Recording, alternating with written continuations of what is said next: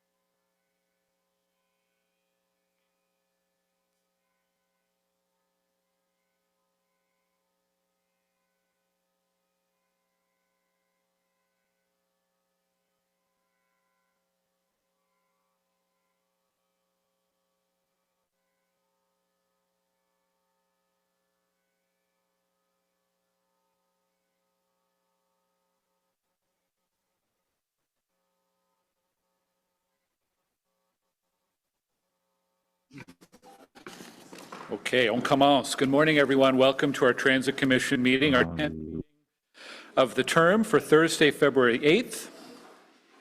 We acknowledge that Ottawa is located on unceded territory of the Algonquin Anishinaabe Nation, whose culture and presence have nurtured and continue to nurture this land. Il est important de souligner que la ville d'Ottawa se trouve sur un territoire non It's important to note that Ottawa is located on the unceded land of the Anishinaabe Algonquin Nation, whose presence and culture continue to enrich this land. I'll note that we do have simultaneous interpretation available for this meeting. We have regrets today from Councillor Hill and Councillor Lowe, although I'm told Councillor Lowe may try to join us remotely. And I'll now ask our committee coordinator, Eric, to do the roll call, please. Councillor Brockington. Here. Councillor Carr. Present. Councillor Hill. Councillor Leeper. Good morning. Councillor Lowe. Councillor Menard. Here. Councillor Tierney. Present. Councillor Curry. And Chair Gower. Ici. You have quorum, Chair. Merci, Eric. Councillor Curry will be, or Vice Chair Curry will be joining us late today. Welcome to councillors who are joining remotely as well. I see Councillor Kavanagh and Councillor Kitts. Good morning. Are there any declarations of interest today before we get started? I'm seeing none. Confirmation of the minutes. We have 2 minutes from November 14th and from our joint meeting with the Light Rail Subcommittee on December 14th. Are the minutes for both of those meetings carried? Carried. Thank you. We have one response to an inquiry on park and rides. That was from Councillor Desroches. Are there any requests to lift that item for discussion today? Could I hold it for a comment, Chair? Or a question, sorry. With the will of committee, can we entertain questions on that one? This is the inquiry response on park and rides. Okay. The commission says yes, Councillor Kitts. If you have a question now, go ahead. Thank you, Commission. Okay. So I read this inquiry with interest. As you all probably know, I have a very underutilized park and ride in my ward. And I do want to commend my colleague for bringing forward sort of innovative ideas on how we can better utilize these spaces.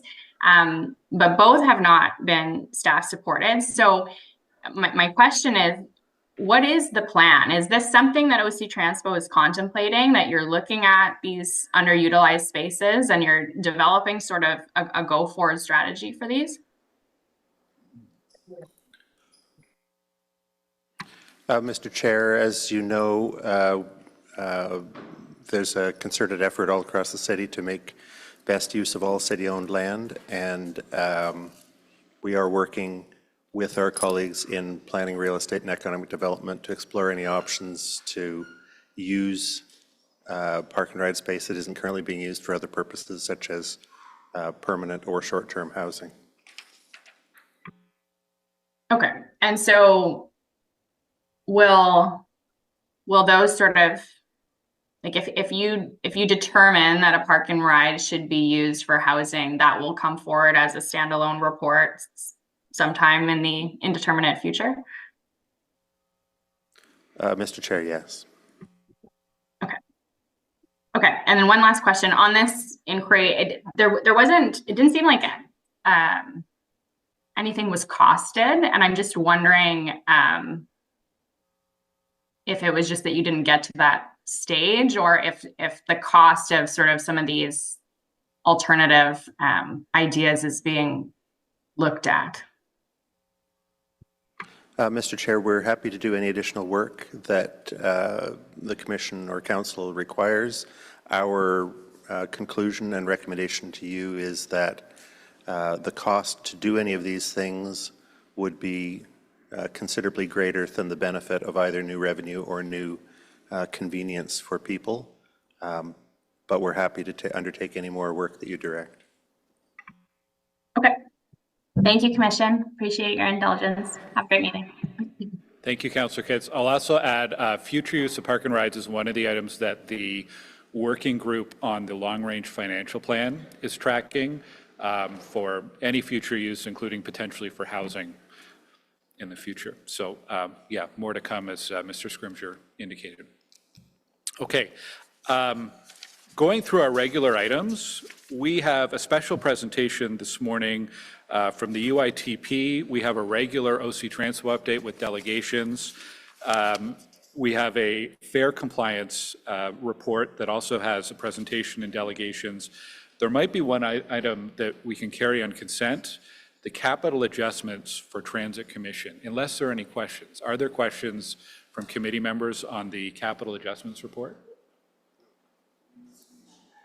Okay, we do have a technical amendment on that, and Councillor Brockington, if I can put you on the spot to introduce that technical amendment, we'll get it up on the screen.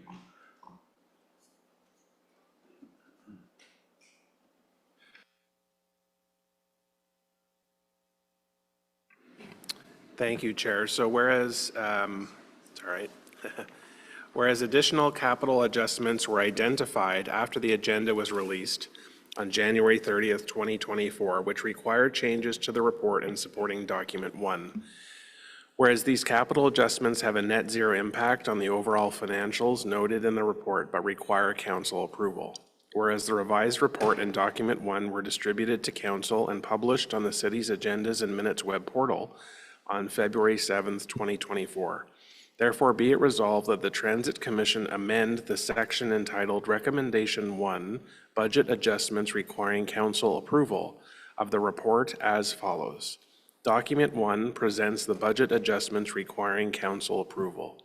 The overall impact of the departmental budget adjustments is a net decrease of $27.731 million in the previously approved net budget authority for the projects listed in Document 1. This resulted in capital funding decreases from transit capital reserves of $21.474 million and $6.635 million of transit debt, plus funding increases of $378,000 for development charges. Included is a transfer of capital authority in support of 2024 costs to recruit, train, and onboard additional operating staff to maintain service reliability, open O-Train lines 2 and 4 in 2024, and be ready to test and open the eastern extension of O-Train line 1 in 2025. The reduction in capital accounts from which the transfers would be made will not have an effect on transit service quality. The return of funds to reserves will provide funding and mitigation to help offset any 2023 shortfall. Be it further resolved that the Transit Commission amend the report supporting Document 1 by adding an additional row attached to this motion and on file with the City Clerk to the bottom of the table on page 1. Thank you, Chair. Thank you, Councillor Brockington. Are there any questions on that technical amendment? Yeah, we'll leave that up on the screen for just a moment.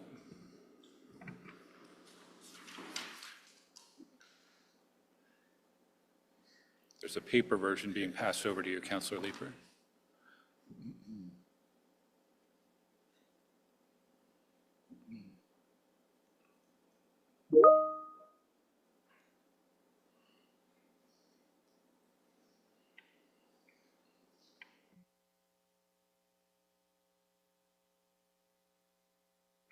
Request to hold it? Yeah, I'm happy to hold that. Yeah.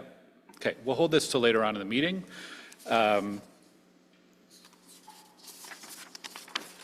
Yeah, so we'll come back to that. Thanks, Councillor Leeper. All right, well, let's go back to the start of our agenda. The first item is a presentation from the International Association of Public Transport, and I'm pleased to introduce our special guest here today, Mr. Mohammed Mizgani. He is a passionate advocate for public transport and has worked in this field for over 30 years. He is currently the Secretary General of the International Association of Public Transportation, also known as UITP. Since its inception in 1885, UITP has been committed to advancing urban mobility in sustainable ways and making a difference in the transport industry on a global scale. Ottawa is now a part of a growing North American presence within UITP, and OC Transpo is one of over 1,900 members located all around the world. And as many of you know, last June, UITP members elected René Emilcar as president of UITP. In this role, René has continued her advocacy for sustainable urban mobility and collaborates with members to strengthen diversity and inclusion within public transport. Mohammed and René work very closely together, and I'd like to thank Mohammed for being with us here today to share more about UITP and what they're doing around the world. Veuillez accueillir chaleureusement Monsieur Mohammed Mezgani. Good morning. Please give a warm welcome to Mohammed. Good morning. Thank you, Mr. Chair. Good morning, everyone. Thank you very much for having me here in this meeting. Very happy to be back to Ottawa after I think more than 30 years. Actually, the last time I was here in Ottawa. Fortunately, I will not have a lot of time to visit Ottawa because I'm here only for one day. But I'm happy to have this opportunity to discuss with you about Ottawa and about public transport mainly. Of course, it's a pleasure to be here. Also, if I'm here in Ottawa, it's also because and thanks to our president, René Emilcar, president of UITP, who has been leading UITP since June last year after the election in Barcelona as UITP president. And we are, I must say, we are lucky because we are benefiting from her experience, her knowledge, and commitment also in this field of public transport. So allow me to start with a short video, please, introducing UITP, and then I will pursue my presentation. So may I ask to show the video, please?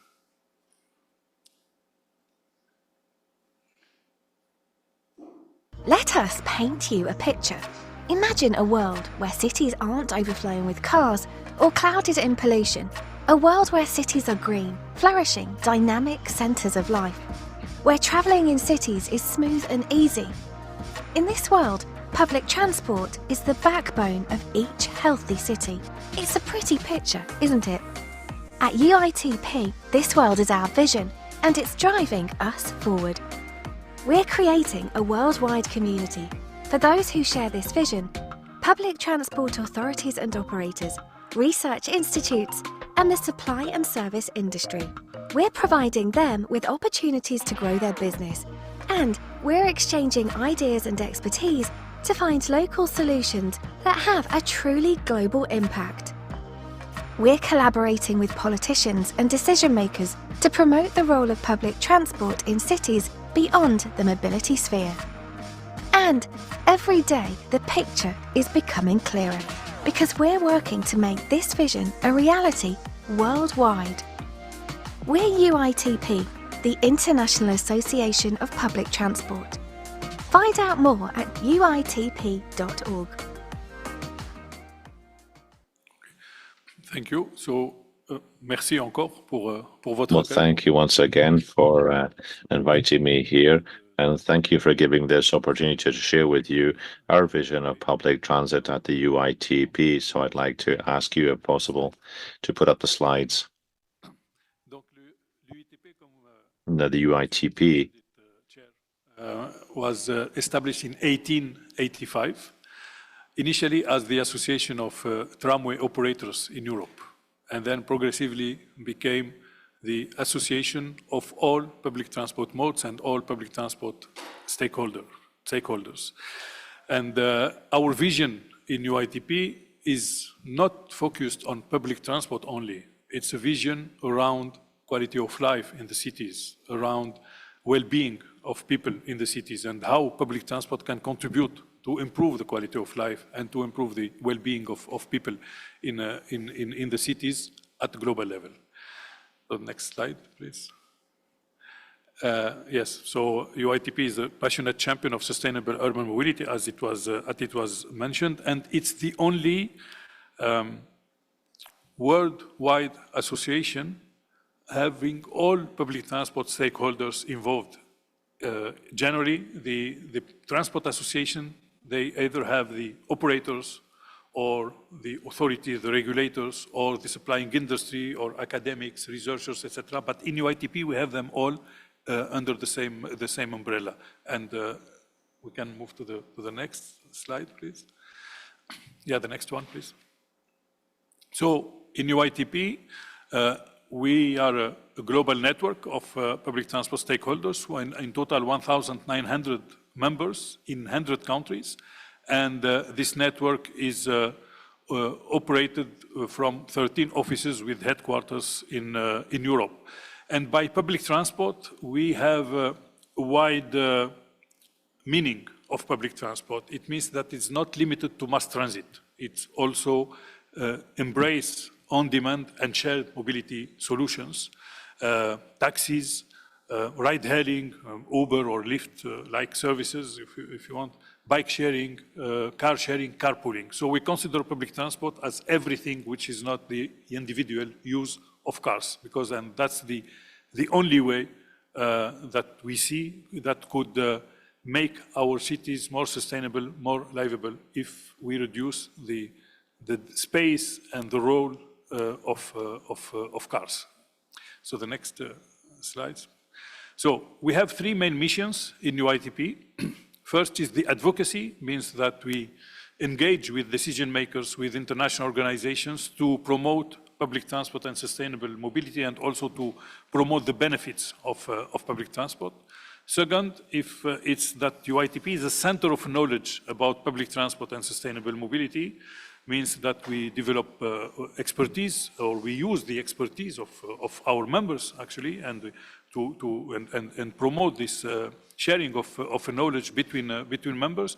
And we also develop knowledge-based services that I will explain later on. And then the third pillar, the third mission, is that we are a platform of networking for our members to discuss the main issues about public transport, but also to exchange ideas and to develop their business for those who are in the business sector. Next slide, please.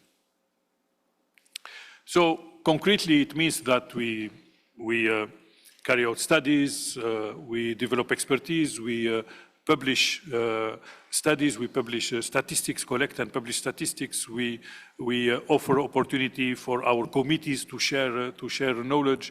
We organize events, we organize training programs. We collect information, of course, statistics and information about public transport. And we are at the, we listen to our members. We are a membership association, and also we listen to our members to see how we can support them in developing their services locally and in improving the efficiency of their operations locally. So next slide, please. So I'm happy to share with you this quote of René quand René a été élu président. When Rennie was elected president at the UITP, she made this quote. I think it perfectly reflects the goals and the mission of the UITP in terms of public transit. The election of René as president of UITP, she clearly selected two main topics for her mandate, which is how to make the benefits of public transport more visible towards decision makers. And this is something, of course, that is very important, because sometimes we are not aware about the benefits, and we don't see that public transport is not just a means of transport. It's just not just a mobility solution. It's much more than that. It's about the benefits in terms of access to jobs, in terms of road safety, in terms of decarbonization, of course, in terms of contributing to a better economy. And we have evidence showing that when we invest $1 in public transport, we can generate $4 in the local economy. So this kind of indicators are very important to understand what public transport can do for our cities. And the second topic that René has put as a priority for her mandate is about to grow the role of women in leadership, but women in general in public transport. because unfortunately, only 20% of the people working in public transport are women, and while 60 to 70% of the public transport travelers are women in many cities. So, so it's important that we balance and we make sure that those who decide, or those who operate, or those who administer public transport reflect also the expectations of the users of public transport. Next slide, please. The next one, please. So, as I said earlier, we are a diverse association with a diversity of stakeholders, and this is our aim is to have the whole ecosystem of public transport involved in UITP, and not to represent, let's say, the interest of a particular group of stakeholders. We are not an association of operators only, or not an association of regulators, or an association of supplying industry.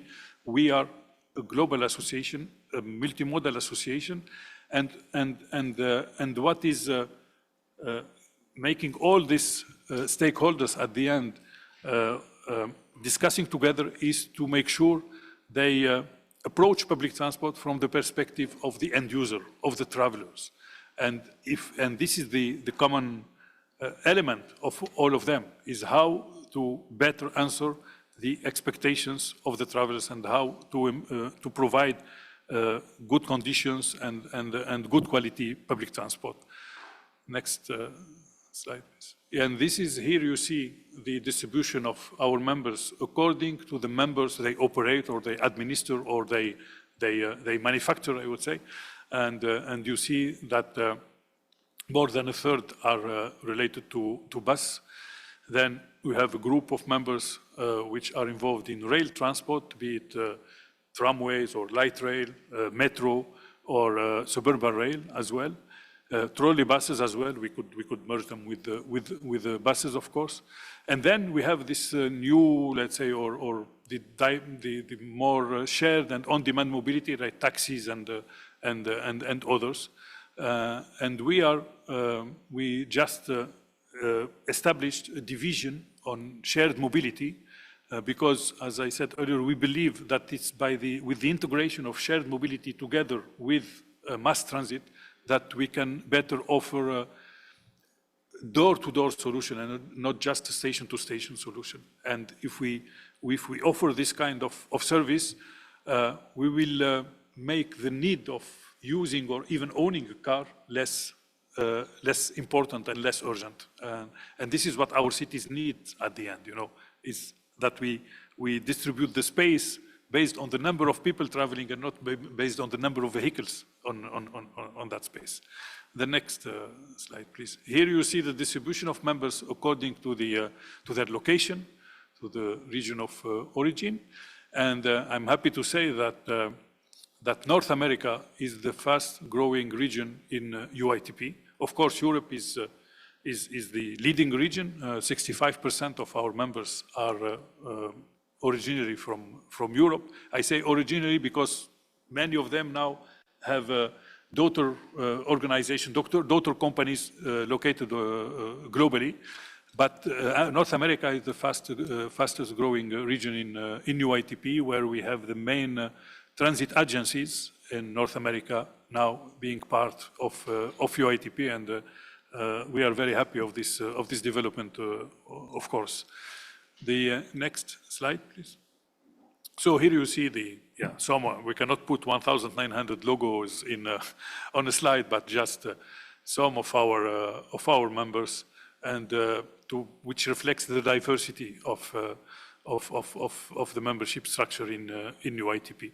And as I said, we are present in 100 countries, so you can imagine this diversity. The next slide, please.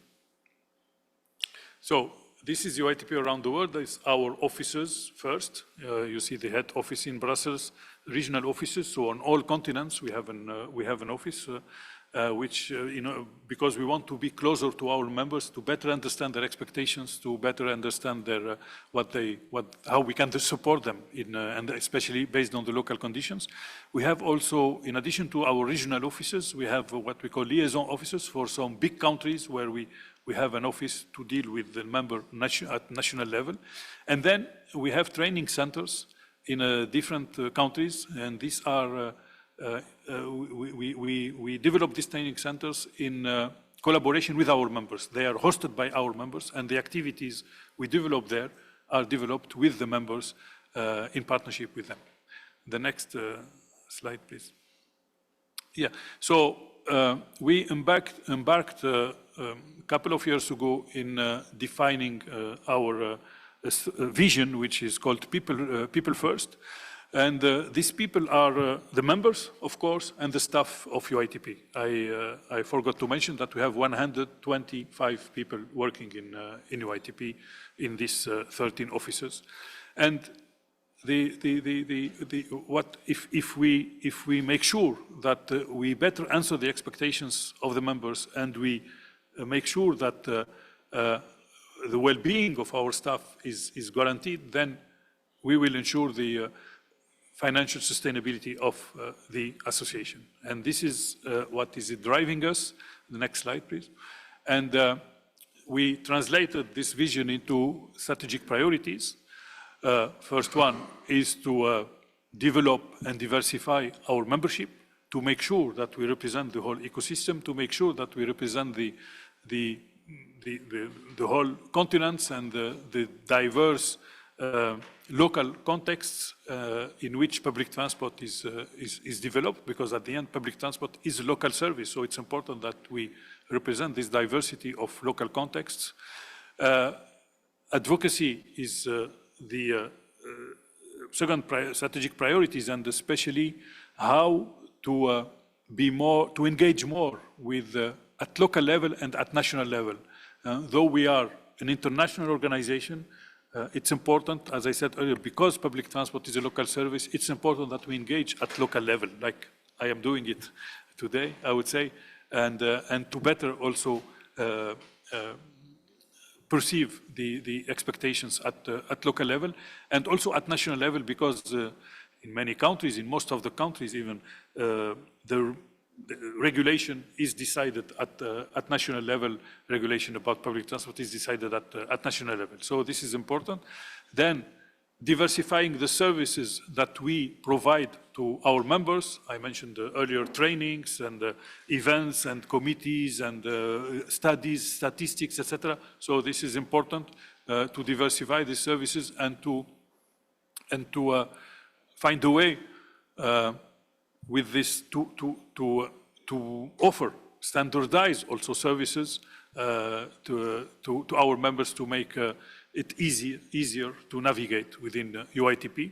Knowledge is the very important key element of our strategy, and we have in UITP about 40 committees that cover diversity of topics related to public transport, from funding to marketing to human resource management to metro operation, etc., etc.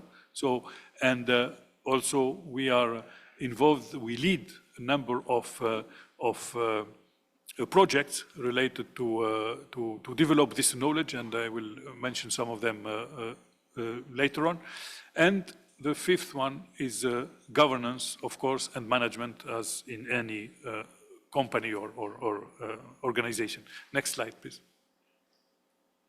So just wanted to share with you some issues, some aspects which are related to the context in which public transport is operating now, and context that is impacting public transport, either trends, external trends, or developments which are taking place within the sector. First, ridership. After COVID, ridership is recovering at different paces around the world. Generally speaking, in Europe and in Asia, we are almost, or in some cities, we are even exceeded the ridership the pre-COVID ridership, I would say. In the Americas, it's still behind that level, of course, related to the context in the different countries, but also related to the fact that people are now working more from home and moving less, or moving maybe commuting 2 days a week, 3 days a week, but not the whole week. And also what we observe globally is that the use of public transport during weekends is growing much faster than during weekdays. And showing, of course, this is the global observation, not necessarily related to some specific cases, but showing also that first, people, I mean, it's not because we had COVID that now people are not back to public transport. They are back to public transport, and they use it during weekends. And also, it shows also that mobility is growing. Even if we only commute 2 or 3 days a week to the office, mobility is growing, and we need to take this into consideration. But there are some challenges. One of them is the labor shortage. And especially, we have a number of cities that have reduced their service because they couldn't find drivers to operate buses. So this is one important aspect that we are working on in UITP with our members, also working on how to improve or to strengthen the employer's brand of public transport, how to make public transport more attractive to young people, to women, I mentioned earlier, to people who, because in some cities, unfortunately, it has a negative image, and it doesn't attract spontaneously people to work in this sector. So this is something that we are working on in UITP. Electrification, of course, is part of the solution to the climate change issue. So electrification is a global trend. It is on all continents. It is developing fast, but the demand is so high that the supply chain experience some challenges to provide, to answer to this demand. And this is, of course, a key challenge. Digitalization is also another important development in public transport, like it is in other sectors, and it is coming with a lot of benefits for the user, for the travelers, of course, for the operation, for the maintenance, and so on. So digitalization is and improving the efficiency of public transport, making public transport more easy to use via these new payment systems, etc. The shared mobility, I mentioned this already, so I will not spend time on that, but shared mobility market continues to grow. Also, we see more and more is that there is a demand management growth in demand management policies, and also more cities deciding to restrict the use of cars in cities. And to develop alternative modes of transport, and of course, including public transport. We see also a trend of development of of ticketing system at national level, making it easier not just to move within the city, but also between cities, and using the same ticketing system integrated at national level. This is a trend that is making public transport also more attractive.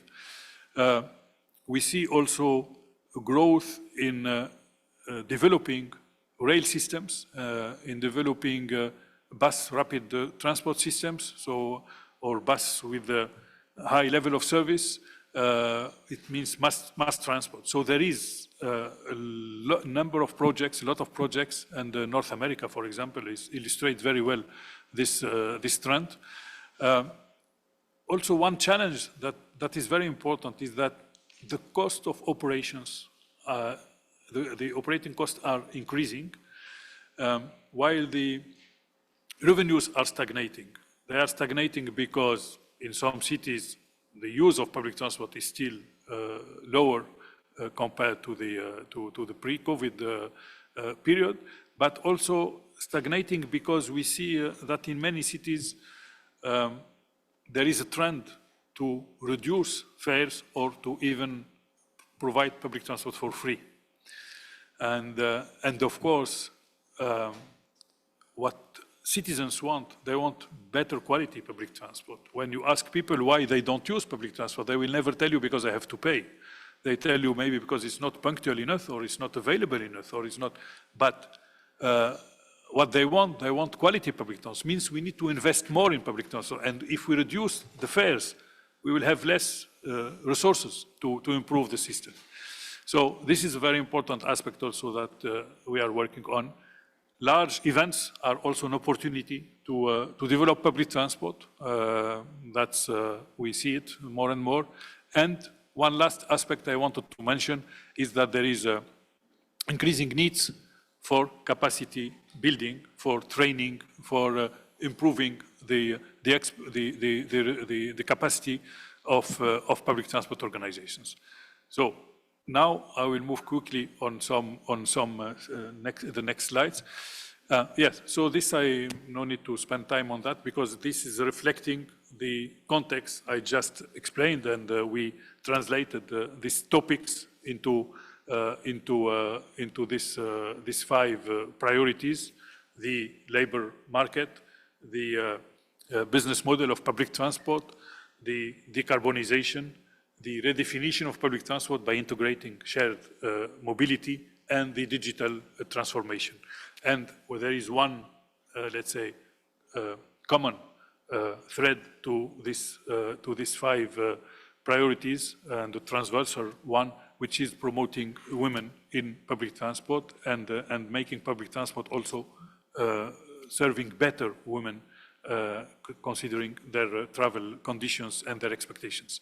So the next slide. So how we are organized in UITP, the next one. Yeah, this is important, is the governance of UITP. So we have a General Assembly gathering our 1,900 members, meeting once a year and inviting all members to, convening all members to meet. And then this General Assembly has delegated the governance and the finances and the membership related issues to an executive board. This executive board is about 20 members. They represent all regions, all modes in UITP, and this is the board really administrating the association.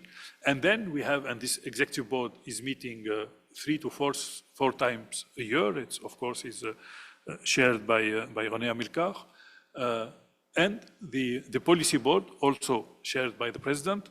This policy board is more focusing on the knowledge part, on the content, let's say, dimension of the association, and approving also our policy papers, our official positions on behalf of the association. So we have the governance, the finances, then the membership relations with the executive board, and the policy and content and the knowledge with the policy board. The policy board meets 2 times a year, and because this policy board is a huge group, so we have smaller group called the Presscom, where the president of all committees, they meet and they prepare the positions for the policy board, and the secretariat, of course, this 120 people working in UITP, supporting the work and providing these positions and drafting the papers, etc., and developing the services to the members. And so with all this meeting and the meeting of the policy board are the meetings that gather the group of public transport leaders, CEOs from at least 80 companies around the world. And this meeting, in general, or traditionally, I would say, it is hosted also by the president of UITP. So I hope, we'll have soon a meeting in Ottawa with our policy board and bringing these leaders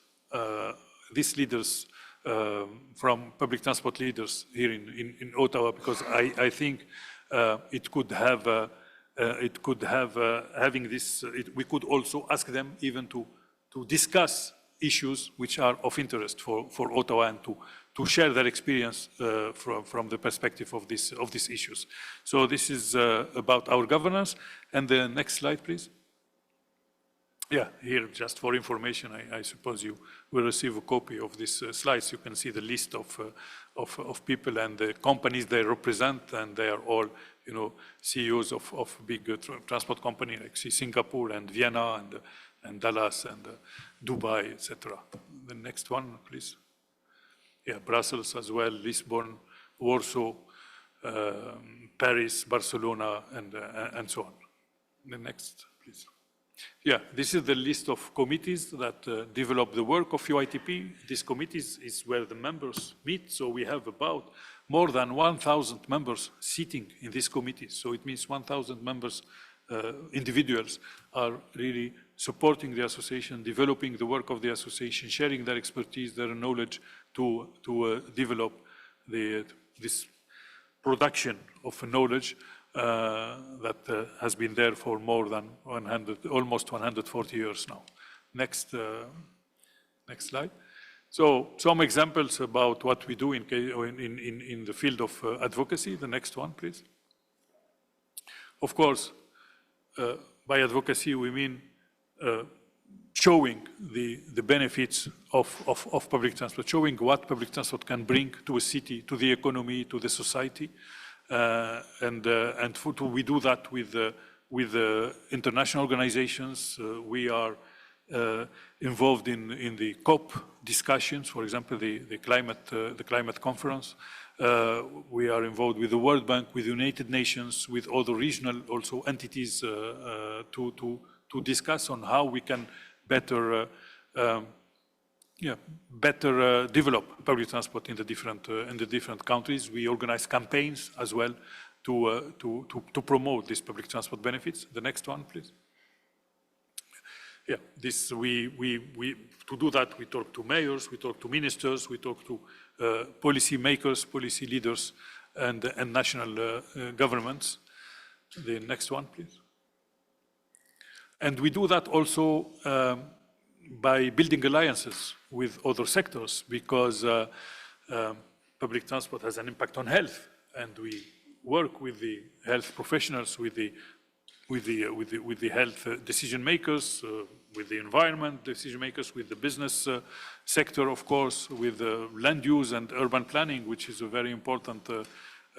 The integration with transport is very important, with the tourism sector, because we see that if you look to the most visited cities in the world, they are all have invested in important public transport systems, and it's this public transport that is making the city also pleasant to visit for tourists. So this is one of the aspects.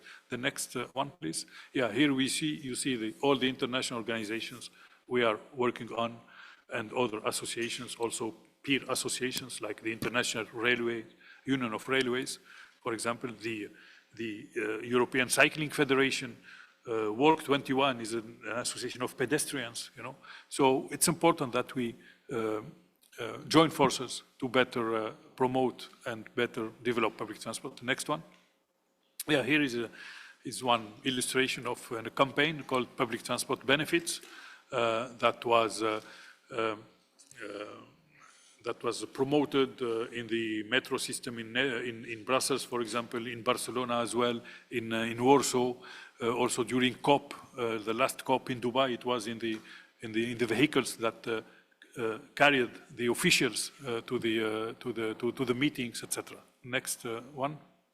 Yeah, we have also foundation Youth for Public Transport, because we believe that it's important first to better know the expectations of the young people, their expectations from public transport, but also very important for us to involve more young people in public transport, because they have the creativity and the right approach to improve and to make this sector better. Next one. Yeah, these are examples of our policy positions, how to build successful cities, the new mobility and urban space, etc. We have papers on funding, etc. So this is about the knowledge. Next one. some examples. So we are involved in about 20, we call them third-party funded projects, projects funded by international organizations, by a number of, also by our members on different topics like electric buses, autonomous vehicles, safety in public transport and so on. The next one. Yeah, these are more than 20 projects and different topics they cover. The next one, please. Yeah, these are some publications and the statistics that we develop periodically. The next one. And here some examples. For example, with COVID, we started to monitor the use of public transport in different cities. We had a sample of 50 cities where we monitored the use of public transport every week in 2021. Now we publish a report every 6 months, not because it's less, I would say, less critical to do that. The next one. And these are some example, a list of publications we have recently developed. Next slide. And we have an electronic library, an online library with 60,000 reports and publications that are reserved to our members, where they can, of course, if they have an issue in their city about, for example, security issue in their city, and they want to know how other cities dealt with that issue, they can find examples in our library. Next one, please. The Academy, this is very important. Next slide. Yeah, these are our training programs. We, every week somewhere in the world, there is a training program of UITP, at least one, I would say. And this program could be on demand, so that the member, they express very clear requests, and we develop it tailor-made to their needs, or we have also open calendar programs, which are open to everyone, be in person or online. Next one. Yeah, you see now, since we developed our training program, 1,000 companies, they have benefited from this program in 58 different countries. We covered 60 topics, and we have 300 trainers. And the logos you see at the bottom of the page are the logos of our members hosting regional training programs in Africa, in North America, in Asia, in Latin America. So these are the members who are hosting regional training programs of UITP. The next one, please. Yeah, then we can move to the next one. And in addition to training, we also offer the possibility to have a peer review. Means these are experts, professionals, talking to other professionals. A city has a problem, and they want to know how in other cities they solved it. So we can have a group of experts coming from that cities and advising the host city. So this is a very successful service, because it's not done with consultants. It's really peer-to-peer, professionals to professionals. Next one, and the next. So the networking part is offered in events.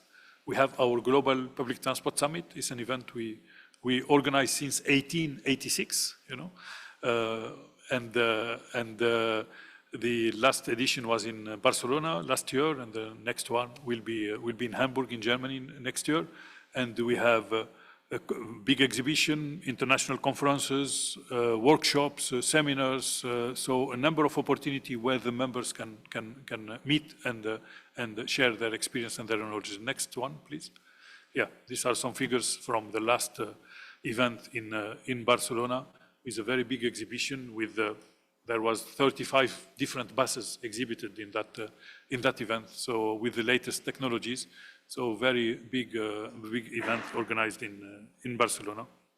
And the next one, and this is my last slide, is the next summit will take place in Hamburg in 2025. So I try to cover a variety of issues. Not easy to cover everything. So I hope it gave you a better idea on what UITP can do, but also how UITP can support the city of Ottawa and can make Ottawa benefit more from the association.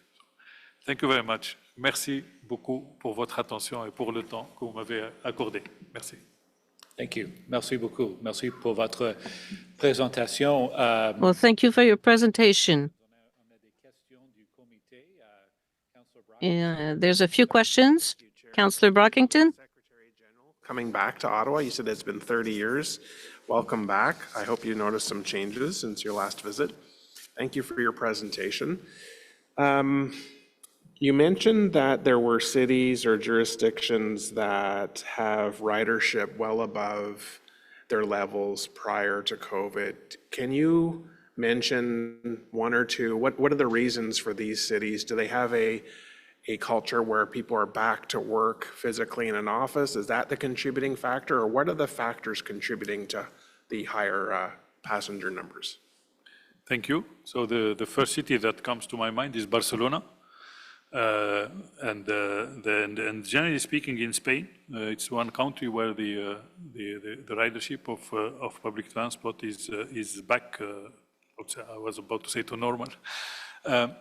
First, tourism could be one element, an important element for the recovery. Means that these touristic cities they have recovered their activities, and they have recovered also the visitors that they used to have. Second is the fact that cities where also the leisure part or the leisure activities or shopping also activities are very important. It means that it compensated the reduction in commuting to work. So these cities have grown in an important way, and also there are in some cities or counties where this work from home is not very popular, I would say, or not very frequent. If I take France, for example, a country like France, in France, people, they don't like very much working from home. So they want this social connections, I would say, and in the office, and so they came back, I would say, maybe faster than in other to the office faster than in other countries. So this is what I wanted to say. And also maybe one element important, that we don't see a reduction in the investment in public transport because ridership is not back. So generally speaking, and this is that cities are investing in public transport, because we consider that even if they are going less to the office, the people are moving more. So the mobility market is growing, and so it's important that public transport is there to provide this alternative to the car. That's a great segue, because my second question is to talk about, first of all, I was very happy to hear that your organization is not just public transit, but you were talking about like all mobility partners. So who is integrating that well? What cities are integrating public transit, and you said taxi or private share companies, pedestrian groups? Who is doing that really well? Thank you for this question. I think the cities who are integrating well this all services are the cities who have an umbrella authority that is managing or administering the different modes. If I take a city like London, for example, with Transport for London, TfL, which is in charge not only of public transport, but in charge also of road management, of road traffic, of cycling. If I take also, it means that it's easier to decide also to dedicate part of the road to buses, to bikes.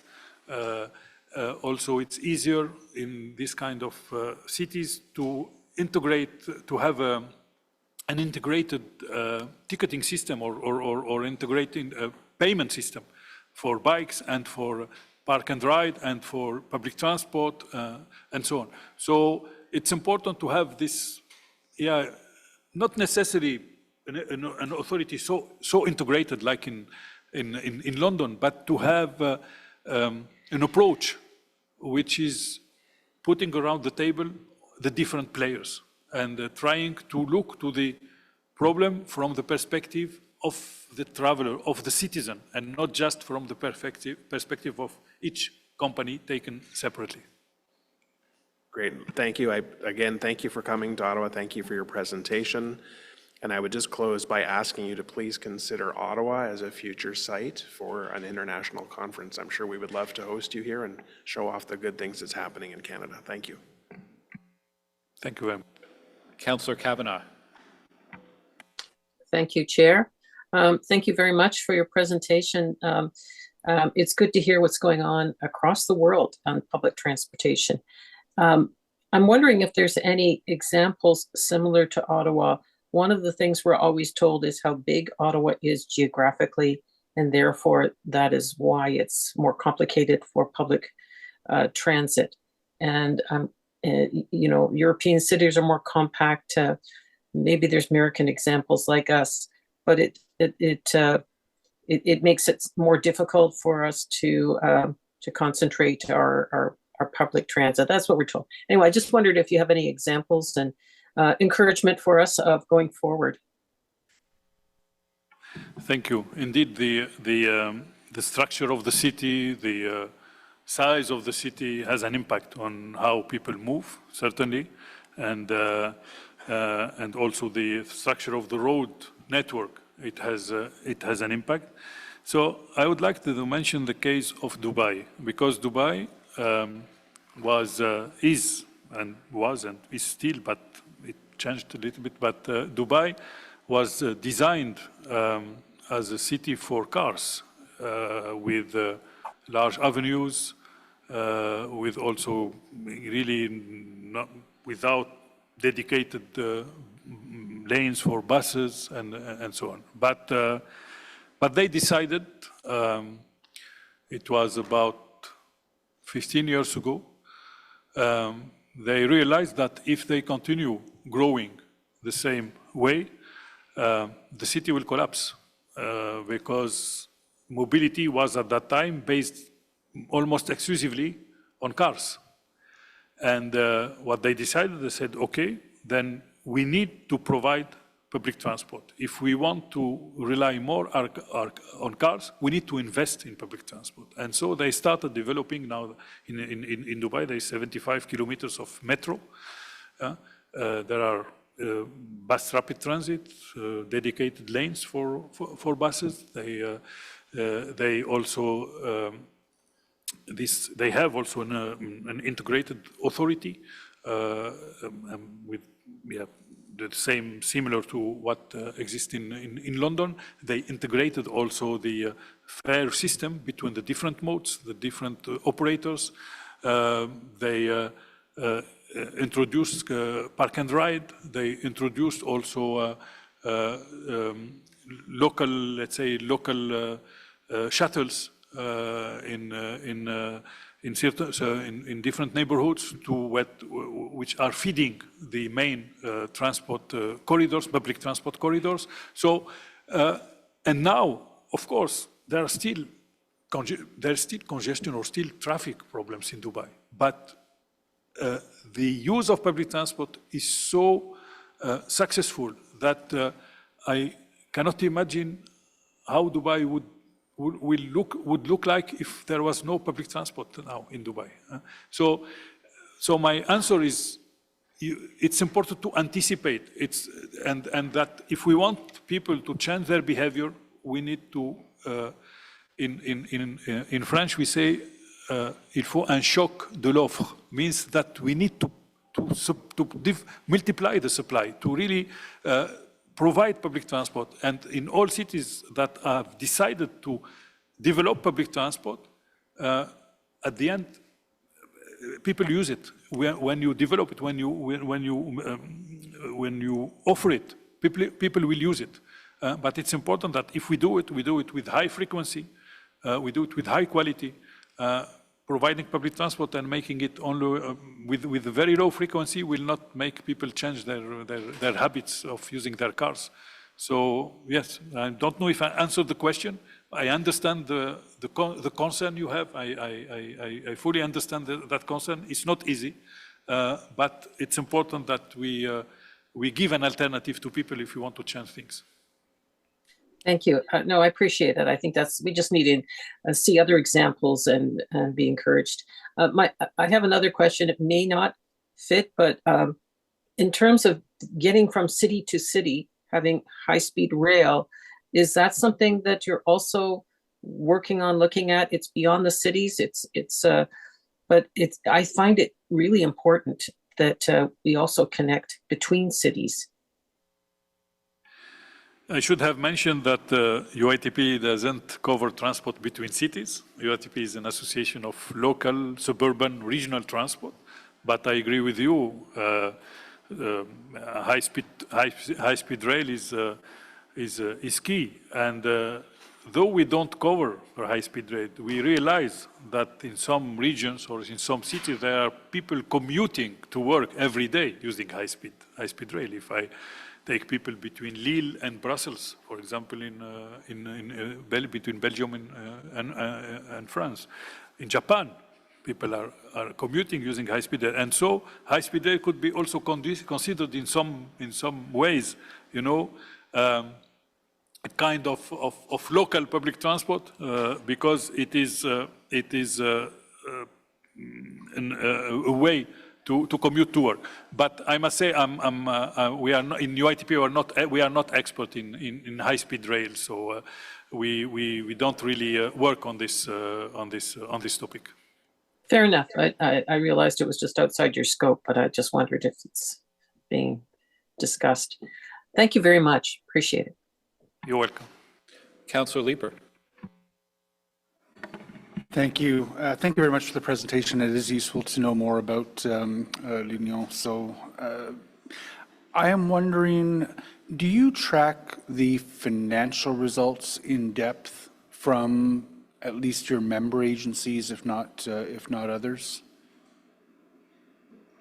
Sorry, do we track what? Sorry. Financial results. Oh. In financial results of public transport operation. Yeah, so every year we put out a budget and it's public, but it's difficult to collate all the information about how transit agencies are doing vis-a-vis each other with respect to their financial performance. And I'm just wondering if you have access to that data or if you are collating that data. Indeed, we have access to that data of some companies, and what we try to track is the coverage ratio of fare box revenues by coverage of operating cost by fare box revenues. This is something we try to follow, and we have it. I mean, if the sample of cities we have is like it varies from 30% to 100%. So it means we have cities where the fare box revenues cover 30% of the operating costs, and other cities where it covers close to 100%.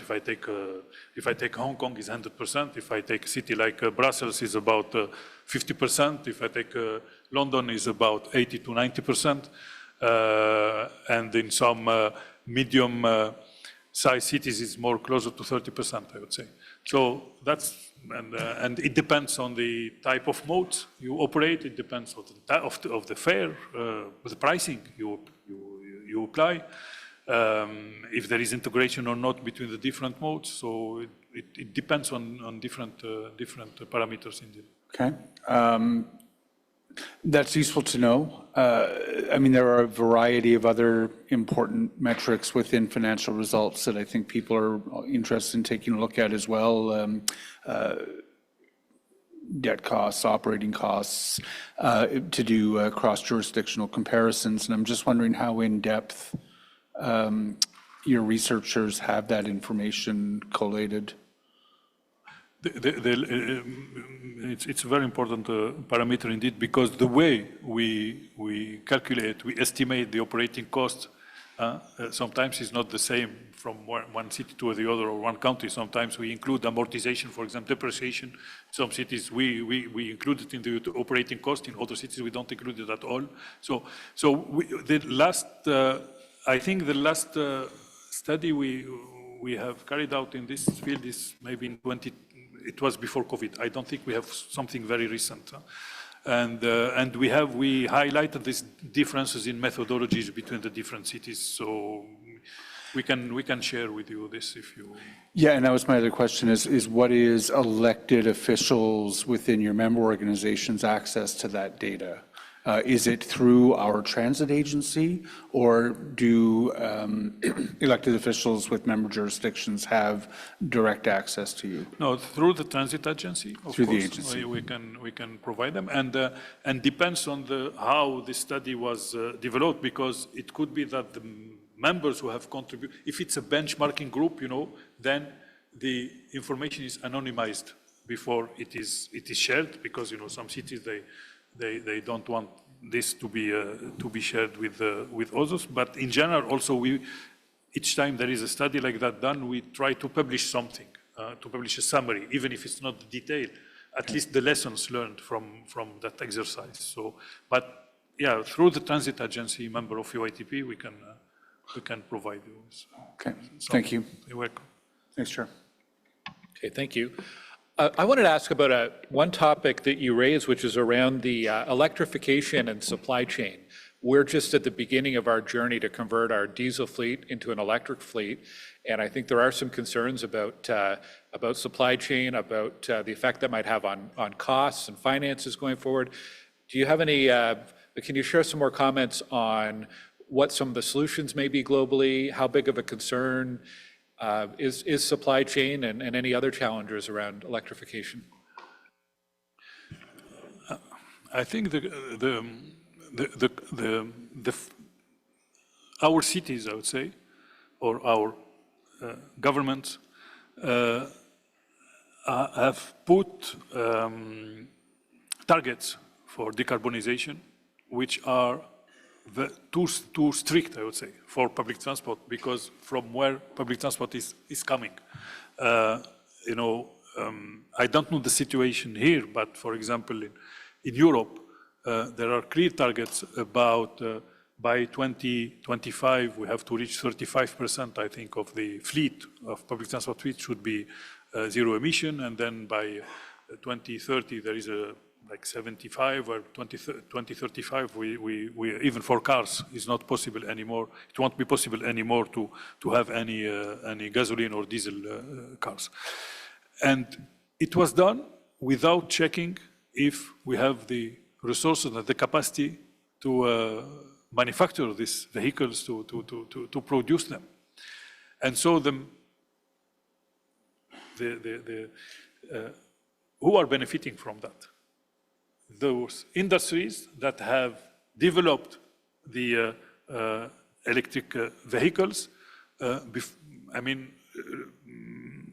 earlier than others. So currently is the Chinese manufacturers, of course. They are leading the show. 90% of the electric buses are built in China now.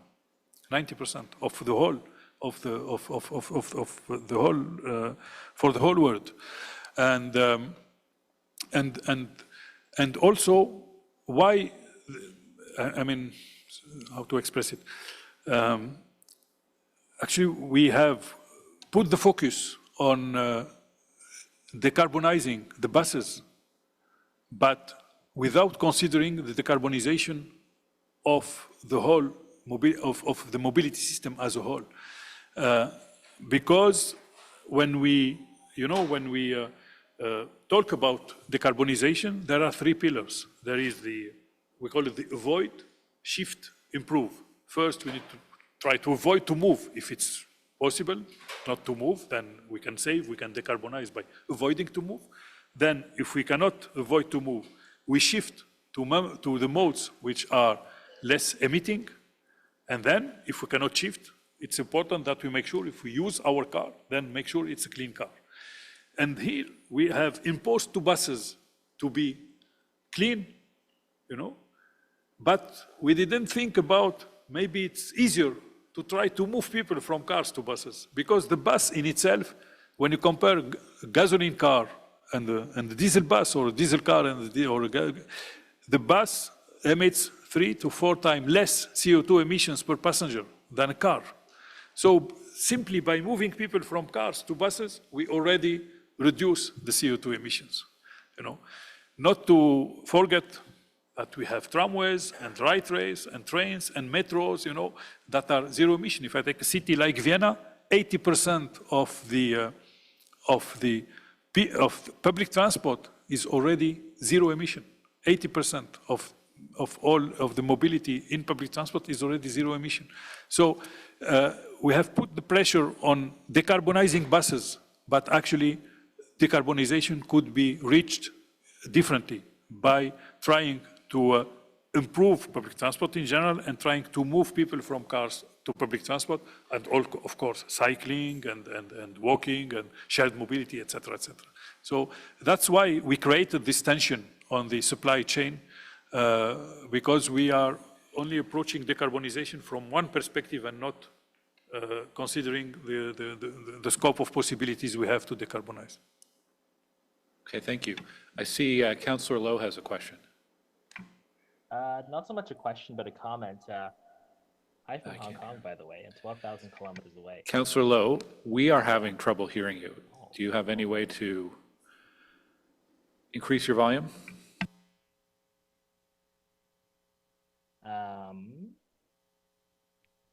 Can you hear me? It's a little bit better. Try it again.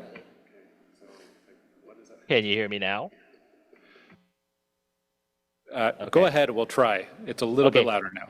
Okay, I got a thumbs up from Councillor Curry there, so it's I guess you could hear me. I just want to say hi from Hong Kong, 12,000 kilometers away, and something I want to highlight that is a little bit unique here is a lot of the metro stations, when they build the metro stations, they also develop all the land above it. So this sort of ties into our whole discussion around housing and bringing housing to transit as well as bringing transit to people.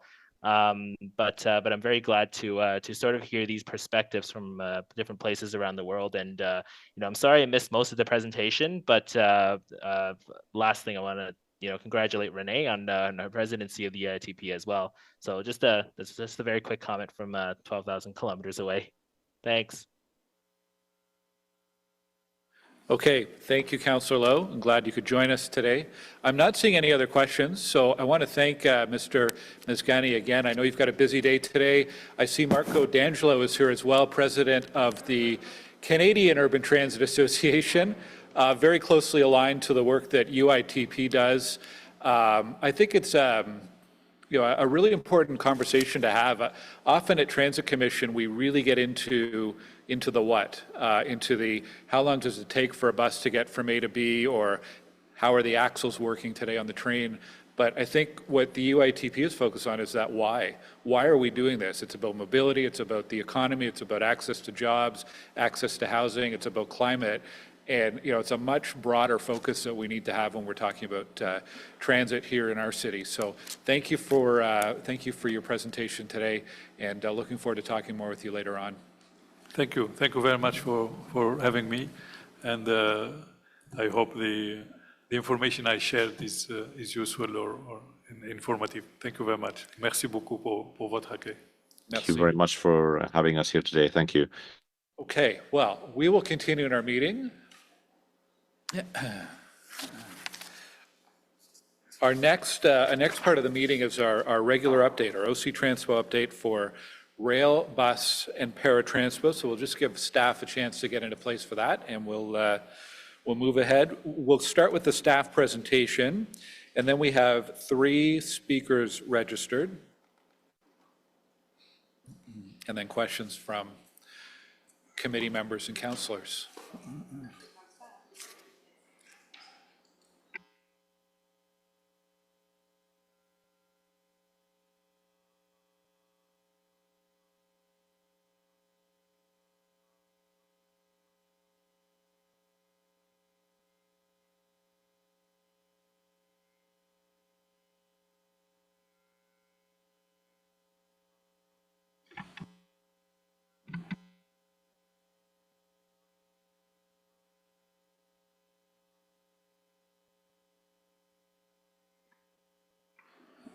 René, bienvenue à vous et votre équipe. Lenny, welcome to you and your team this morning. Lots of topics to talk about this morning, so over to you. Thank you very much, Mr. Chair. Hello, everyone. I'd like to take the opportunity to thank the Secretary General for having come to Ottawa. It's a great pleasure. It's important for me for Ottawa to be more high profile. I'm very, very proud of Ottawa, so I'm very happy to have him with us today. For the first Transit Commission meeting of 2024. We have a very exciting year ahead, but I wanted to speak briefly about the adjustment to our workforce that was announced earlier this week. Our people are our greatest asset, and I know that Tuesday's announcement had a profound impact, not just on affected employees and their families, but on our entire department. Every effort was made to focus on vacant and temporary positions in order to minimize the impact to individuals. At the same time, this change was essential to align our administrative and supervisory resources with our department's needs and our ridership levels. We continue to work with transit union leaders and are committed to supporting all our staff through this process with the goal of ensuring the long-term stability of Ottawa's transit system. Next slide, please. In December, we held a joint Transit Commission and Light Rail Subcommittee meeting, and we provided an update on the return to double-car train service on O Train Line 1.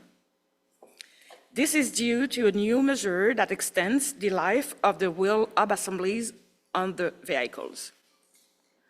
The two-car trains offer additional capacity to accommodate our customers. To ensure safety and gather additional data, we continue to run test trains during regular service hours. This testing will allow for early detection of potential issues. We will continue to share updates on the work to improve train reliability. I'm pleased to say that we have also seen some early success with the implementation of our enhanced winter operations plans. We continue to work with RTM to maintain service on Line 1 during winter storms. This includes measures like applying the icing solution to the overhead catenary wires, installing carbon strips on trains to scrap ice from the wires as they pass by, and running trains overnight to help keep the tracks clear of snow. The team is working hard to implement our winter operations plan for bus and rail, and will apply lessons learned in the preparations for next winter. OC Transpo is also steadily improving the real-time data that we deliver to customers, including real-time predictions that can start up to 30 minutes before a trip begins. We look forward to further improvements in real-time data later this year through the adoption of industry-leading standards that will expand trip planning options for our customers. Next slide, please. The photo you see on this slide is one of the new shelters installed at Tunis Pasteur Station last week. These 14 shelters were added in response to valuable feedback from customers and commissioners on the need for better weather and shade protection. We are also in the process of adding 9 new shelters at Erdman Station. That work is expected to be completed next week, and we will continue to explore more permanent solutions in the future. Next slide, please. I want to take a moment to highlight a wonderful Paratranspo operator who recently celebrated her retirement after a long-standing career with us. Trish Sear started as a Paratranspo operator in 1979 and has seen many changes in transit service over the years. I was very honored to be able to visit her at Merivale Garage, where she works, to celebrate her 45 years of service. Please join me in sending congratulations to Trish and well wishes for happy retirement. My team and I will now provide an update on several ongoing initiatives. First, I will pass the floor to Sue Johns from the Infrastructure and Water Services Department to provide a brief update on the work on the way at the Saint Laurent Station Tunnel. Olivia McGuinty will then provide an update on our recruitment program, followed by a presentation of the latest key performance indicators. Finally, we have an update on our bus maintenance action plan. Next slide, please. Over to you, Sue. Thank you. On January 2nd, we were notified that pieces of concrete debris were discovered at the Saint Laurent station along the tracks. A service was paused to allow investigation. Infrastructure and Water Services is responsible for these structures. They were built in 1987 as part of the original transitway. City staff attended the station. We also engaged a structural engineering firm and had access to a contractor. On January 2nd, inspection work by the contractor was completed to identify and remove small pieces of concrete that had separated from the main surface of the structure. Once the work was complete, the structural engineer deemed that there were no overhead hazards and it was safe to resume train service. While I'm very disappointed that we had a service interruption, it is not unusual for a structure of this age to have localized failure on the surface. We will continue to conduct our routine inspections in collaboration with OC Transpo. I will now pass the slide to Olivia McGuinty. Thank you, Sue. Good morning, everyone. So today, my goal is to provide you with an update on our 2024 recruitment and training plan. Comme j'ai mentionné à la fin de l'année passée, as I said at the end of last year, I'm back to share our recruitment plan for 2024 and to give you information on the way we have set our targets for this year. First, a quick retrospective on what occurred last year. As you can see, in terms of bus operator recruits, we hired 376 trainees.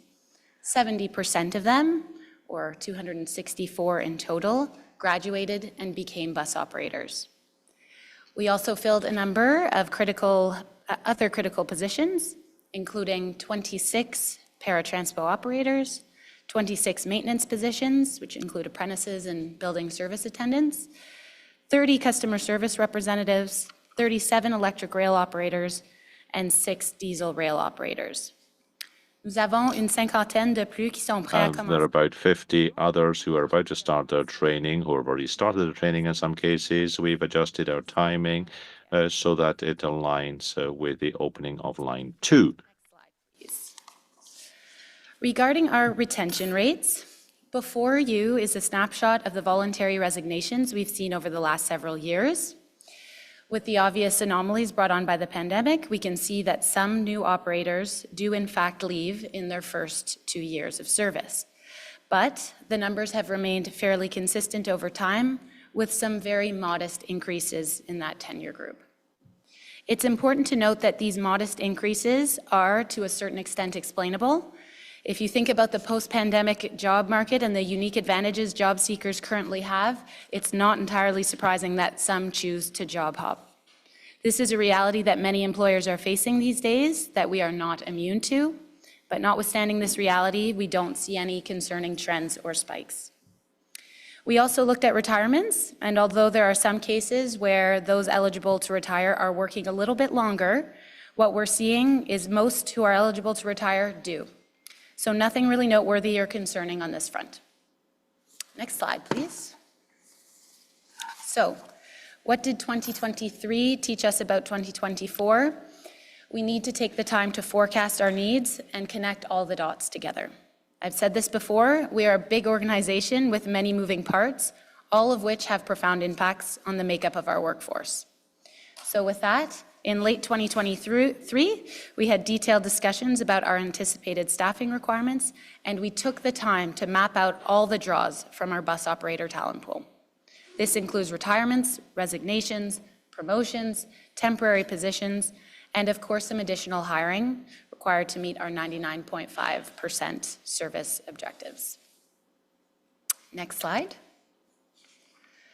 So in the end, and with the important data we've collected over the last couple of years around training dropout and failure rates, we've determined that we need to hire 450 bus operator trainees this year in order to obtain 330 graduates. This is the goal that we've set for ourselves this year, and we are committed to attaining it. Next slide, please. So this here is a visual representation of our yearly plan. It's an ambitious one with 30 trainees starting nearly every 3 weeks, but this is how we plan to achieve our goal of hiring 450 operator trainees. Our plan is to update this slide on a regular basis to keep you all up to speed on our progress. Next slide, please. So before I pass the mic over, I wanted to close off by providing you with the details on the type of information we share with those interested in pursuing a career as a bus operator. We do our very best to ensure everyone thinking of applying is informed and knows what is expected of them if they are in the end successful. And of course, by design, we have a multi-phase screening process that helps us determine whether or not applicants have what it takes to be a successful bus operator. So with that, this slide provides a breakdown of some of the things we do to ensure we find the right candidates. So first, our job postings online contain valuable information about the requirements of the role, from what kind of candidate we're looking for, what skills are beneficial to the role, and what one can expect in terms of salary and work schedule. Our website, octranspo.com/jobs, showcases testimonials from current operators and day in the life of information. Our pre-hire assessments gauge suitability for the bus operator role and outline expectations. There's a judgment and suitability component, a customer service and written component, as well as a driving component, which emphasizes the critical importance of safe driving practices. But in the spirit of continuous improvement, we have recently added additional work scheduling information to our frequently asked questions document, which is provided to every candidate at our in-person customer service testing events. And our recruitment team now spends additional time speaking with candidates about work schedules and expectations at the onset of every session as well. But all in all, although we do get candidates who have a change of heart at various stages of the process, we continue to get eager candidates with professional backgrounds suitable for the role, who go on to having successful and long careers as bus operators. That's all for me this morning. Thank you for your time. I'll now hand it over to Paul. Thank you.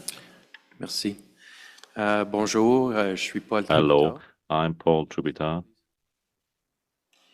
Chef de la sécurité. I'm head of safety.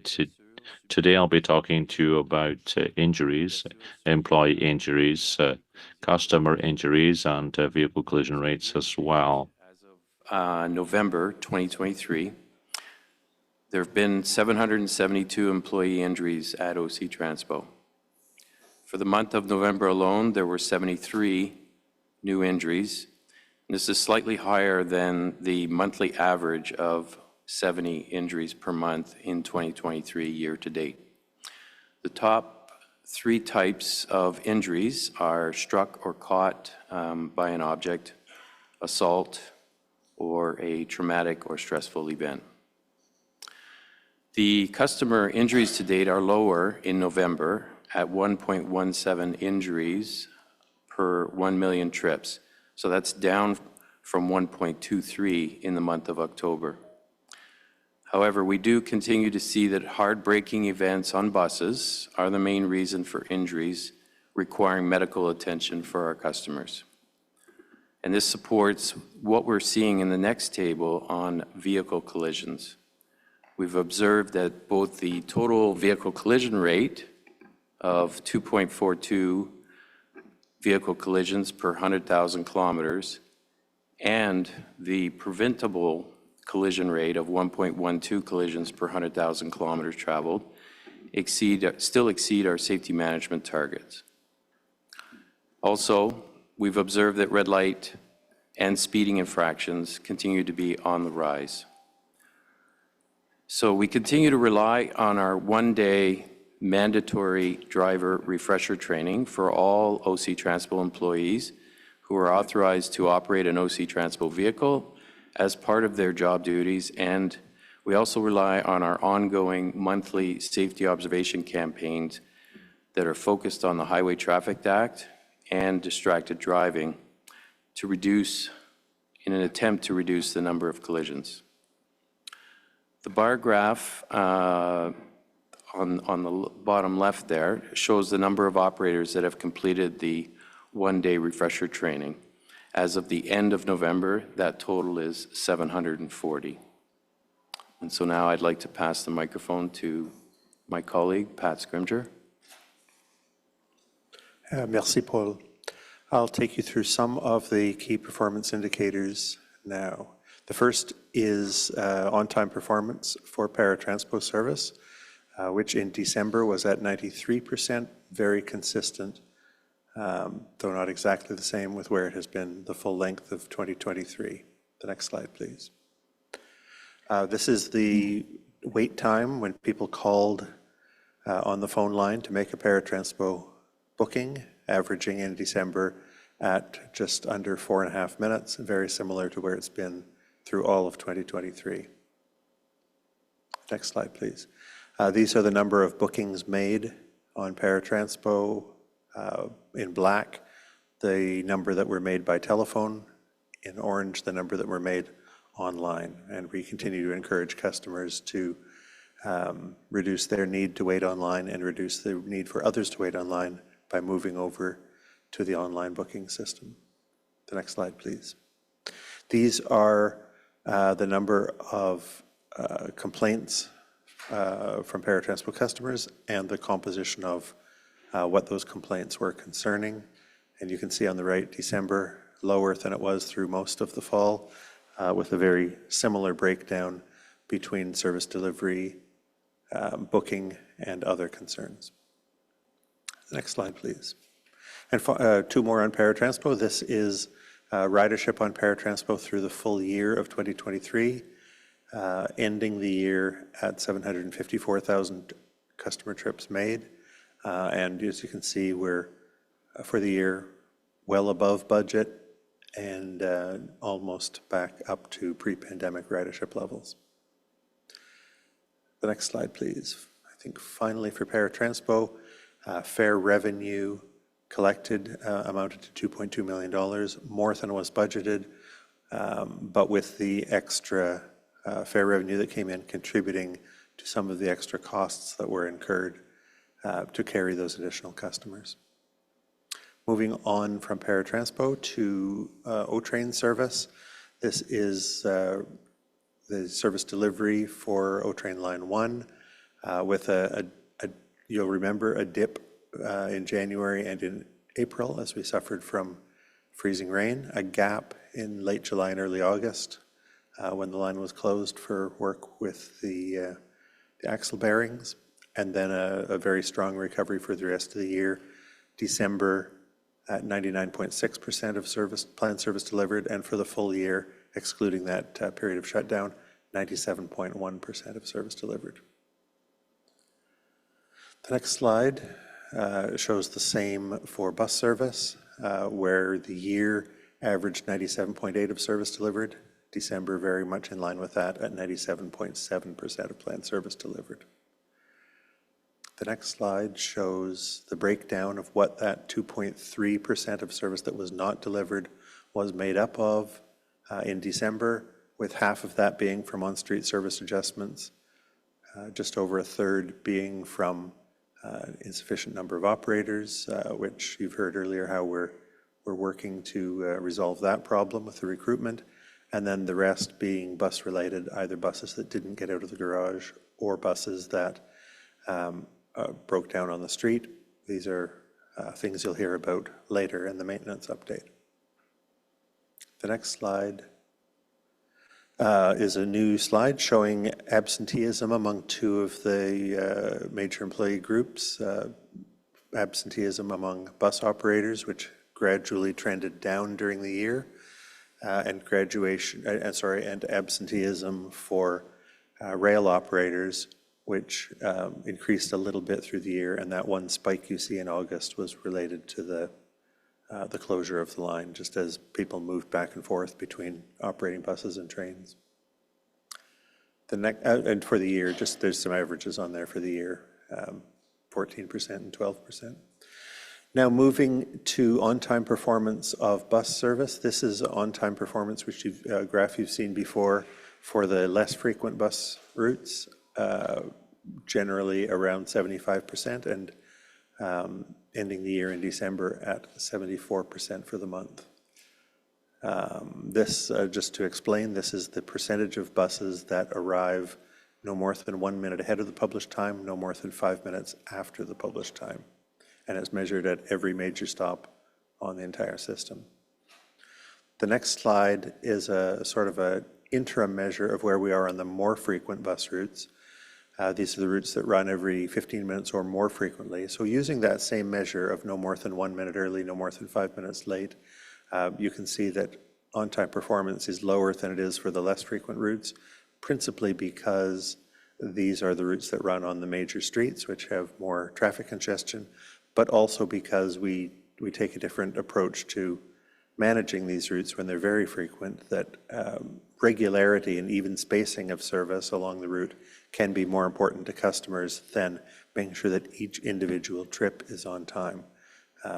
So we're continuing to look at best practices from all over the world through UITP and organizations like UITP to find out what is the best way for us to measure internally and to report to you on the reliability, both punctuality and regularity, of more frequent bus services. The next slide shows ridership, and you can see that in December we carried 5.8 million customers. For the year, we totaled 64.2 million customers, which was 66% of the pre-pandemic level. We started the year below that average at that 66%. We finished the year above that, and the full year is 66%. As we go into 2024, we hope to just build on that, build further on that. I'd also like to, there's one sub point that's in the top right, is that for the full year, O-Train ridership was at 50% of pre-pandemic levels, and bus service was at 70% of pre-pandemic levels. The next slide shows fare revenue with $12.1 million coming in December, and a total of $136.8 million for the full year 2023. And that, I believe, is my last slide, and I will now turn you over to my colleague, Joel Lemieux. Merci Pat, et bonjour membres de la comité. There are many factors that can impact bus service reliability, from traffic congestion to running time to bus and operator availability. Another factor that we would like to bring forward to Transit Commission today is the impact that we are seeing from the federally legislated Canada Labour Code 30-minute breaks for bus operators that were introduced into our operations in April 2022. Following a review of a recently issued Employment and Social Development Canada Interpretations, Policies and Guidelines document on the subject of 30-minute CLC break legislation, OC Transpo ended the practice of allowing bus operators the option to be paid out in lieu of taking their breaks while working on street. Bus operators must now take their 30-minute break. As a result of this additional pressure on service, actions have been taken to reduce the impact on our customers and staff, which include the daily auditing of trip cancellations due to CLC breaks and escalating ongoing issues for fixes such as adjustments to start and end times, investigating and addressing performance issues, and enhanced data gathering to gain better metrics on how, where, and why trip cancellations are occurring due to CLC breaks. These data will inform scheduling improvements to reduce trip cancellations. Staff continue to monitor route performance data to ensure that running times are realistic. This has resulted in improvements being made to 75 of OC Transpo's 131 bus routes over the past year. Next slide. Over the long term, staff will continue the comprehensive review of running time and scheduling practices. This work has been ongoing and will be restructured into a formal work plan with regular reporting to the departmental leadership team. It will be a root cause analysis of problematic routes to evaluate the feasibility of all possible mitigation measures, which could include runtime adjustments, changes to scheduling practices, and the implementation of new transit priority measures. This ongoing cross-departmental project will include significant inputs from all groups within transit services, as well as our city partners. That's it for me. À vous, René. Merci beaucoup, Joel. As you have heard me say many times now, the route review, recruitment, and bus maintenance action plan are key components to ensuring that we achieve our goal of 99.5% delivery. If one of these elements is out of balance, then we cannot be successful in achieving this goal. As our work continues, we will provide updates on each component of the 99.5 wheel to Transit Commission. For today, we will focus on our bus maintenance action plan. We know the current level of bus trips not delivered due to maintenance issues has a serious impact on our customers' daily trips. We have a strong action plan to address this in the short and long term. I will now invite Rami El Figali to share an update on OC Transpo's plan to meet fleet maintenance goals through our bus action maintenance. Rami? Merci, René. Good morning. Bonjour. My name is Rami El Figali. I am the Associate Director for Transit Bus Operations and Maintenance. I am here today to provide you an update on our bus maintenance action plan. Last year, in September, we spoke to the backlog of preventative maintenance that impacted our bus availability. At the end of Q3, we held a 2-week overtime campaign in the garages to clear out the backlog of bus maintenance that had built up during the 4-week LRT shutdown on July 17. We launched a similar campaign again at the end of October into November, targeting weekends to reduce the number of non-available buses. We initiated a morale working group with ATU 279 union executives to address employee concerns, which we have continued into 2024. En 2024, nous travaillons avec les représentants syndicaux pour proposer un projet. We're working with union reps to propose pilot projects and improve the model of service in the garage. We have staff that are more experienced during the night shifts. Also include options for shift premiums and condensed work weeks. Next slide, please. Our fleet is aging, and so we are seeing an increase in the number of defects as a result. In Q3, we conducted an exercise to measure our resource plans against actual workload and adjusted our planning to best maximize our efficiency and establish an effective daily and long-term continuous maintenance plan. We improved our focus on a dedicated centralized hoist plan throughout our garages to increase our repair capacity and efficiency. We continue to work with our safety team to better understand and develop solutions to reduce the number of on-street collisions, as mentioned earlier by my colleague Paul. With our partners in City Supply, we have begun exploring increasing our external service maintenance contracts on specific vehicle repair types to maximize repair capacity and clear backlogs. In Q1 2024, we are committed to gaining a better understanding of our collision rate and are progressing forward on our external maintenance contract plans. Next slide, please. We are undergoing a major review of our mechanic training program to introduce more skill set training and ensure we produce an optimal learning environment for our apprentices. To enhance the training program for our apprentices and mechanics, we established a dedicated program managed by our training and development team. Our goal is to provide staff with the tools required to be successful in this role. We signed a memorandum of understanding with the union to retain the successful apprentices after their graduation. This work is ongoing in 2024 and is helping us expand the number of apprentices that we can onboard. The labor market for skilled truck and coach mechanics has become increasingly competitive. This is not unique to Ottawa. In fact, many transit agencies in Canada are experiencing similar pressures.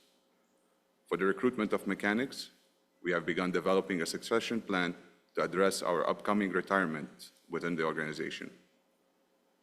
We are looking to partner with local trade schools, Skilled Trades Ontario, and collaborate with headhunters as the industry continue to experience a shortage of truck, coach, and bus mechanics. We will be benchmarking our progress against other transit agencies, and we continue to meet and work with staff to improve morale and the overall mechanics experience at OC Transpo. For 2024, we are expanding our recruitment efforts and hope to leverage the pilot projects mentioned earlier as a potential hiring incentive. We'll also be working with the union leaders to explore recruiting garage supervisors externally. Next slide, please. In Q4 2023, we began our search for a new external bus maintenance manager and worked to backfill the vacant program manager positions within the department. In the coming weeks, we'll be onboarding a new manager of fleet maintenance, and we are also introducing a manager for strategic maintenance planning, which is a newly created role designed to oversee the development and implementation of the new maintenance planning and quality control program.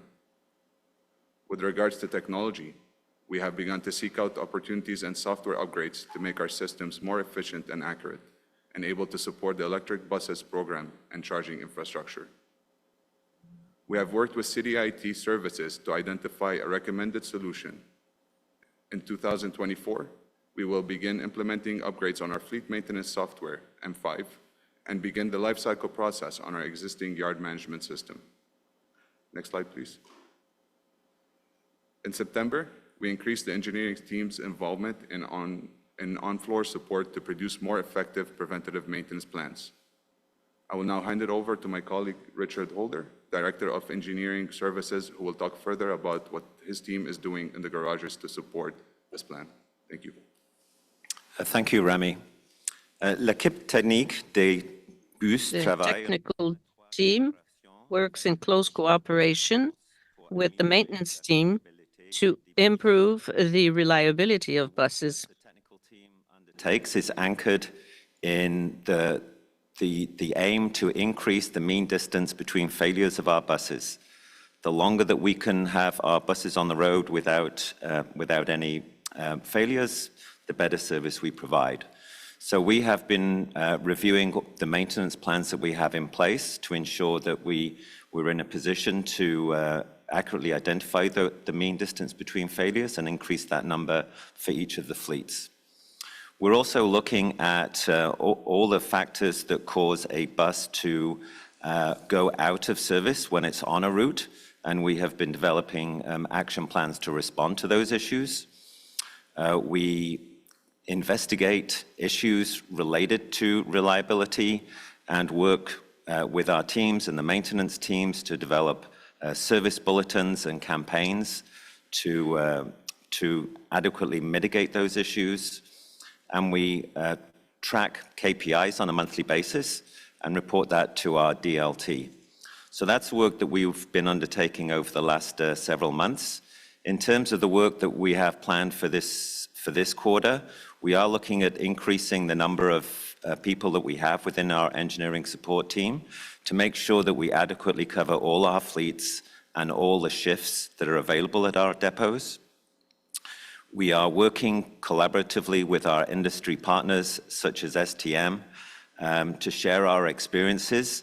There are many operators around Canada that are going through the same electrical transition journey as ourselves. As we wait for our electric buses to come online, there is an increasing need to maintain our older diesel fleets. And we get a lot of useful information from agencies such as STM in Montreal. We will continue to develop maintenance programs as preparedness for summer and winter practices. And an example of that is for this winter, we developed some special practices for operators to work through potential failures of bus ramps so that we could actually deal with these issues en route rather than having to bring those buses back to the yard. We continue to propose and follow engineering campaigns to reduce repeat issues, and we will continue to track the KPIs on a monthly basis. And with that, I'll hand it over to Ken Gordon. Thank you. Good morning. 310T mechanics are in high demand, and OC Transpo has to compete with other organizations to bring interested candidates into the city. Most 310T certified mechanics have knowledge on trucks, as a majority of garages are set up to service this type of vehicle. Even though a candidate may have a 310T license, there are still significant differences and added complexities to work on buses. And the technical training team and our current group of professional mechanics work hard to ensure that new apprentices learn what it takes to become an OC Transpo mechanic. OC Transpo has worked hard to expand the apprenticeship program. We currently have 29 employed with a plan to hire up to an additional 36 in 2024. This program allows OC Transpo to hire mechanics that have 310S licenses, which is the license you need to work on small vehicles, and train them to become 310T mechanics. Before the apprenticeship program training begins, each trainee undergoes 111 days of onboarding training, which will be covered in greater detail on the next slide. The 111 days is in combination of on-the-job and in-class training. Once complete, the trainee is registered as a 310T apprentice with the Ministry of Training, colleges, and universities.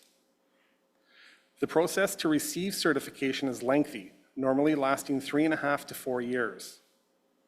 Throughout that time, the apprentice will go through 3 different levels of on-the-job and in-school training before they can challenge the Certificate of Qualification exam. OC Transpo pays to have the employee attend the school at each level and will support the apprentice throughout the program. On average, each trainee will require 6,000 hours of on-the-job training and 720 hours of in-school training. The 6,000 hours of OJT is overseen by a certified mechanic and a program sponsor. And at each level, the apprentice must challenge a test to move forward to the next. Next slide, please. Before training begins, it all starts with our recruitment team and the great job they do to bring people into our organization. Once they are hired, they start the apprentice onboarding training, which consists of 51 days of in-class and 60 days of OJT on the garage floor for a total of 111 days. It is a blend of theoretical and tactile learning, adhering to the adult learning principles. It is also a transfer of knowledge from experienced mechanics through scheduled and organized job shadowing and on-the-job training. The first step sees trainees undergo 16 days of training to obtain a CZ class license. Our instructor team will give trainees the skills they need to safely operate a transit bus, and they will upgrade their license, normally from a G class. The second step is 5 days of safety training. This will cover topics such as WMIS, garage orientation, etc. The third step is 15 days of technical training. This is where the trainee gets their first look at what it's like to be a mechanic for OC Transpo. Some examples of topics include hoist usage, fuel handling, boosting, and air systems. Step 4, the trainee moves on to job shadowing for 40 days with a fully licensed 310T mechanic. Here, they will start to perform the basic duties under the watchful eye of a trained mentor mechanic. Step 5, the employee will book work at a specific garage.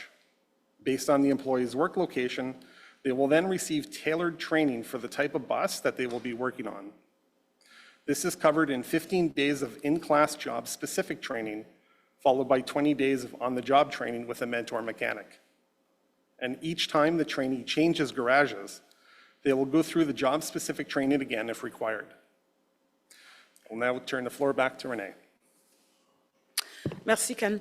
Je vais prendre quand même quelques temps, un petit peu de temps. I'll take a few minutes now just to talk to you about the fact that I'm quite aware that the delivery of the bus this year and even last year, was not, the service delivery was not up to par.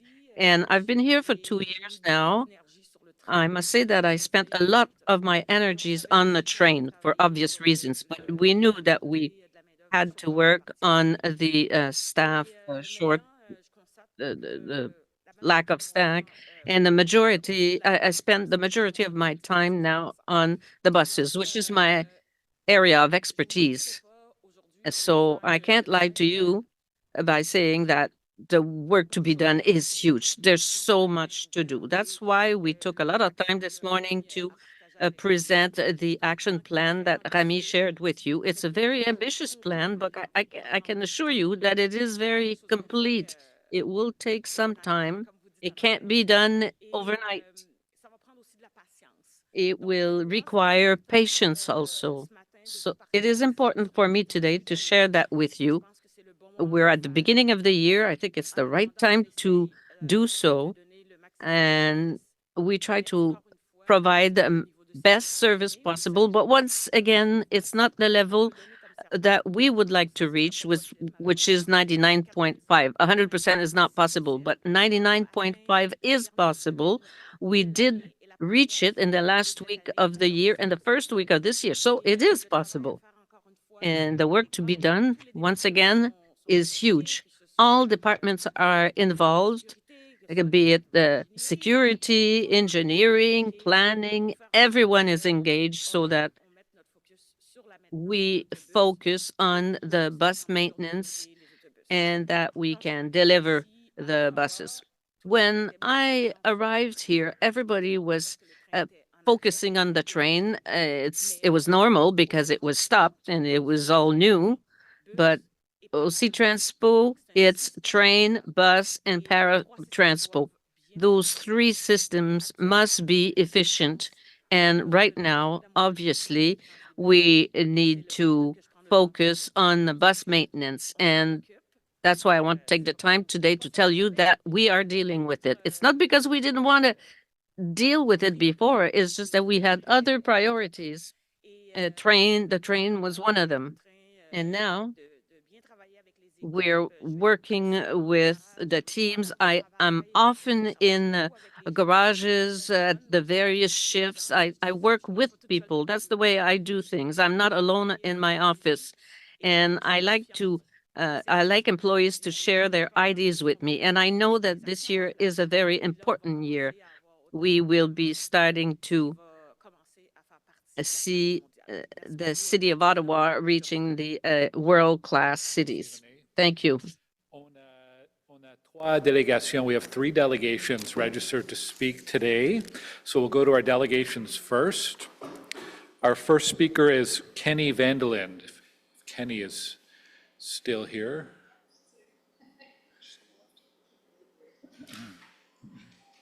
So come on up, Kenny. We have a seat will open up at the front here. Yes.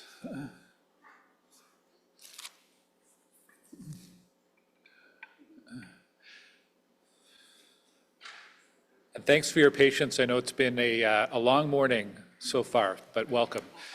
So you'll have 5 minutes, and then you may have some questions from councillors as well. Good morning. Thank you so much for having me here to speak today. My name is Kenny Vandeland, and I attend Canterbury High School.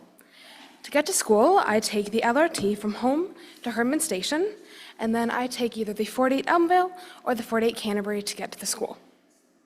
Since the beginning of the school year, I have been late more often than not because the bus does not come to the stop on time.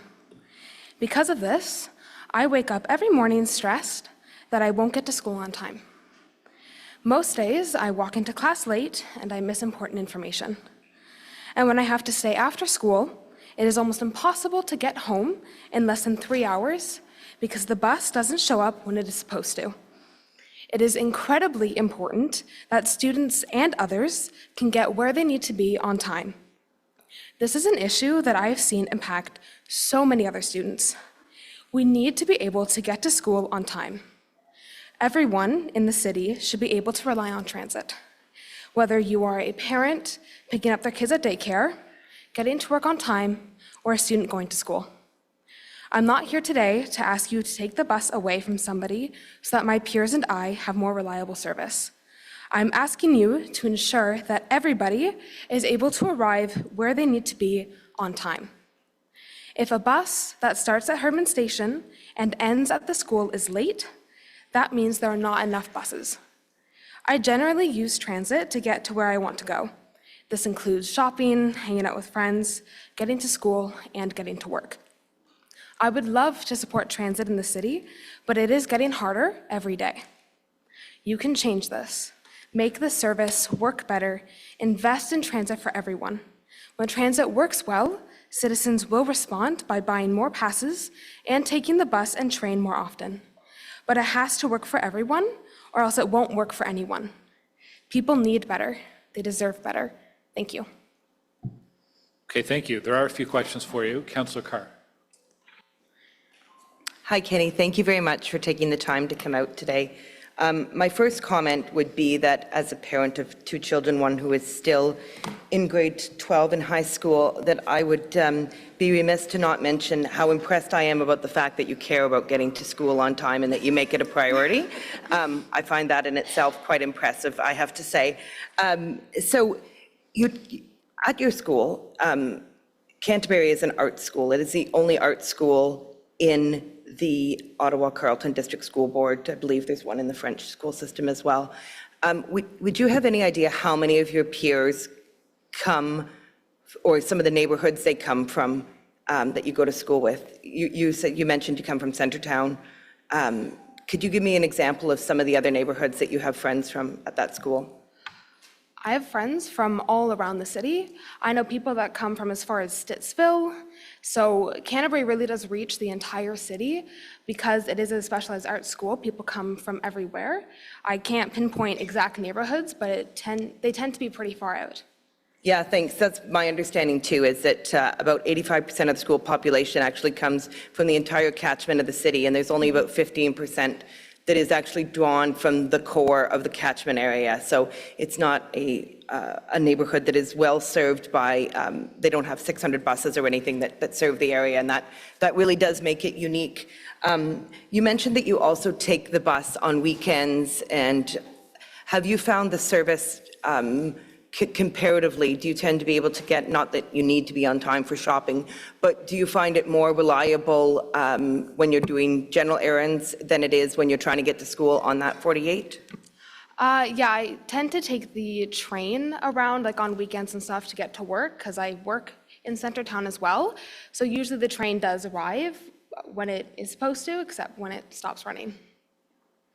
Okay, great. Thank you very much. And I'll just mention, I did come to your school last year to do a presentation to Mr. Blowers. I think it was his civics class, and it was on the life of an elected representative, but it actually turned into a whole discussion on OC Transpo, and I heard from students all over the city who relied on it. So I will be asking questions today, but I want to thank you very much for taking the time out of your school day and to speak to us about those challenges.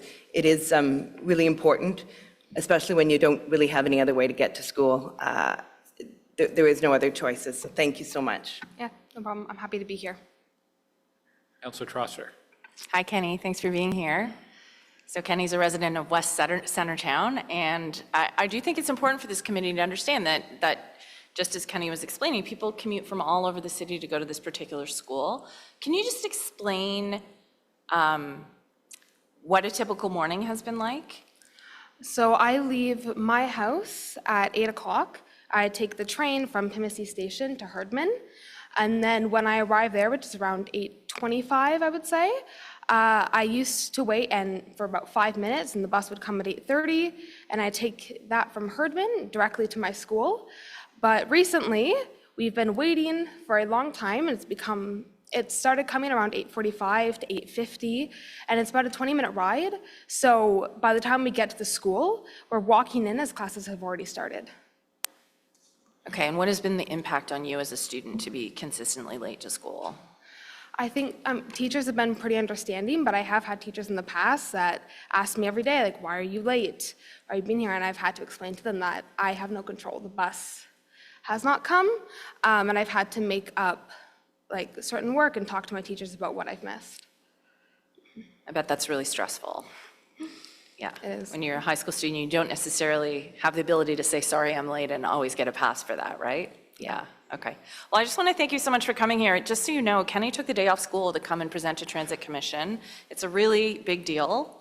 And I want to thank you for caring about your city, for being involved, and I'll have some questions for staff after about how we might fix this. My understanding is that this recent set of delays has something to do with the delay in repairs to specific buses, to mechanics, but I would really ask, and I will be asking, OC Transpo to really prioritize buses that get kids to school on time, because it's not fun to be waiting in the cold. No, it is not. Thank you so much. No problem. Councillor Plante. Oui, allô, merci Kenny beaucoup. Merci d'être là. Thank you very much for being here. What Councillor Truster says, because I have this issue as well in my ward with kids from Lower Town who are trying to get to high schools outside of Lower Town. We only have one French language high school, so they have to leave if they're not in the French public system. Do you find, because of the issues you and your friends have been experiencing, that people just sort of default to cars, they take a hand-me-down car by their parents, or it just sort of is leading to more car usage because they're finding that the system doesn't suit them to where they need to go at this young age? Yes, for sure. I know many people who have, as we're getting older, getting driver's licenses and started driving to school. More often, parents have had, I think I've had friends whose parents have had to start driving them because of bus cancellations, and they're just not able to get there on time anymore. Okay, that was my only question. Merci beaucoup. Okay, I'm seeing no more questions. Thank you, Kenny, for joining us today, and get back to school. I will. Thank you very much.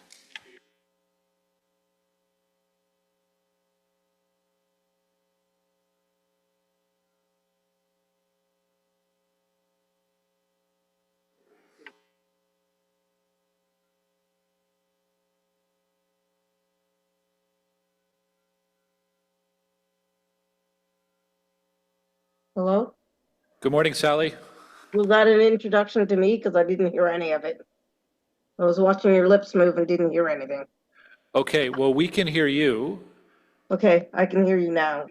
I just didn't hear the introduction, or it's your turn to speak, Sally.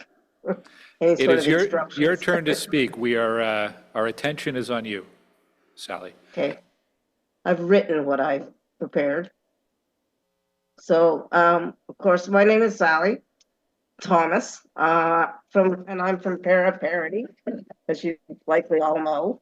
I would like to speak to you about the pilot project in Blackburn Hamlet and how it affects Paratranspo. I would like to take my time to express to you how much of a slap in the face this initiative is to people with disabilities who use the bus, who use Paratranspo. While I appreciate the need to improve ridership, I wholeheartedly disagree with using Paratranspo resources of any kind. Now that the decision has been made, I would like to point out some things. You have proven that the fare box can be attached to the post behind the driver's seat, like we've been asking for all along. More importantly is the fact that I have used all 4 buses that these boxes are in, and even successfully tapped my card one day for the first time, before someone thought to cover it up. Even with them, Paratranspo continues to run 30 to 45 minutes late on a regular basis. And to me, that's defined as at least once a week. Imagine being late for work at least once a week, indefinitely. Imagine being an hour late for a night out with friends, indefinitely. Temporarily able-bodied folks have several options. The majority of Paratranspo users do not. Uber isn't accessible. Accessible taxis are non-existent, not to mention unsafe. In closing, I continue to advocate for our community because the city continues to give me reasons. It's sad, it's infuriating, and it's disheartening. Thank you for your time. Thank you, Sally. Are there any questions for Sally Thomas? Okay, I'm seeing none. Thank you for raising this, Sally. Perhaps there'll be questions later on that. We'll go next to Danica Cot, who's also joining us online. Good morning, Danica. Hi, everyone. My name is Danica Cot, and I'm one of the 2 co-presidents at Canterbury High School. So Kenny invited me here today. She informed me that she was coming to deliver a speech on how public transportation affects students at Canterbury. And she asked me as one of the co-presidents to come and represent the student body. So I just want to thank you very much for having me here today to speak on an issue that is very important to me and all the students at my school. So as you discussed before, Canterbury is an arts specialized high school that takes in students from all across the OCSB. I personally live in Stittsville, so it takes me a really long time to get to and from school every day. Students at Canterbury are continuously late to school due to poor public transportation services. Education is incredibly important, and students should not be late to school on a regular basis because buses are late. They are missing out on valuable learning time in the classroom. While taking the 646 home from school, there were never enough seats for everyone on the bus. There were many times when I would have to stand with my heavy backpack for nearly an hour. Many Canterbury students travel over an hour to get to and from school every day, and this is just too long for students to be standing with heavy backpacks. I know many, including myself, are starting to experience back problems at incredibly young ages, and that's just not right. On the way home from school, I would have to switch from the 646 to the 61 at Hazeldean and Edgewater to get from there to all the way to my home in Stittsville. There were many times where I would be waiting up to half an hour for the 61 to come as it was extremely late or sometimes would not show up. I would dress in several layers in an attempt to stay warm, but there were still many times where I was close to tears because I was in so much pain from the cold. My yellow bus that runs from Stittsville to Canterbury was canceled for almost the entirety of semester 1. I got it back after winter break, but for many students who are not so fortunate, this is still something that they experience every day. I'm sure that many of you did not walk, bike, or take public transportation to this meeting today because you are aware of the unreliability of its services. I am here today to represent the entire student body at Canterbury High School by asking you to please ensure that everybody in Ottawa is able to use public transportation and still get where they need to go on time. This is an issue that mainly affects students, the elderly, and citizens who come from lower income families. Gandhi once said, "The true measure of any society can be found in how it treats its most vulnerable members." Public transportation is primarily taken by those most vulnerable members of society. You have the power to change these issues by investing more in public transportation and really making it a priority. More people will take public transportation if it is reliable. Thank you very much for your time. Thank you very much. There's a question from Councillor Carr. Hi, Danica. Thanks very much for being here. I should have mentioned previously when I asked Kenny a question, I'm not only a councillor on the Transit Commission, but I represent Alta Vista Ward, where Canterbury High School is located. You mentioned you take the 646. Are you aware of the other students, the bus routes, like Kenny takes the 48, the 40? Do you have any idea? Do you know if I've missed any there? Are those the primary routes that are servicing Canterbury, the 646 in the morning and afternoon, and then 40 and 48? Yes, I believe there's the I forget the number, but the one that goes to Greenboro is also a pretty popular one. But those are the main 3 OC Transpo buses. Okay, excellent. And so you know, frequently people are. It's not uncommon in your first class of the day to see people wander in late, I take it, or there's there's lots of clubs before school as well. So this is fairly common that people are having difficulty arriving to things on time?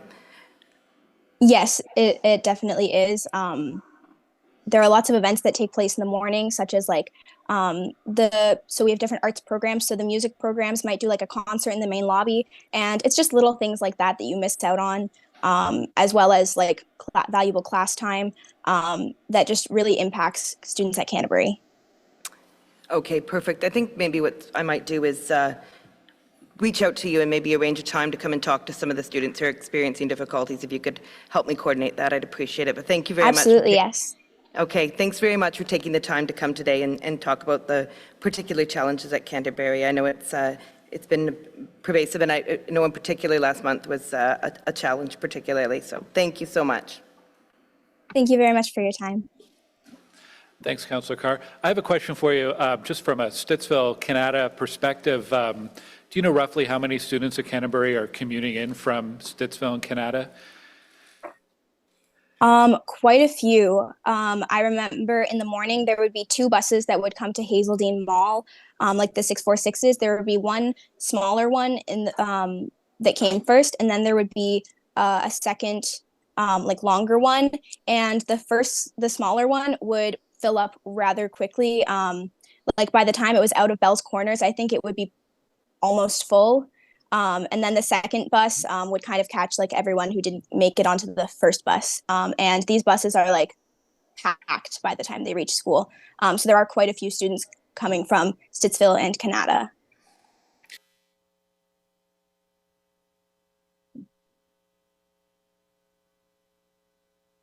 You're on mute, Glenn. Oh, thank you, Councillor. Thank you. So they're crowded buses. Are they generally on time for the Route 646? I'm sorry, it's glitching. Okay, it's glitching. We've got a connection issue.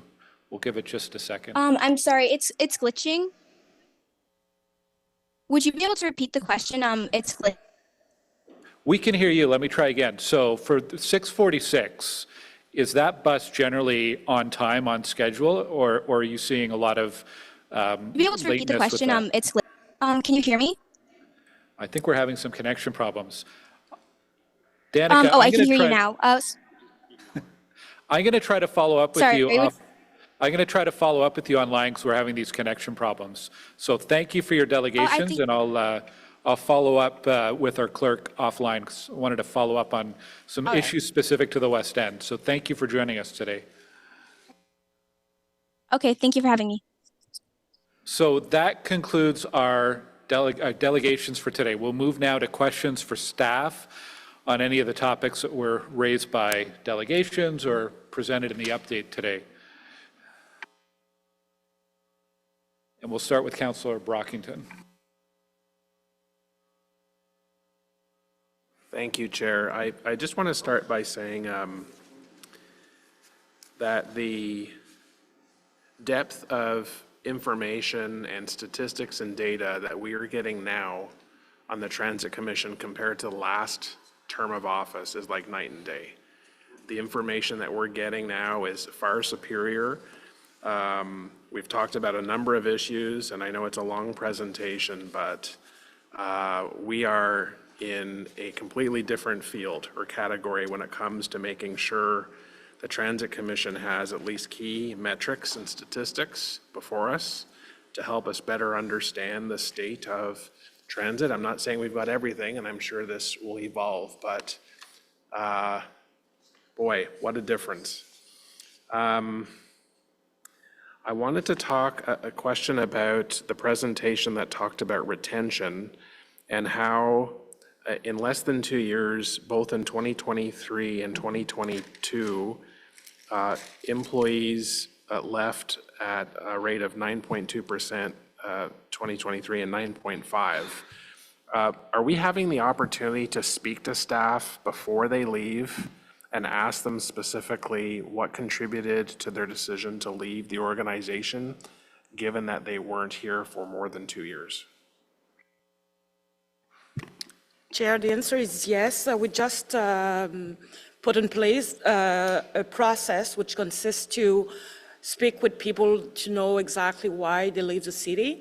But I think my colleague Olivia has said that before as well. It's for sure because we have shortage of staff everywhere, right? So maybe people will just come and try us, and unfortunately, they would see that it's not for them. It's unfortunate, so that's why we're trying to explain them in advance what will be the job, and with the untypical schedules, working with people, which is great, but it's not for everyone. But yeah, the answer is yes, and we are collecting data on that, and this is something that we can share as well with the Transit Commission.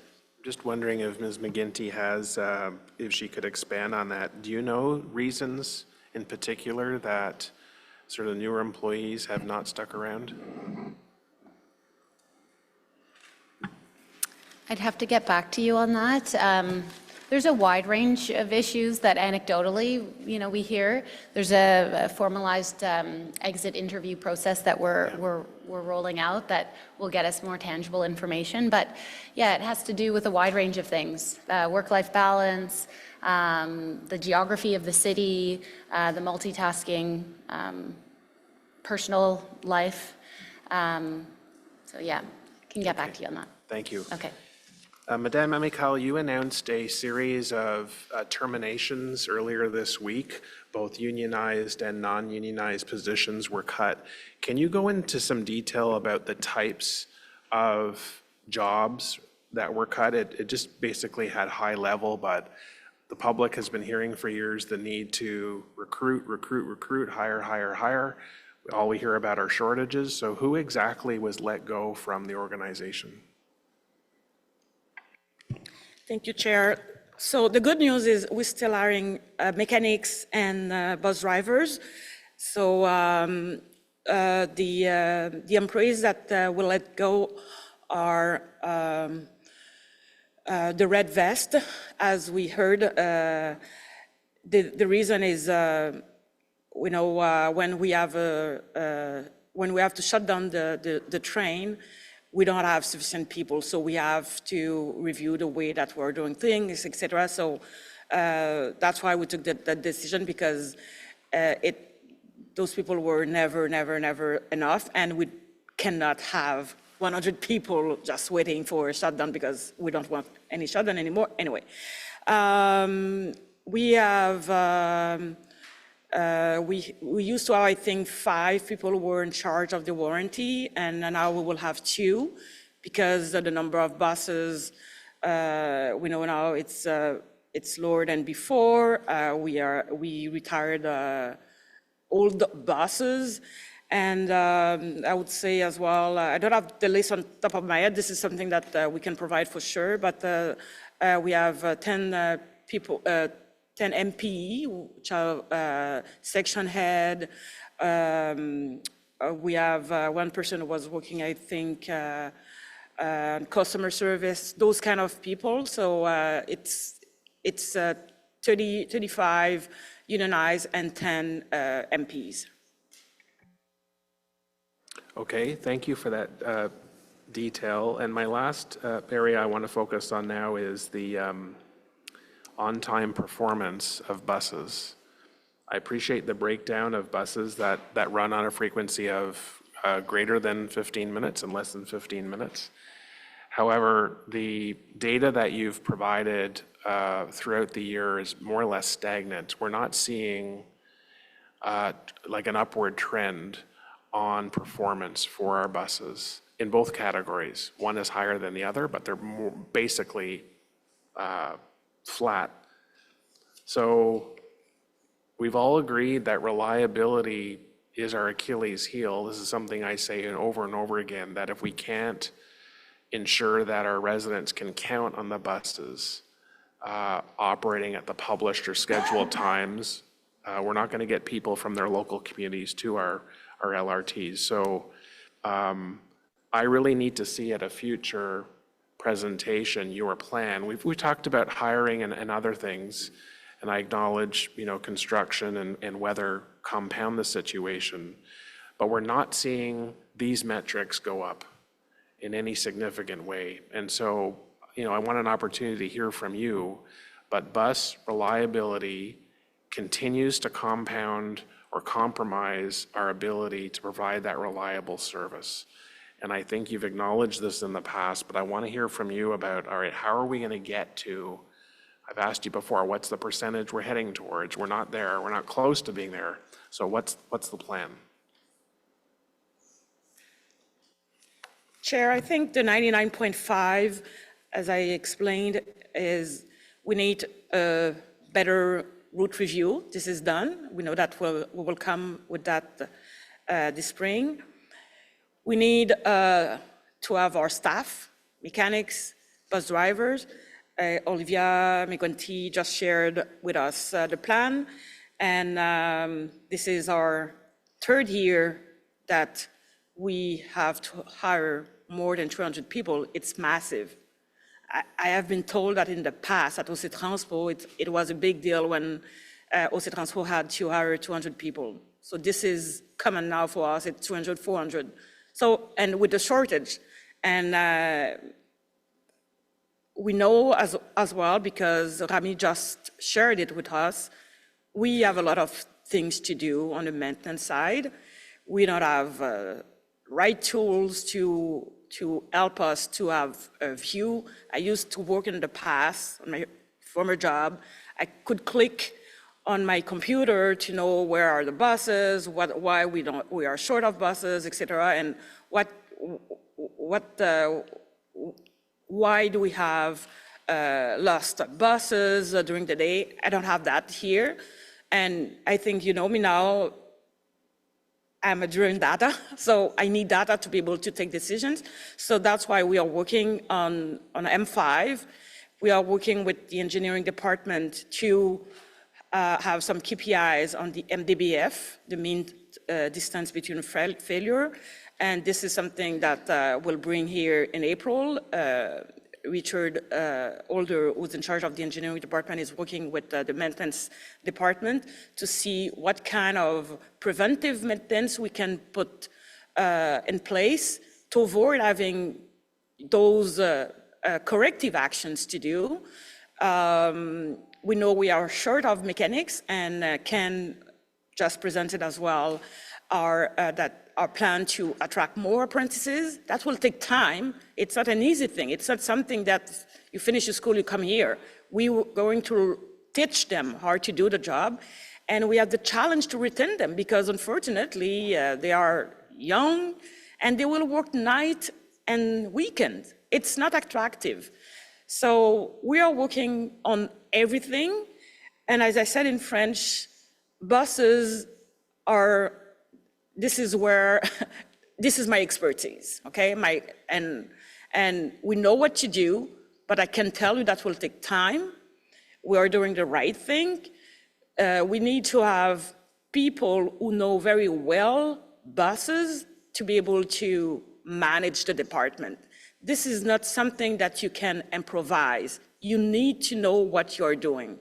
So this is another challenge because we have to bring new people, new skills, and Rami shared that with us as well, and we are moving forward.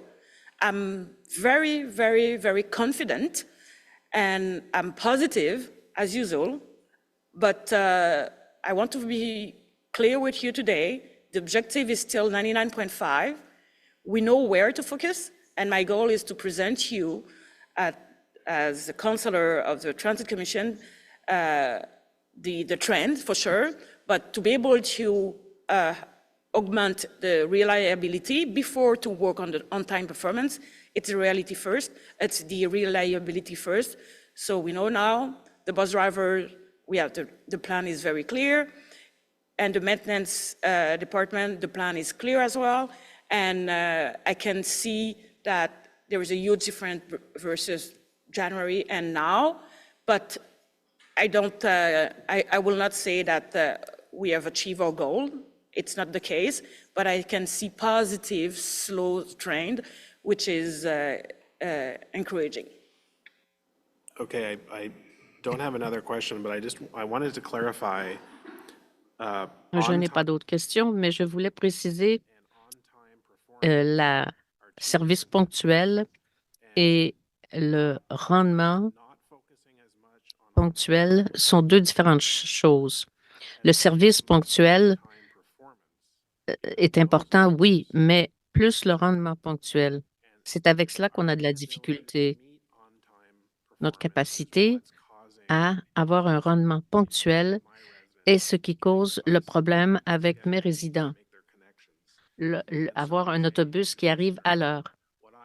Et comme commissaire, ce que j'aimerais savoir de vous sont les horaires pour atteindre votre objectif. Vous avez dit que vous vouliez que le pourcentage soit plus élevé et vous connaissez les ingrédients nécessaires pour y arriver. Et moi, ce que je vous demande, c'est quand pensez-vous y arriver? Montrez-moi une feuille de route. By the city manager, we provide input to sort of annual work plan, but we come here because we receive updates from you, and I'm looking for, like I said, that roadmap to get us to where we want it to go. So I don't mind if that's parked, and that can be addressed more fully next month, but this is key. My whole focus this term of council, when I ran for re-election, was the Achilles heel of OC Transpo, in my mind, is our on-time performance with our buses. If I can't get people from their local neighborhood to the LRT station, we've lost them. They're not going to take the LRT. They're going to look for mom to drive them to school, or they'll find other modes to get where they need to go. So that's why I raise this, because it's a significant issue across many wards. I know you know the issues, but I, as a commissioner, want to see us spelled out your plan, the timelines to get us there. So thank you. Appreciate it. Councillor Carr. Thank you, Chair. I do have some specific questions about the situation at Canterbury School, including the situation with OCDSB. I understand there's been discussions about accessing that school for a number of years, but I think I'll get back in line for those, and in the meantime ask a series of smaller questions, if that's okay. With respect to the workforce adjustment, Madame Danica, you mentioned that you tried to focus on eliminating vacant positions. So we heard that there was 35 employees that were laid off. Were there vacant positions eliminated as well that won't be staffed again? And if so, how many were eliminated? Chair, thank you for the question. I would say 150 to 200 positions have been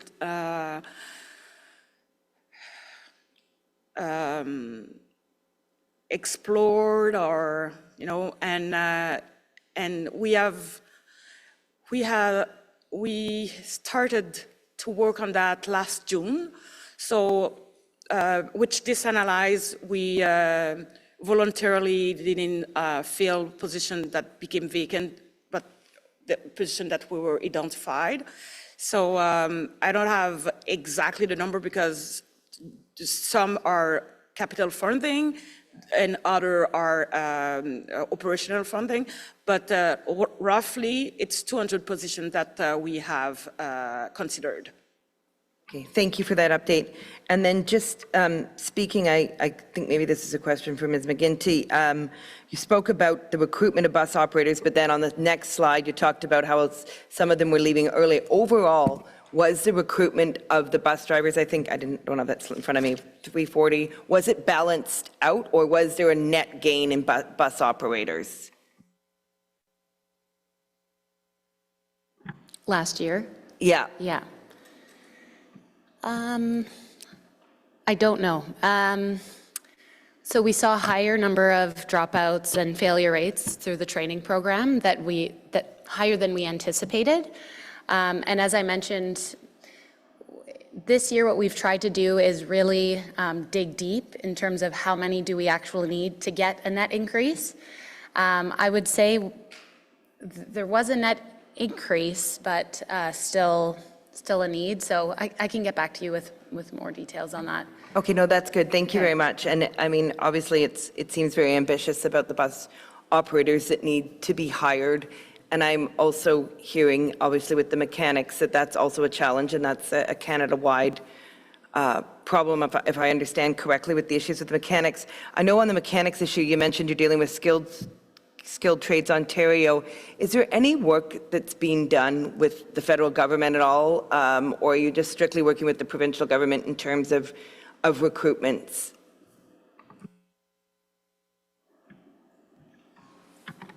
Yes, Chair. We have been only working with Skilled Trades Ontario for now.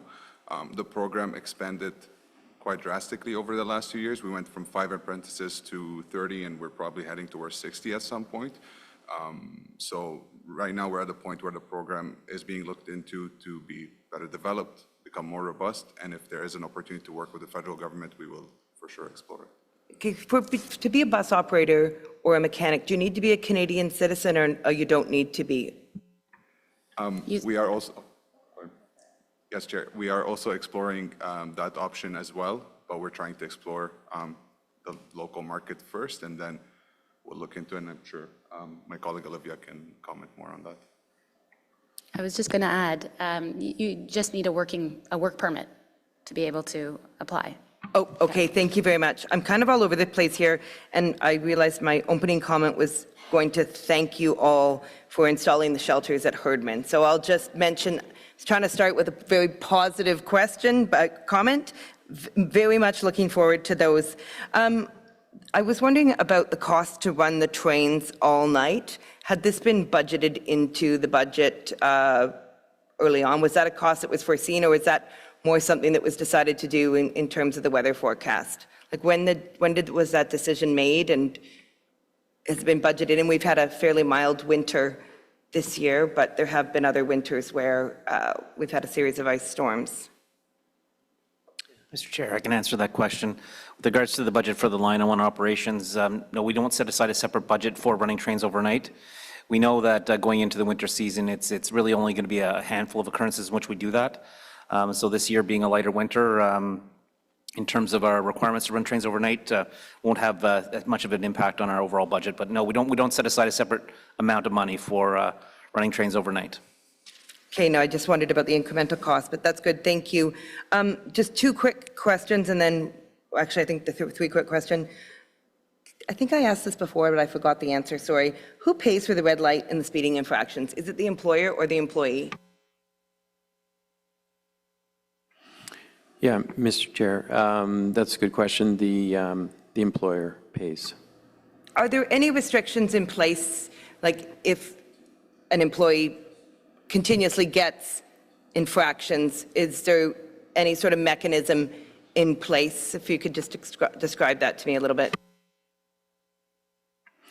Thank you for the question, Mr. Chair. There is a disciplinary measures program which we put into place last year and launched in September, and this addresses specifically infractions or violations associated with safety, regulatory, or policy at OC Transpo, and it overlays an existing system of progressive discipline to address matters where we have recurring issues associated with, in this case, for example, speeding or red light camera infractions. Thank you very much. Chair, si vous permettez, je veux juste rajouter parce que on a parlé du côté. We talked about disciplinary measure, but for 2 years we did a lot of awareness campaign. We talked to people, we observed on the field, and we're now, as my colleague Paul said, we organize 1 day of recycling.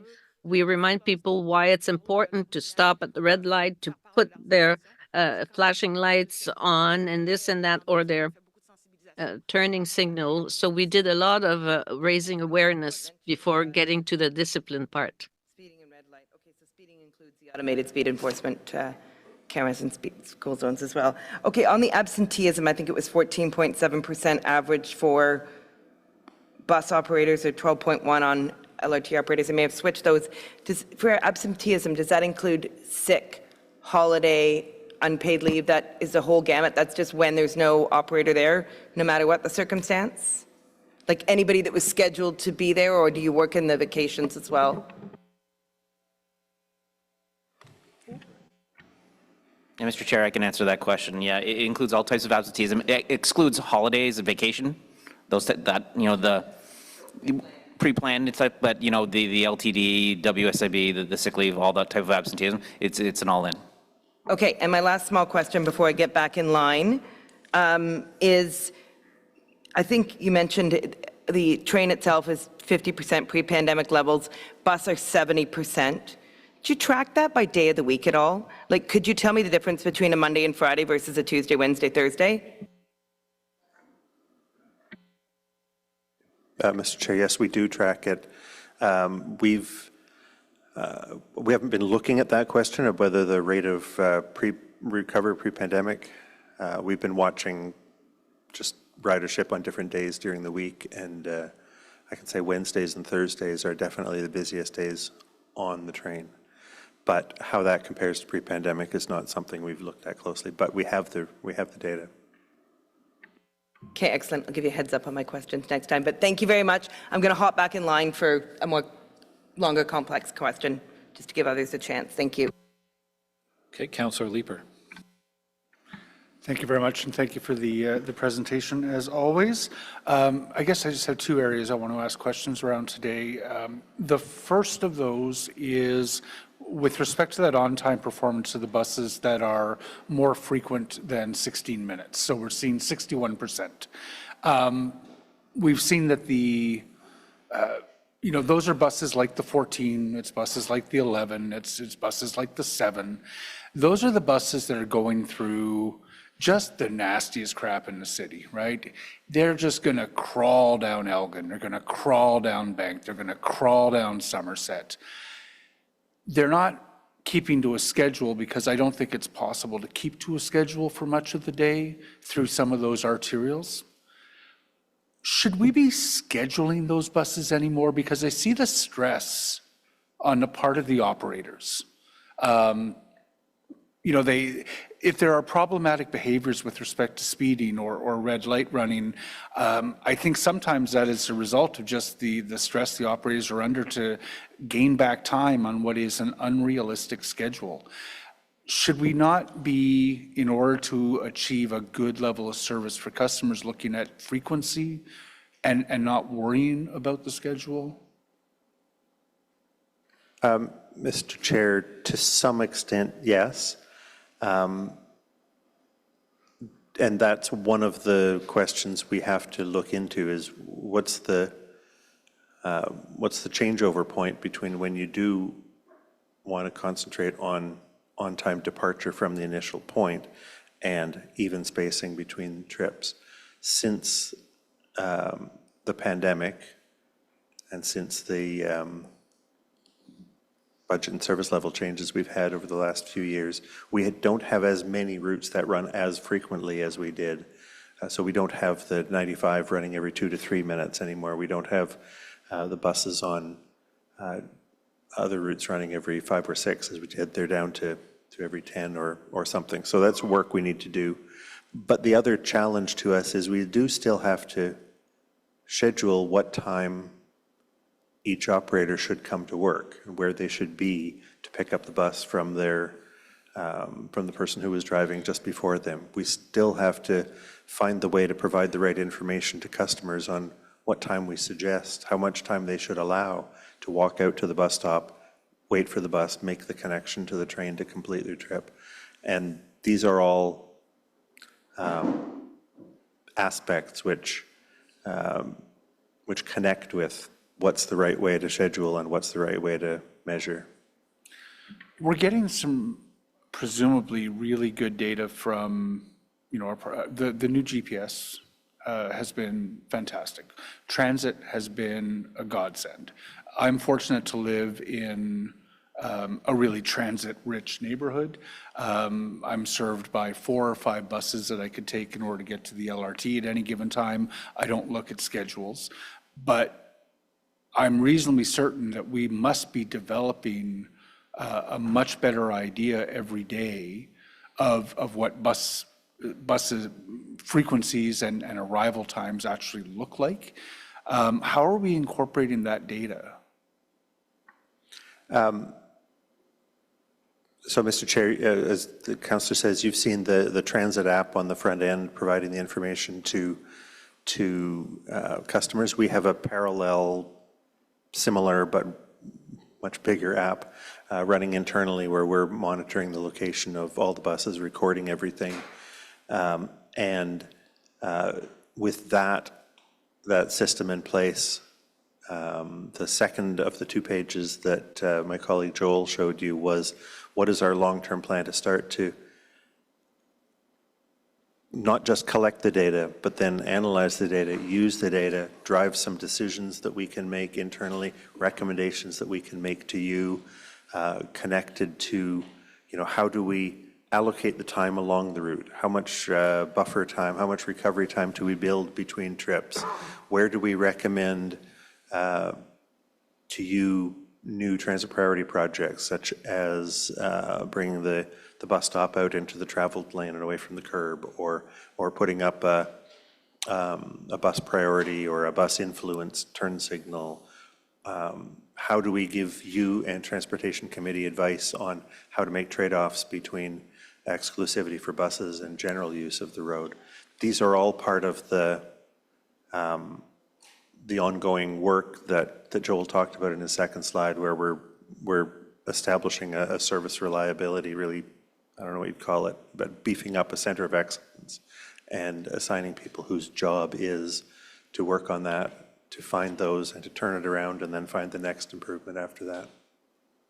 What are the timelines on that work? Well, Mr. I hear a lot about, we're working on it, and when are we going to start being asked to make some decisions around that? Mr. Chair, I'd suggest that it's a continuous thing, that those decisions are being asked all the time. I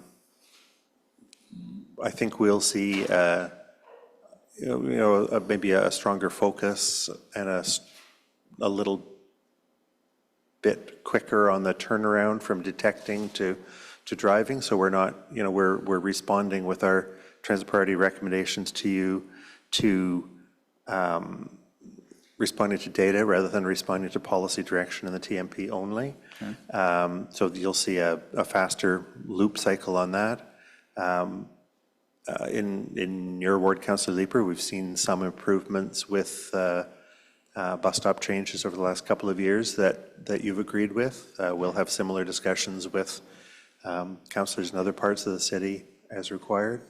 We're also building a lot of this work. We already have built a lot of this work, but the customers don't see it yet, into the work we did in the bus route review, which feeds into those bus route changes coming up later in the spring, where we've restructured routes to take advantage of transit priority measures, where we've consolidated resources to make some routes more frequent,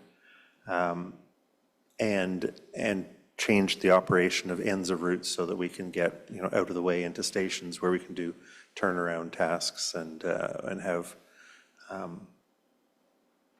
time to take those breaks and those recovery times. So it's all continuous. Every quarter we should see some improvements, and to Councillor Brockington's point, we hope that we can make our improvements faster than the new operating challenges from traffic and construction come on to us. Yeah, it feels like we're heading in the direction of having to make a decision about frequency versus scheduled reliability. And maybe that's not fair to say that that's a decision that we need to make at some point, but that's what it feels like, and it doesn't feel like we are being asked to make that decision. So I'll leave it at that. I know that's not a little obtuse, I'm sure.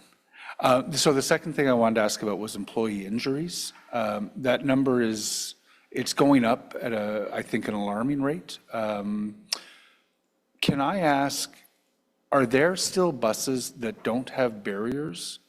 And if they don't have barriers, why don't they? And is there funding available to put those barriers in?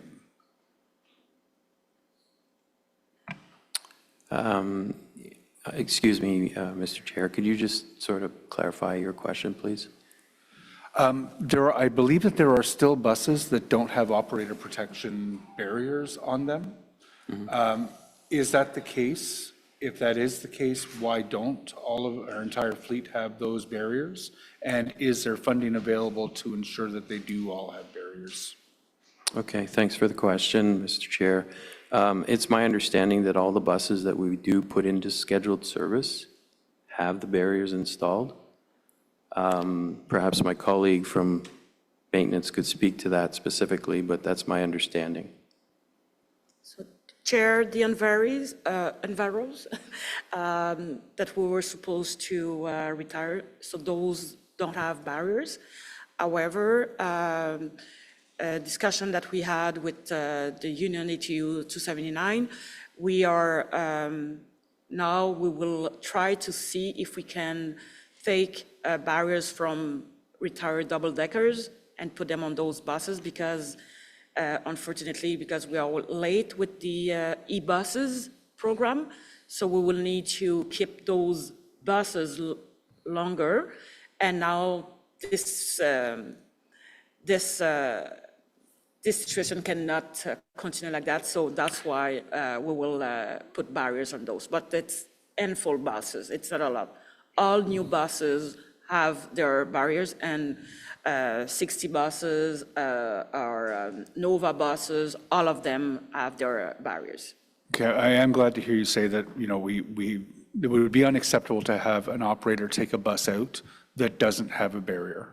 And when I'm looking at these the operator injury and the top 3 causes, there's struck caught, which is one issue, but assault and stressful event, I think are, some of those are tied directly to interactions that are happening at the front of the bus. And if an operator is taking a bus out, I want to be confident that that operator is protected by a barrier. So every time an operator picks up a bus, my expectation would be that the barrier is in place before they're asked to use it. And Chair, I just want to bring something here because we have to understand that even if we have the barrier, if let's say a customer give, I don't know, the barrier, we consider that as an injury.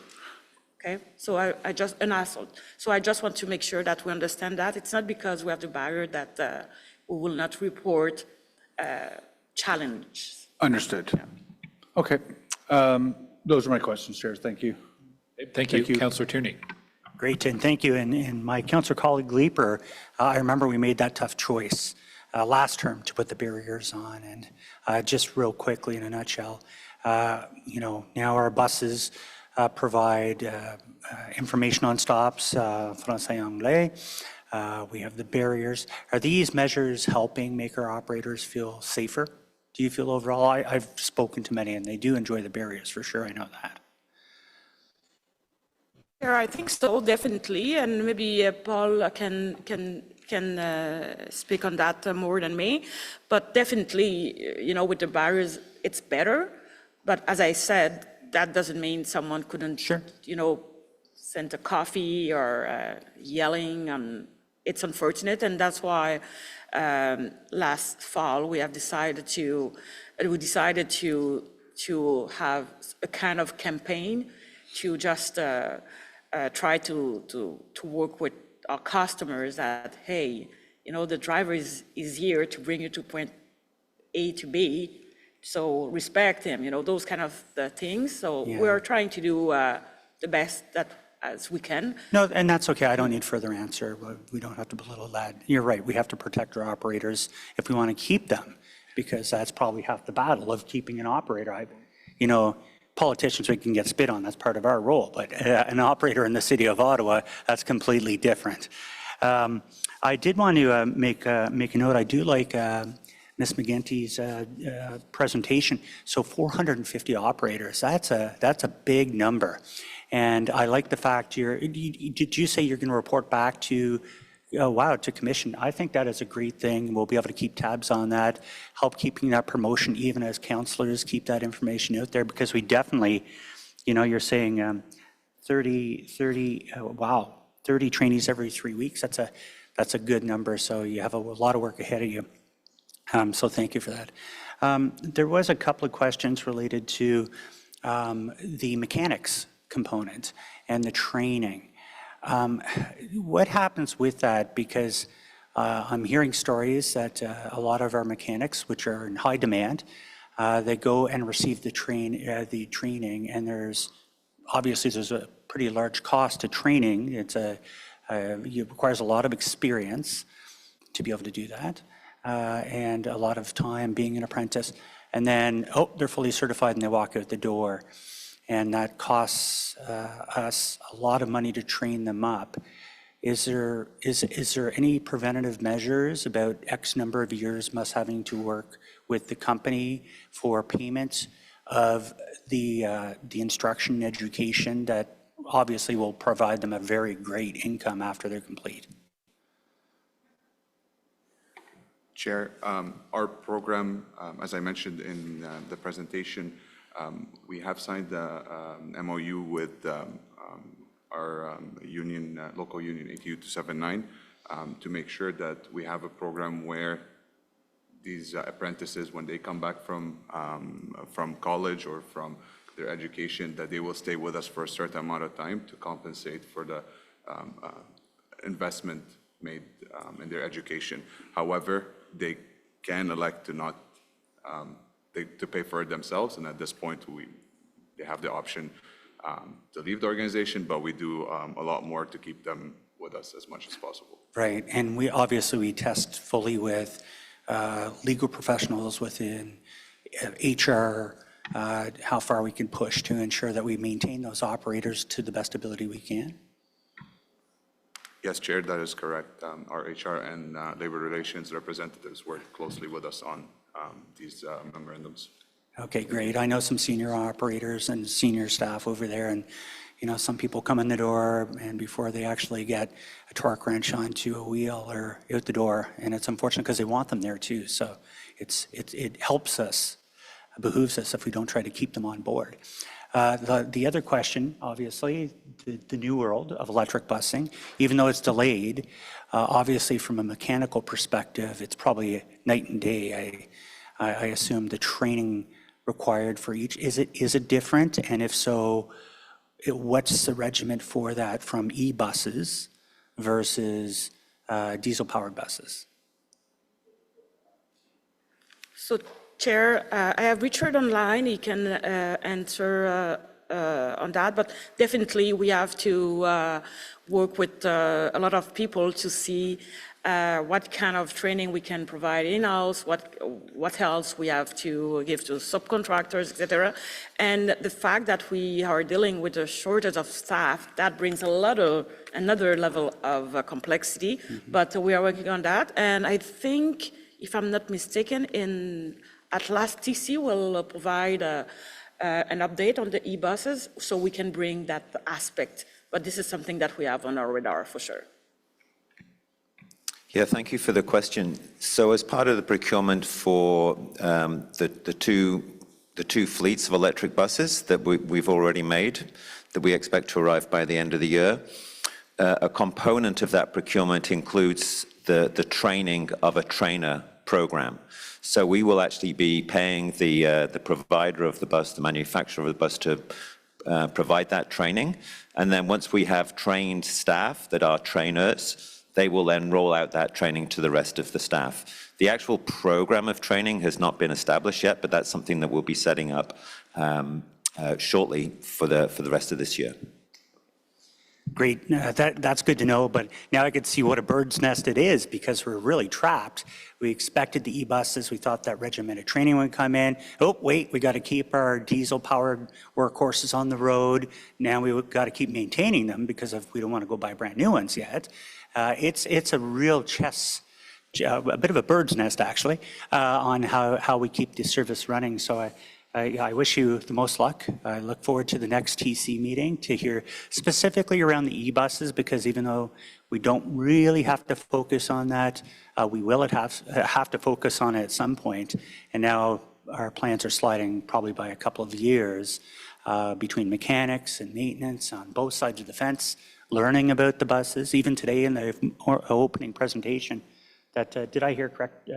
China actually manufactures 90% of the electric buses. That's a lot. And I'm assuming that we're learning a lot of lessons on their procurement style, their kind of buses that they're selling versus what we're doing with us, and making sure that we're buying the best product so we don't fall into a situation like out west where they had a problem with their manufacturer of their e-bus.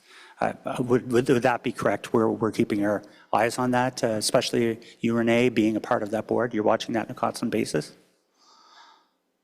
Absolutely, Mr. Chair. Great. Thank you very much, and thanks for your dedicated work. Okay, back to Councillor Carr. Thank you very much, Chair.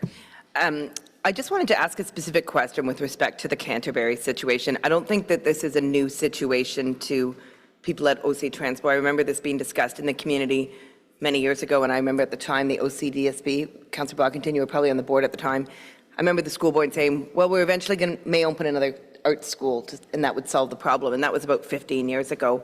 I'm wondering if anyone has an update on any discussions that have happened with the school board with respect to bus service to Canterbury. Mr. Chair, we've had discussions with the School Transportation Authority on behalf of the school board over the last 3-4 years. The primary was when they advised us that they would no longer be providing the transportation, the long-distance transportation from the West End to Canterbury. Previously, they had done it with contracted yellow school buses. They took a decision to no longer do that, so that fell to us then to integrate it into our transit system. We've got an excellent crosstown service from Canada to Billings Bridge and beyond on both ends, where people could make a connection to the frequent service that goes from Herdman to Canterbury. We've did that for about a year. We bumped that up a little bit with some dedicated buses that would run directly from Canterbury back to the Canada-Stittsville in the afternoon, Canada really, in the afternoon. We added those direct buses in the morning. There's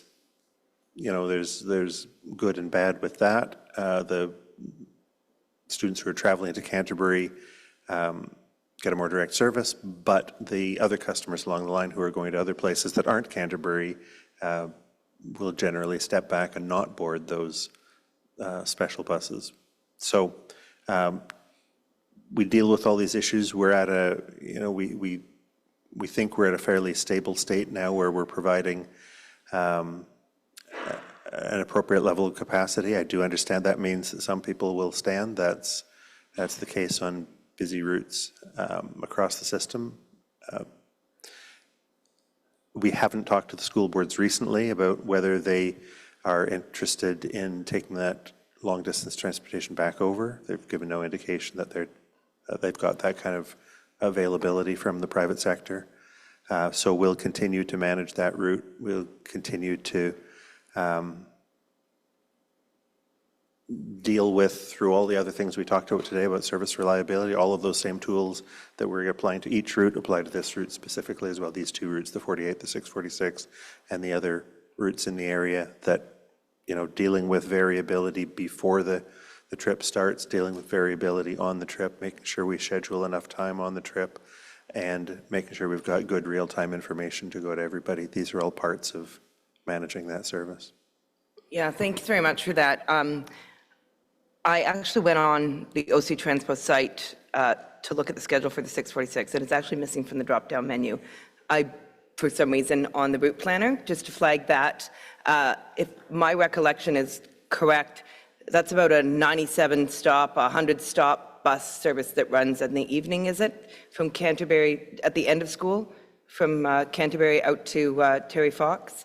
Or is it both ways? If you can just remind me. It could be. I've got the morning here on my screen right now. Okay. So it's it leaves Terry Fox. There's two buses. It's two. Okay. They both leave, and they take an hour and 20 minutes to go all the way from Terry Fox to Canterbury. So it's if anyone's going for the full length of that trip, it's a long trip. So when I've gone to Canterbury to talk to students, I went last year, and I intend to go again this year, and I hope maybe somebody from OC Transpo could join me. I'll reach out about that. One of the challenges they explained is that people that aren't students are getting on that bus, and there's no room for the students. So is there any way to mitigate against that? Or I guess not really. Would you need more dedicated dollars from OSTA or the school board or whoever else? So we have done what we can to mitigate that, and that is we've given it a different number. So rather than calling it a Route 88 special trip to Canterbury, it's now got that special number 646. But we don't screen people getting onto buses as to where they're going and who they are and what their qualification is. So if there's overloads on that trip, we will add service on that trip. If add capacity, either with a larger bus or an additional trip. If there's people being left behind, then there's obviously a shortage of capacity, and we'll deal with that. You mentioned dedicated funding from OSTA or the school boards. We have none of that right now for any of the services that we provide for students traveling to and from schools. The contribution that we get from OSTA and the school boards is that they purchase fares from us for their customers. Okay, yeah, that's correct. Sorry about that. Thanks. Okay, and then I'll follow up separately just on the local routes that service the school, like the 48, and the timeliness of those routes. I understand January was a particularly tough month with extra shortages because of mechanics and breakdowns, and certainly understand that. But it is a route that, given that there's not a lot of 600 service in that neighborhood, that I would like to see. But thanks for those questions, and I will reach out to hopefully have someone from OC come to Canterbury with me about specific issues before the route review goes into effect. Thank you, Chair. Okay, thank you. Yeah, the school board issue, it's a school board funding and transportation challenge that's now falling on the backs of OC Transpo in the city. So there's some unfairness there in the funding. Downloading again to municipal government. I had one more question, which was the issue that Sally Thomas raised about the location of the card readers, the payment devices on Paratranspo buses. Could staff address that? Is there a plan to move those, or any comments? Certainly, Mr. Chair. So technology continues to change, and we brought a project to the Trans Commission and Council for approval that came out of a lot of discussion, both at Transit Committee and at Community and Social Services Committee years ago to bring another technological change. When Presto was first introduced, there was no solution available from the vendor for Paratranspo service. So our priority then was to develop an automated way that customers on Paratranspo could pay their fares, and we procured a solution which we call ParaPay, where people can pre-purchase passes that are recorded online, or they can pre-purchase a value on an account, and we will debit that account as they travel. Then there was technology available to accept Presto cards on Paratranspo vehicles and Paratranspo minibuses and contracted taxis. And so we brought that in. We purchased that from the vendor, and that's a small little device that attaches to a tablet that's already on the taxis and already on the buses. But that device needs to be attached to the tablet, and the tablet is what the driver or operator uses to get their work orders and to see their status and who they're picking up. And so that step, when we brought that in, that required customers to hand over their Presto card to the operator or the taxi driver. They would tap it, they would hand it back then to the customer. So that was still a step forward from what had been required previously, where it was pre-registration of Presto cards or using ParaPay. Along with that, or next in that sequence, we replaced all of the life expired, the old green Presto card readers on the conventional fleet with the red Presto card readers, the new ones that everyone who rides on conventional buses is familiar with. And that newer technology on the conventional fleet also allows us to do the same on the Paratranspo minibuses, that with these new readers, they don't need to be controlled as much by a central computer which isn't on Paratranspo buses, but is on conventional buses. They can operate more autonomously. So we are starting now to put those new Presto red readers onto the minibuses in our fleet. We're starting first with the minibuses that we're using on the on-demand service, which, as you know, also operate in Paratranspo service Monday to Friday. And moving on from those 10, 20 buses, we'll be expanding to more and more of the Paratranspo fleet with the red card readers, and they'll be mounted right up where the customer can tap them, and they no longer need to hand them over to the bus operator. But when those Paratranspo customers travel on contracted taxis, they will still need to hand their Presto card over to the taxi driver so that the driver can tap it on the device which is up at the front of the taxi. So I couldn't find a way to make that story shorter, and I apologize. Yeah. Is there a rough timeline for when the entire para fleet would be fitted up with the? Not yet. We're continuing to work on it. Certainly when the new buses come, they will all have the red readers on them, but I expect that we will probably have all the red readers on all of the buses before the new buses come. Just don't have a timing yet. Okay, so it's a matter of months. We're not talking about 5 years or something. It's in the near future. Okay. I'm seeing no more questions. Thank you to Renee and Sue, Olivia, Paul, Pat, Joel, Rami, Richard, and Ken. A lot of updates as we get every month. Lots going on. Appreciate the updates and the answers to the question. I also appreciate the follow-up. I think each month we have questions and ask for you to come back with more information, and we get that within a month or two. And the discussion we're having coming up on the fare compliance, another thing that this commission asked about a couple months ago, and here we are. So appreciate the updates and your flexibility in responding to our many, many questions. We're going to take a break so that everyone has a chance to reset, but a short break, 10 minutes. So if we could all be back here by, let's say, 12:55, that's 13 minutes. So 12:55, and we'll continue with the rest of the meeting. Thank you.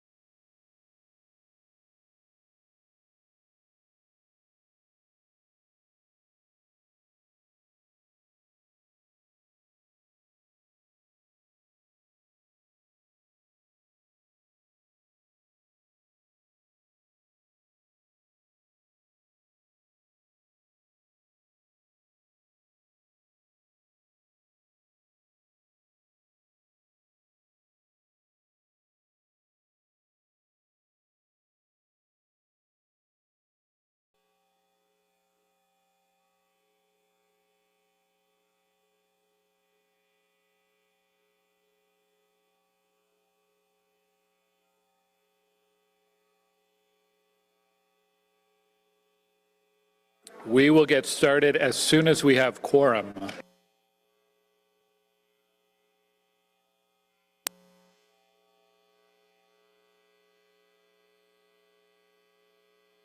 I see. Thank you, Councillor Menard. I see you. I'm leaving to go to the bathroom.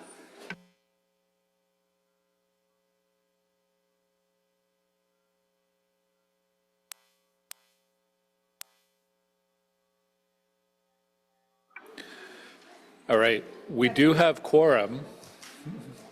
2 online and 3 in the room makes 5. So we will continue through our agenda. Did we have to receive the last item, Eric? No? Okay. Then we won't receive it. We held item 6.1. This is the capital adjustments for Transit Commission. We had a technical amendment that was introduced by Councillor Brockington at the start of the meeting, and we held it for questions from Councillor Leeper. Councillor Leeper, what are your questions? Thank you, Chair. So I think I'm just, I hadn't seen document 1 previously. They look like important envelopes. And I'm just wondering what each is. What are we not going to do in order to transfer these capital funds back over into operating? So what is the station customer information for 1.4 million that is now being transferred out of that capital project, and how will it affect that? How will it affect that project? So, Mr. Chair, these are the 2 projects, 3 amounts out of 3 accounts on 2 projects that are cited in the amendment to the original motion. The 2 projects that we would ask you to reallocate authority on. One is a large project to put improved electronic information into stations across the system. There's a lot of authority for that. I think it's around $8 million. We're not in, as we're on that project and it's rolling, we're not going to spend all of that money in the year 2024. So we have the opportunity to repurpose some of that over into the Stage 2 transition account to meet our training needs in 24. We'll come back to top up for the rest of that project in future years. The second is 2 accounts related to Lee's Station, where there's a life cycle replacement of some equipment that's needed at that station. The amount that we're recommending to you to move over is money that we would not have been ready to spend in this calendar year. So this is capital authority that will be able to move over to Stage 2 transition to support the high degree, the large amount of training that you heard about earlier. We do that just by careful management of the cash flow on these 2 other capital projects. Where is the top up for the station information project going to come from in future years? So we would be requesting that, we'd build that into our 10-year capital forecast, and we would request it of council in the closer to the year we're actually going to need it. It could be in 2025, it could be a later year. Okay, and that's funded out of tax revenues? That would be part of the future capital budget for that year. So they get an envelope for that budget year, and it would be included in that budget. So it could be funded from various sources. That one, is it a TCA? No, then it would be cash. Yeah. So out of tax revenues? Yeah. Okay. Okay. Yeah, no, we're obviously making hard choices right now, so I get the need. But I did want to understand what we're not going to be doing as a result of the operational pressures that are on OC Transpo right now. So thank you for the explanation. Sorry to keep you here all morning, Isabel. Thanks, Councillor Leeper. Are there any other questions from committee members or councillors? Okay, so let's deal with the technical amendment first. Is the technical amendment carried? Carried, thank you. And then the report recommendations as amended, is that carried? Carried, thank you. Okay, we will move on to item number 7.1, focused fare compliance initiatives. So we have Paul Trebitat and we have Tracy McRae, Chief Special Constable with OC Transpo.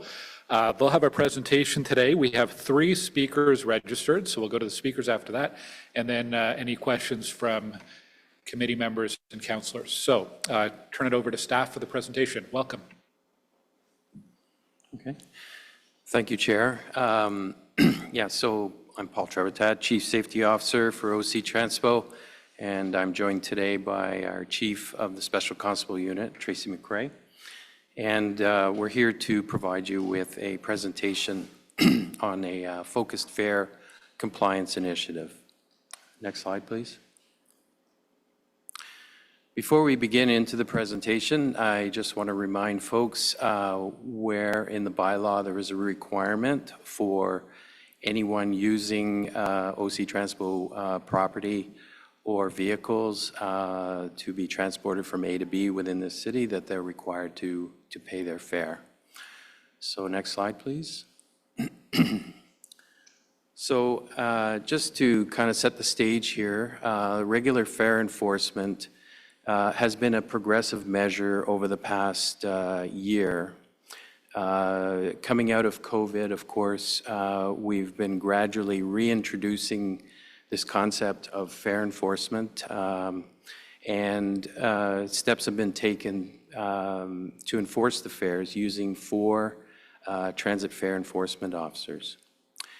The table that's in this slide just gives a sample from a period of 11 October to the 12th of December last fall on the activity associated with regular fare enforcement that was conducted.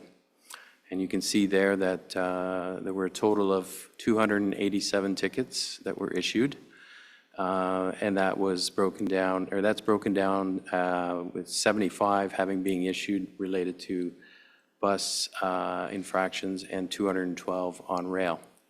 As well, in the slide, you'll see that the total value of a ticket is $260. Next slide, please. So just a couple of details about fare enforcement. You can see there's a photo there of 2 of our fare inspectors. The revenue that is generated from the paid fines is collected in a non-departmental revenue account within the City of Ottawa, and there's a portion of that that goes back to the transit budget. The transit fare enforcement officers themselves, they actually receive their training from OC Transpo special constables, and their training, of course, includes an emphasis on ensuring that the manner in which they conduct their duties, they discharge their duties, that they approach it in a fair and unbiased and respectful manner. And as well, these fare enforcement officers are considered to be municipal bylaw officers, and therefore it is under the transit bylaw that they enforce that they are able to inspect fares. So what I'd like to do now, next slide, is to pass the microphone to Chief McRae. Thank you. Good afternoon, Mr. Chair. Je voulais dire merci pour l'opportunité. Thank you very much for the opportunity to make a presentation to you today. Following along with Paul. So as we look at the Focus Fare Compliance Initiative, how we've structured it is on a weekly basis where the resources permit. The initiative consists of 2 fare enforcement officers and 2 special constables. We do use plainclothes officers if staffing does permit on the specific day for the initiative that week. So we're focused on transit hubs for bus and rail across the transit system. So this is a citywide initiative. It is not focused in one area in particular, because we would like to create a baseline and better understand the offenses that we're facing across the system. The transit fare enforcement officers, as Paul spoke to, are focused on the specific fare compliance and whether or not people have paid for their fares. That is their scope of work under their union, and special constables fall under a different union. So in order to respect those scopes of work, special constables take on the municipal, federal, and provincial authorities that they have for other offenses. So we're looking at this initiative, and with the reintegration of the transit fare enforcement officers since COVID, we want to understand the impact of teaming the two resources together. And we're collecting information on locations, types, and frequencies of events, which you'll see in the next slide. So this will allow us to create a baseline metric for fare enforcement activity and approach in the future. Next slide, please.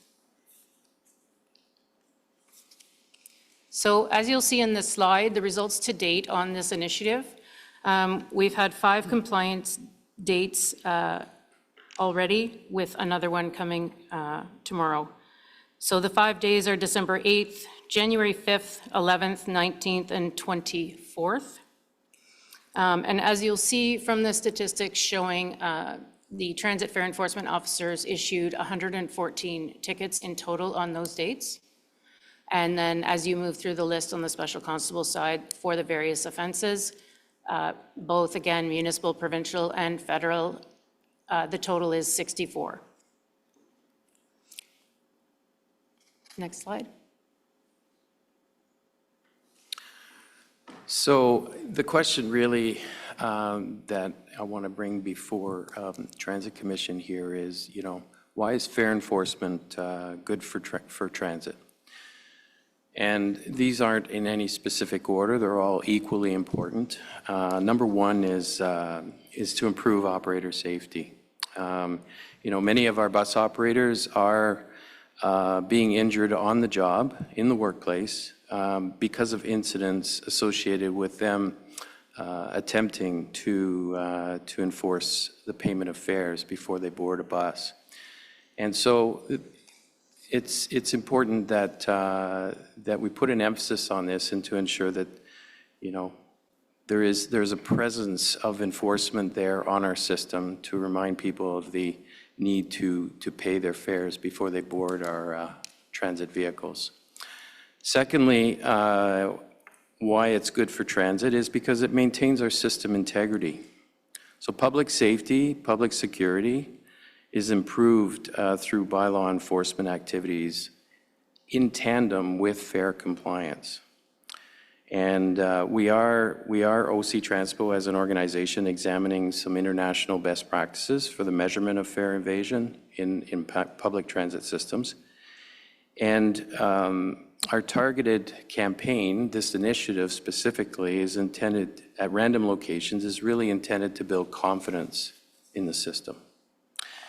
And then the third reason why fare enforcement is good for transit is because we want to reattract customers. We want customers to know that they paid their fare and everyone around them as well has paid their fare. And this is important for people to feel that,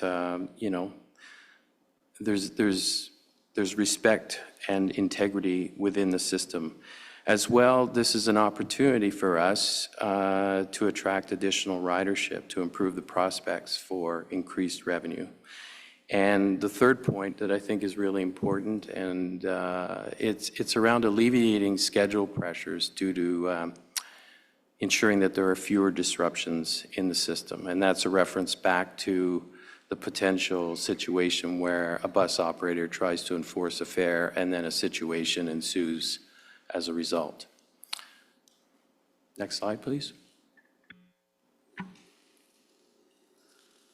So as my esteemed colleague mentioned, we are looking at this, and in order to do this and in order to achieve our goals, the end result is to protect the integrity of the entire transit system program.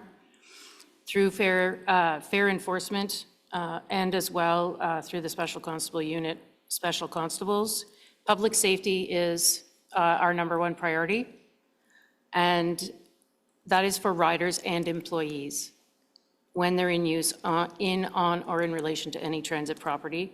I think we will improve the prospects of increased revenues with a standardized issuance and standards for compliance. It'll reduce disruptions in the system. So disruptions being that when there is an issue and a bus has to stop or slow down,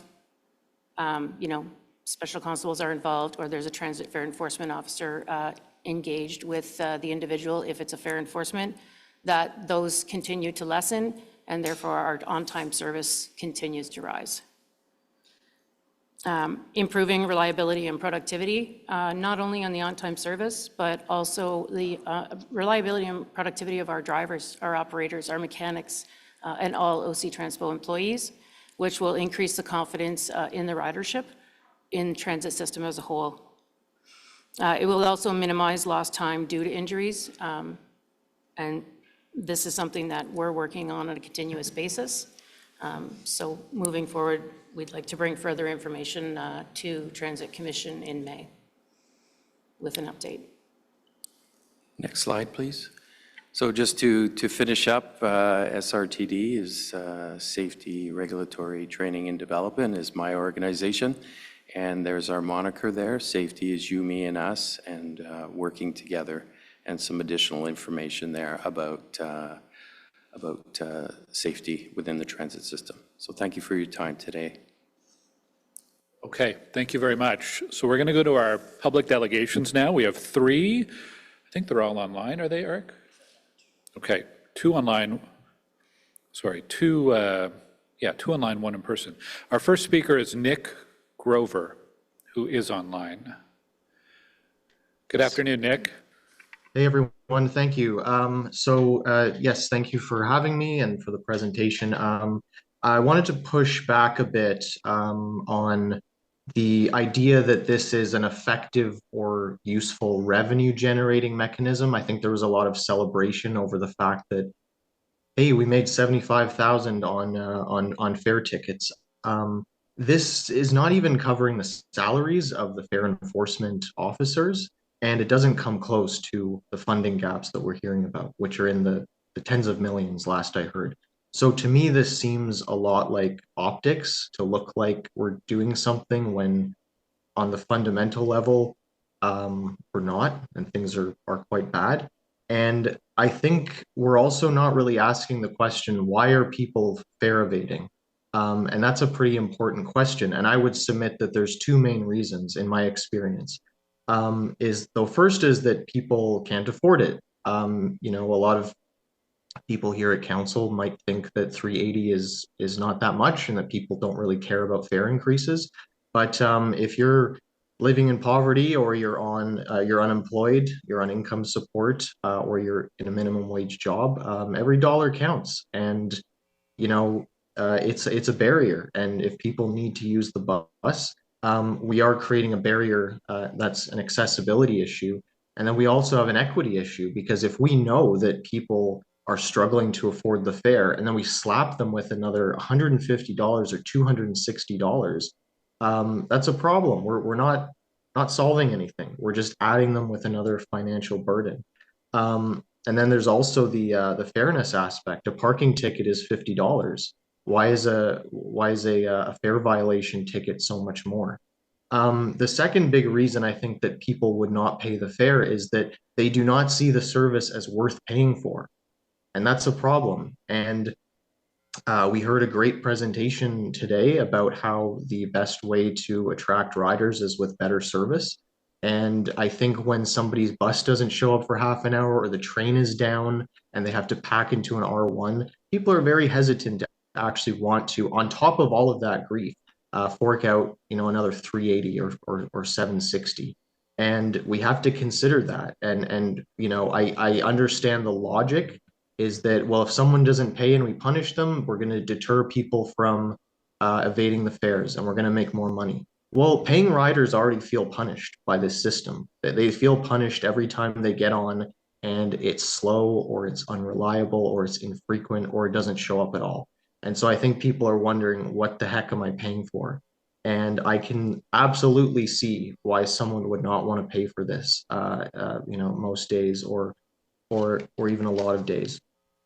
And I think the focus, instead of punishing riders and criminalizing riders, should be on removing some of these barriers. I think we have the Equipass, which is for low-income riders. It's $60 a month, which again, I'm sure seems like a great discount, but if people are struggling financially, $60 is a lot of money. And OC Transpo in revenue makes 2.3 million off the Equipass, according to their numbers. That's not a lot to offset in terms of the size of this budget. I would suggest making the Equipass free so that somebody who is on low income can actually take the bus. They don't have to worry about taking it less or taking it enough to stretch their dollar, or they don't have to worry about getting slapped with a fine if they can't make the fare. As I understand it, fare enforcement officers are paid $4 million. And so that's about half to make a pass free for people who can't afford to get on the bus. And I think at the end of the day, a lot of, we're blaming fare evaders for these problems implicitly and explicitly, but 1,000 fare evaders could not do the damage that we have seen over the decades to OC Transpo at the budget table. We've been leaving $40 million holes. We've been finding $50 million in cost savings that doesn't go back into the service. We're seeing echoes of 2011 now with this route review plan. You have to fund the service up front, and there's a lot of ways to do that. I think if we're afraid of taxes, but if you tax people a little bit of money and the bus service is actually good, they could save a lot of money because they don't have to drive everywhere anymore. And we need to consider that. We need to consider the full picture of people's household finances and what they're spending on not having good bus service. There's also the road widening budget, which, that doesn't make traffic better. Why don't we put that into transit? Why don't we have a better service that saves people money? And then I don't think they would want to evade the fare, and I think they'd actually use it more. Thank you for your time. Okay, thank you very much, Nick. I'm not seeing any questions from committee members. Thank you for your comments today. Our next speaker is Martin Spielauer. And Martin's joining us in the room today. Welcome, Martin. You can make your way up to the seat at the front.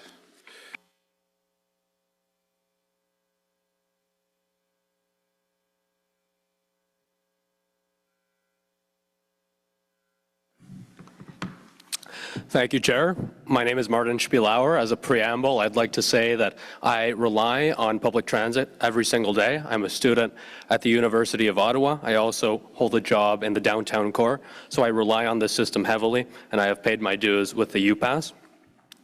Now, I have to say that I have noticed that the quality of this service has gone down considerably.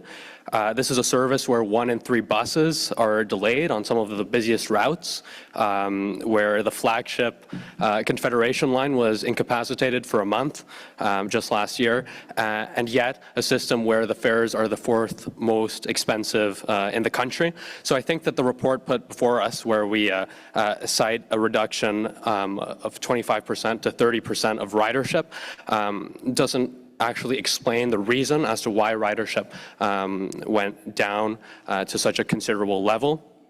And as a transit rider, I can confidently tell you that it has to do, at least in part, with the quality and reliability of the service. And amid that, OC Transpo has recently cut 74,000 hours worth of service annually, while also increasing the cost of fares. So I think that, it's fair to say that a lot of Ottawans are not interested in using this low quality and yet expensive service if they have other options. But this measure, unfortunately, touches people who have no other options but to take public transit. And the reason that I chose to actually come to speak here today is because yesterday I witnessed an interaction between an OC Transpo fare inspector and an individual who had not paid their fare.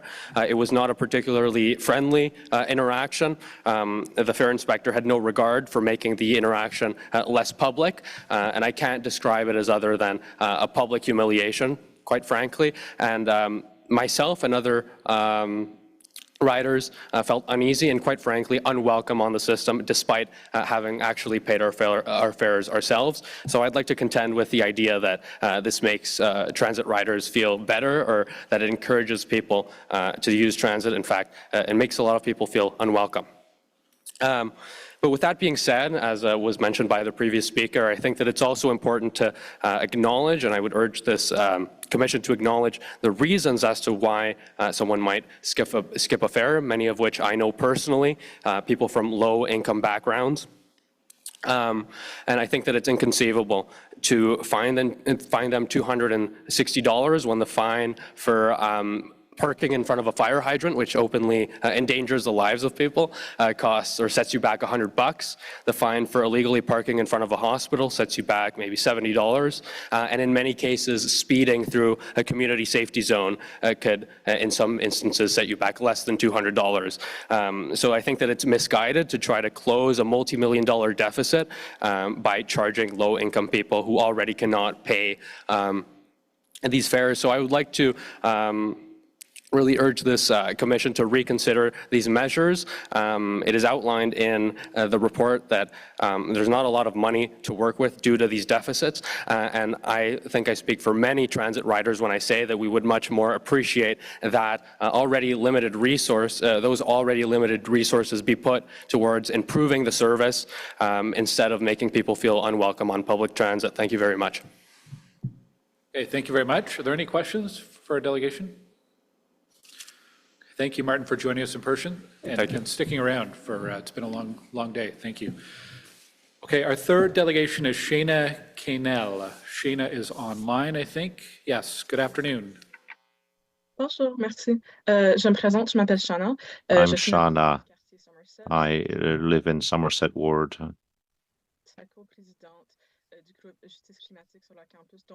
I'm the co-president of the Climate Action on campus, so I'm aware of the importance of public transit to the city of Ottawa. Seems determined to make citizens' lives more difficult, especially those who use public transit. We're seeing cuts to bus routes. We're seeing the service get worse bit by bit. Ottawa is now the fourth most expensive system in the country. Some cities can justify the price of tickets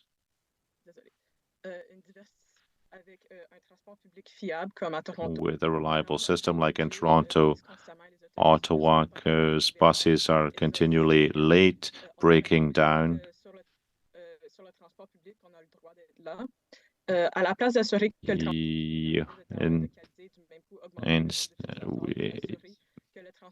The sound is really unacceptable for interpretation. Now, the city is spending $4 million on enforcement officers currently instead of improving the system. So what the city is doing is prioritizing travel by cars, and people are being turned off from using public transit. Now, the fines for parking in front of a hospital is only $60, and using a bus lane is $75. But a fare contravention is now $260. This shows really that it's more important for the city of Ottawa to punish people for not paying their fares than to encourage them to take public transit. So what the city is doing really is fostering the use of cars. So my question is, how can you justify such high fines, which has such a negative impact on people, especially poor people, when there are other measures that you could be taking to improve public transit? How can you justify the cost of the fines? Others have mentioned, or in the presentation it was mentioned, that we have to make sure that everyone pays their fares, and that would increase the number of people using public transit. I've never wondered whether other people around me have paid my fare. It's never influenced my decision to take public transit. So I think really it's really a very strange statement to make. Thank you very much. Merci beaucoup, Shaina. Est-ce qu'il y a des questions pour notre délégation aujourd'hui? Thank you, Shaina. Any questions?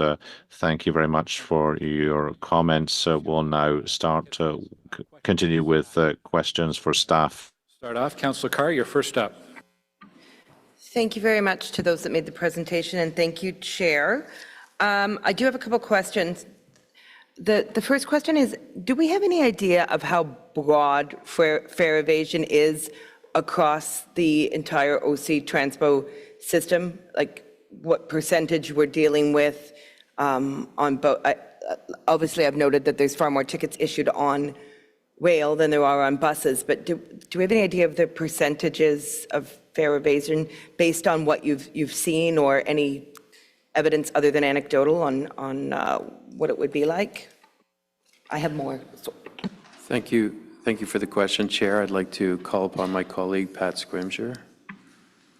Thanks, Paul. Mr. Chair, no, we do not know. We do know that there are some. We know more at stations that have fare gates than we do on buses or at transitway stations. But responding to an audit from several years ago, the management response to the audit was that we are doing work to develop methods that are aligned with international best practices on how we can estimate the number of people who do not pay a fare. Okay, thank you. So just on your question, you're saying that there's more fare evasion where there are no fare gates? Like if there were 75 tickets issued on buses and 212 on rail at a certain time, like are we more likely to see more fare evasion, for example, at Herdman where it's easier to enter the station? Are you seeing patterns in that at all?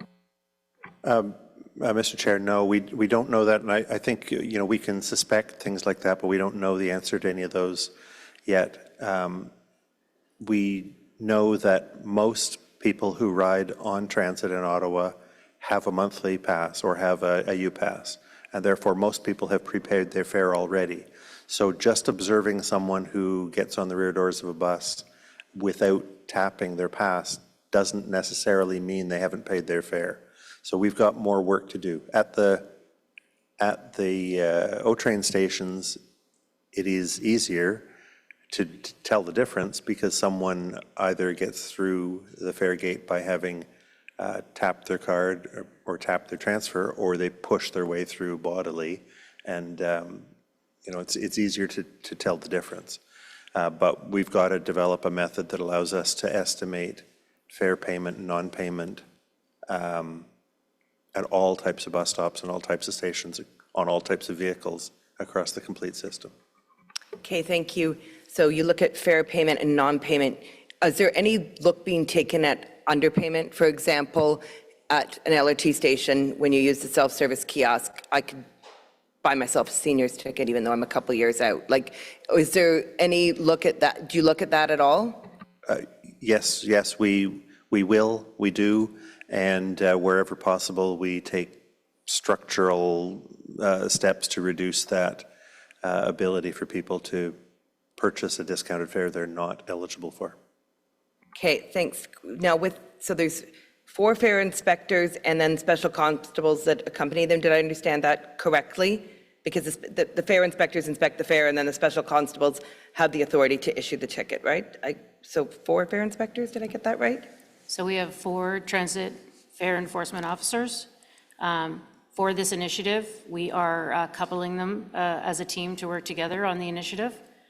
For fare enforcement on a daily basis, they are working in pairs and out on their own doing fare enforcement specific. If they require further assistance, then they will call upon us. Okay, so on a certain route where there are fare enforcement inspectors, what percentage of fares would be, like on a bus, if you're at a station, what percentage of fares are being tracked, about like 3%, or do you have any idea? I don't have that number today. Okay, because the fares get the fines, like they go to an account that is not, you get a small portion, I understand. Would transit have any idea what percentage of those fines are actually paid, or no, that goes over to provincial offenses, does it, and we have no way of tracking that? That's correct, Chair. There's no way of actually knowing which dollar is attributed to which offense. It just comes into the account from the province. Okay, yeah, perfect, yeah. No, I heard some comments that it was to close the deficit, but it goes to a completely different account, and that's not one of the objectives of the program whatsoever. Okay, and then just with respect to when you're inspecting fares, like, do you track the percentage that are underpayments or expired or any of that, or are you simply more looking for people that haven't paid at all? So the focus is on fare compliance, so their unwillingness to pay their fare at all when they're boarding. Okay, excellent. Okay, I have a few more, but I'm going to go to someone else and see. I bet you they'll get asked. Thanks. Okay, thank you. Councillor Menard. Thank you very much, Chair, and thanks for the presentation from City staff. Just a few questions to follow up on this item. In relation to some of what the delegates were asking, I understand there's a separate provincial account that Councillor Carr was also referencing.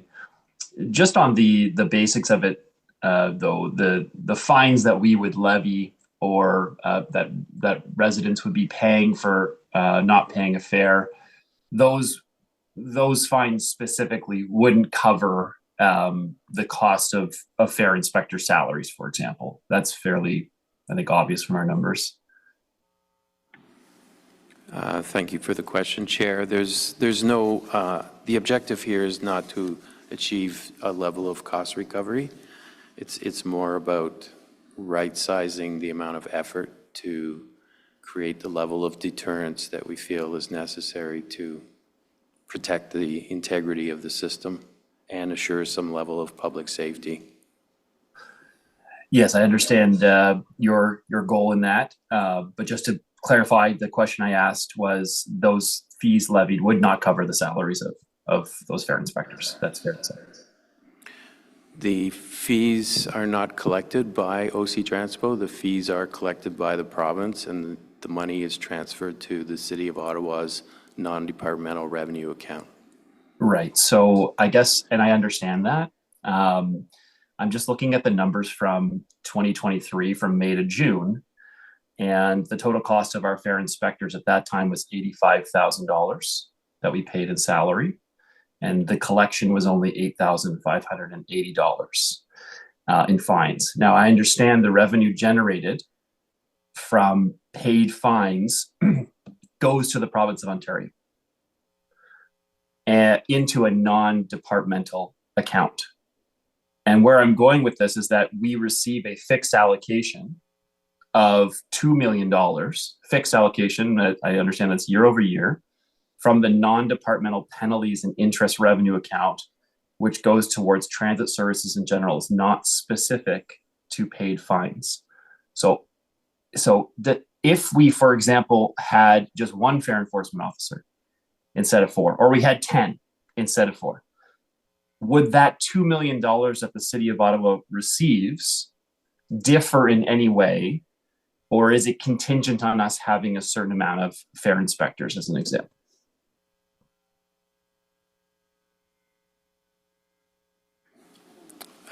Thanks for the question, Chair. I really don't have an answer to that question. I apologize. My understanding before the pandemic, we had considerably more transit fare enforcement officers. Coming out of the pandemic, we have 4. Is it the right number? Should we have more fare enforcement officers? I don't know. Sorry, Chair. That's not the. I guess the question is, Chair, if we can just focus in on this. We received $2 million from the province under that general account. Does that number change based on the number of fare enforcement officers we have, or the fines that we levy? Or is it a static number, we receive that regardless? Chair, the answer is the 2 million is fixed, no matter how many fare inspectors we have. Okay, thank you. That's very clear, and I appreciate that, Madame GM. I wanted to ask about the 2019 Auditor General's report that stated and recommended that the city should determine how a system-wide fare evasion rate should be derived. We had some delegations speaking about the cost of fines compared to, say, like a parking ticket or otherwise, and how much more it is for fare evasion than other tickets in the city. Management agreed with the recommendation of the Auditor General that the city should determine a citywide fare evasion rate, taking into consideration the practices of other transit agencies. Has that recommendation been completed by staff yet? Chair, I know that my team is working with CUDA to have to address that. It's not something, it's not very easy to do so, because I used to say, we don't know what we don't know, right? We don't want to say that it's 2% where it's 15%, and we don't want to say 30% where it's 5%. So that's why we need a common agreement with other transits to make sure that we can evaluate that. However, the job that Chief McCree and Paul Triboutat are doing now, those jobs will help us to see what kind of issue we have to address now. And what we see with those two exercises, the problem is very important, and we have to address it to minimize the fare evasion. Okay, I thank you for that, Madame Alcarmen. I would just say that we really do require some estimates for the overall financial impact of fare evasion and the effect that regular fare enforcement may or may not have on the rates of fare evasion. And also, there's a question of fairness with regard to other fines levied in the city for other behaviors, such as not paying a parking fee, for example, and the comparison and the fine that we levy for those sorts of activities. I think further to that, there is some potential cost-benefit analysis that OC Transpo should be doing with regard to that $2 million fund that we receive, regardless of fare inspectors, and whether or not there is potential savings for the city if that is going to be received, regardless if there is 10, 12, 1, 3, 4 fare inspectors out there. There needs to be, I think, some analysis on that side as well, in terms of determining, a path forward on this. And I'm sympathetic to some of the delegations that did talk about the difference in fines and the ability to pay for residents that are taking transit, and that consideration. So I appreciate the report today, and I hope that the Auditor General's recommendation from 2019 is followed through upon, and that we get that information back so that determination can be made in those other regards. Thank you, Chair. Okay, thank you. Councillor Curry. Thank you, Mr. Chair. Just following on that exactly. I think that's very simplistic to just look at it straight money for money, because the reality is, and let me tell you that Councillor Carr and I sit in on the Program and Services Working Group, and we heard directly from the transit union and the bus drivers who told us that money or not, saved money, cost of fare officers or not, the reality is they are completely demoralized by the situation that they experience every day, all day on the job, where people walk on and laugh at them when they ask for them to pay. And they have to deal with that type of behavior and then eventually just give up.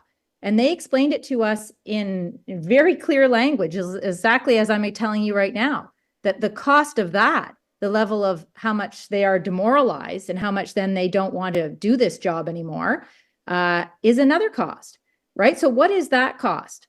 And so, as I said, you can look at this and say, oh, how much did we get after we implemented this program? Oh, how much was it worth?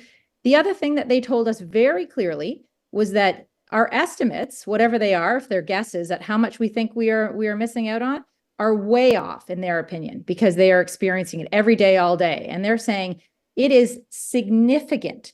They weren't saying, oh, I think we could get a few more, $100,000. They actually indicated millions. So, I just think this is something we absolutely have to do. The other is the deterrent factor of people who can pay for the fare, who then say, well, if there's no fare officers here, there's no special constables, I'm just not going to pay, even though I can pay. But knowing that there is someone there, or that they may be concerned, they will pay.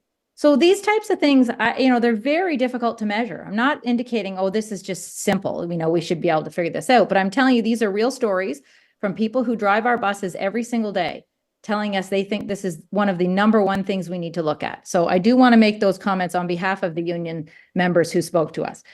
The other thing I want to ask is, do we know how much our fines are compared to other cities?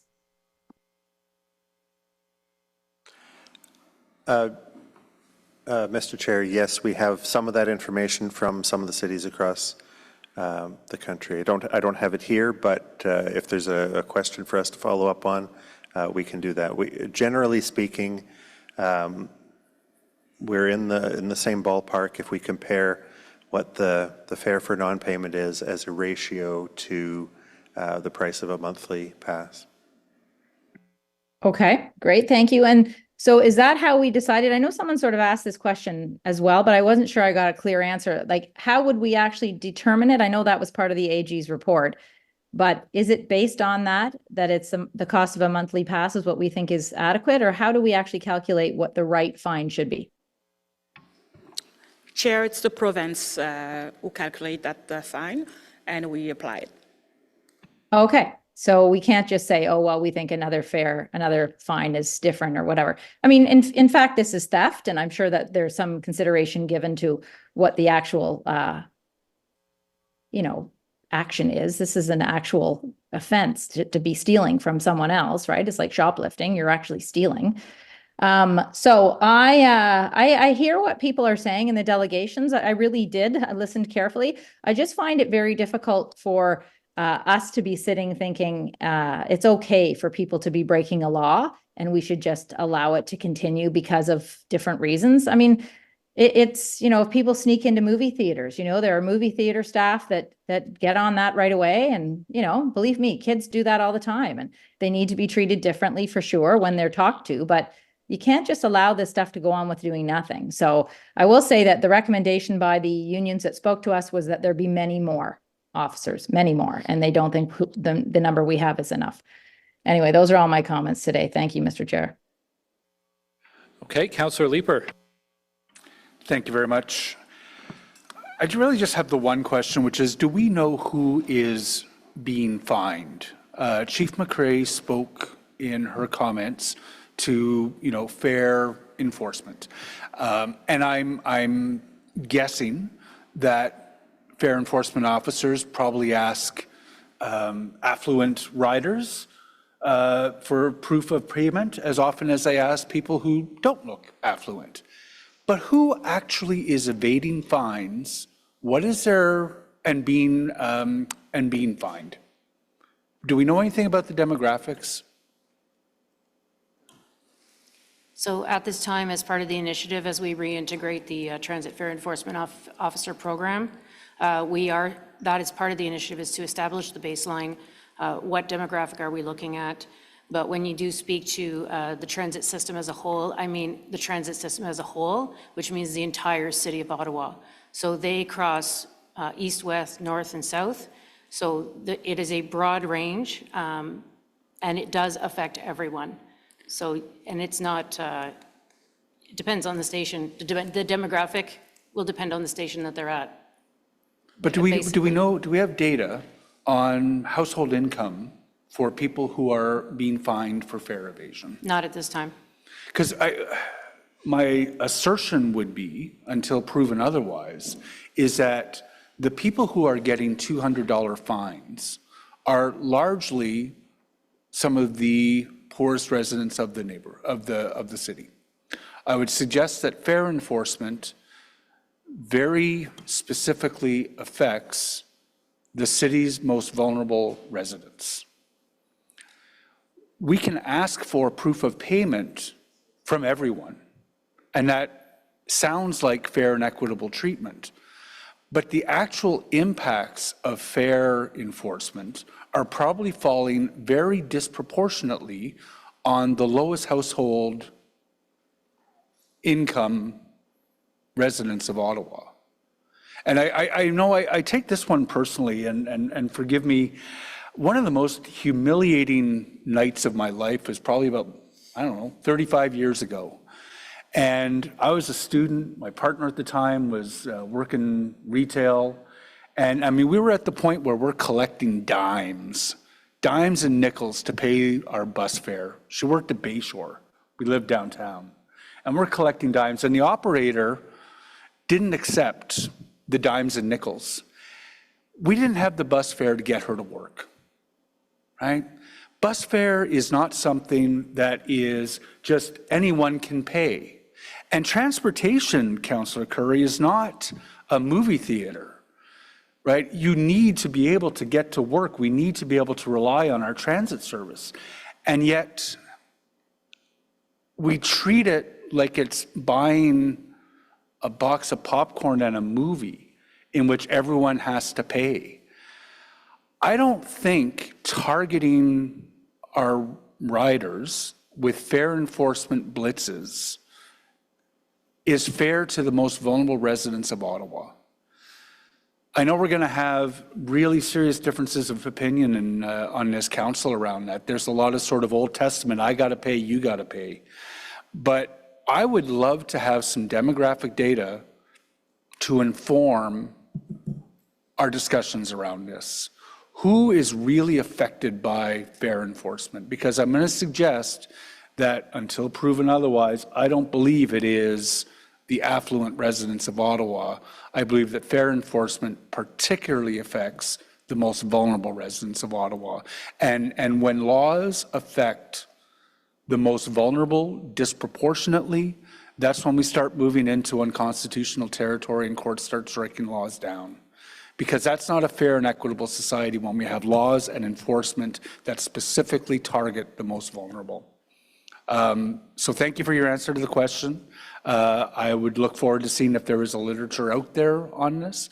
But I'm not pleased to see that the City of Ottawa is taking special measures to enforce fares on our transit system. Okay.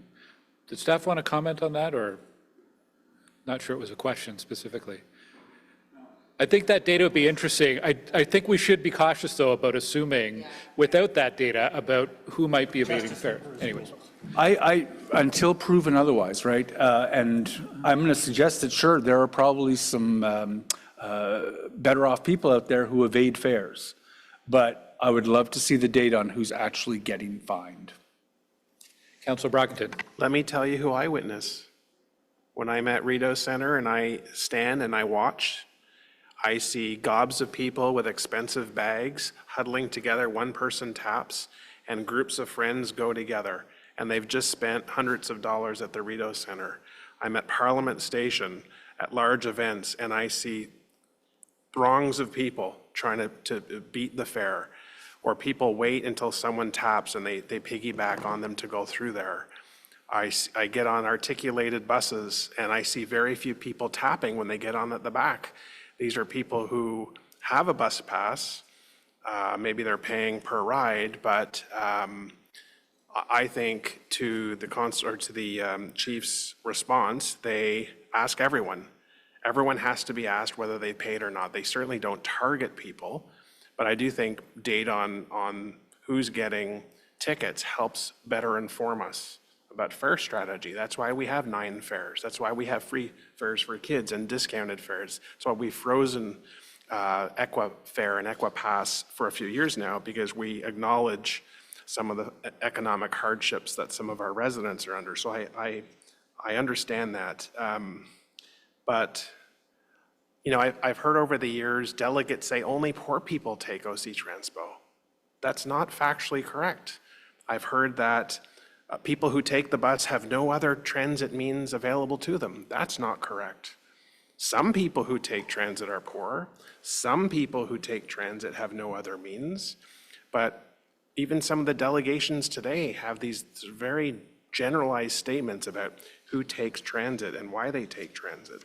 So every time this issue appears in the media, people who claim to be taxpayers in my ward are upset because they don't think OC Transpo is doing enough to make sure that the revenues that are lost, you know, that we don't have some controls on the revenues that are lost.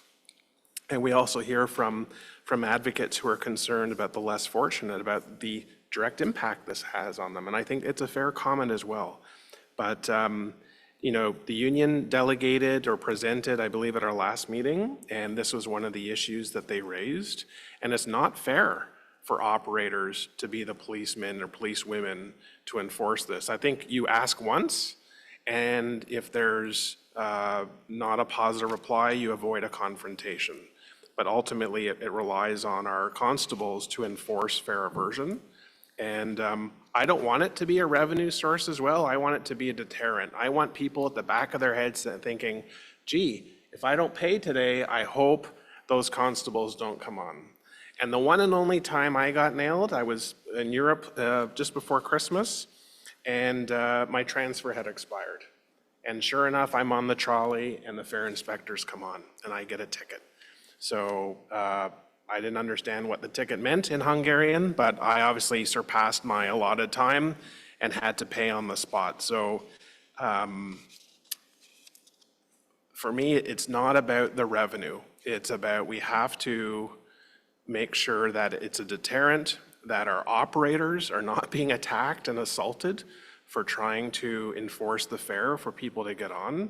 And for people who can't legitimately afford the fares, we try and offer a different fare menu or options that people who qualify can tap into that. So that's my thoughts on this matter. Thank you. Councillor Tierney.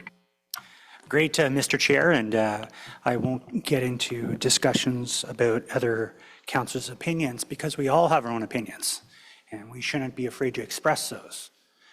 So I'll be to echo one other councillor's comments about the presence of these officers alone means a great thing for our community. And I'll give you a very prime example is you look at the Gloucester Centre, and I know I see some nodding heads because it's not only a police issue, we also have some other issues that require our special constables where that mall that used to be pretty much thriving, some older shops in there, but a thriving spot.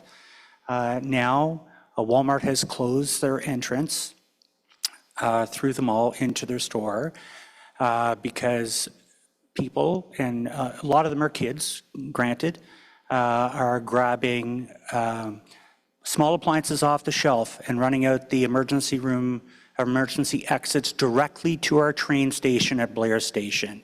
And when you're a passenger on that train, and I hear the reports all the time, and between the police service and you guys as a deterrent, being on that platform is starting to help. But when we weren't collectively getting together, people were nervous about getting on at Blair. They were seeing kids running on with like a blender or something under their arm that they just ran out of the Walmart. Dollar store that's in there closes their gates at lunch because there's so much theft from schools locally that are coming in, grabbing some energy drinks, jumping on the train and heading back the other way real quick, like a big pallet of... It sounds minor, but for residents that are taking it or customers, they get nervous. The liquor store in the same parking lot, they had over 178 thefts last year. They grabbed the booze, they jump they go through the bottom part to get into the train service, and they're off, headed downtown. So having the presence, having boots on ground, which I've always supported, I continually support, and I want to thank your special constables. I know quite a few of them that have to deal with a lot of things that typically don't have to be dealt with. I know we're talking fare evasion, but the bonus out of this is, like we were saying, this isn't like, it's not a tax grab. We don't want to make it a revenue generator. We want to see bodies and badges to make the riders feel safe. The washroom at Blair Station, many incidents go unreported, many. But our special constables are there to contain the situation. They shouldn't have to be, but that's the world we live in. We see store thefts all the time, and transit is their prime point to hop on and get out. As well as a lot of the situations that take place at those terminus nodes like Blair Station. So I'll certainly be supporting seeing more badges on platforms for sure. So thank you very much, Mr. Chair. Councillor Johnson. very much, Mr. Chair. It's been a very interesting conversation. So if I might offer a different alternative or a different outcome, I think what we're suggesting is that, or what I'm hearing suggested is that the fair compliance officers acting as a deterrent is to try and institute a behavior change. We're looking for a behavior change of people to pay fares. I think that's what I'm hearing.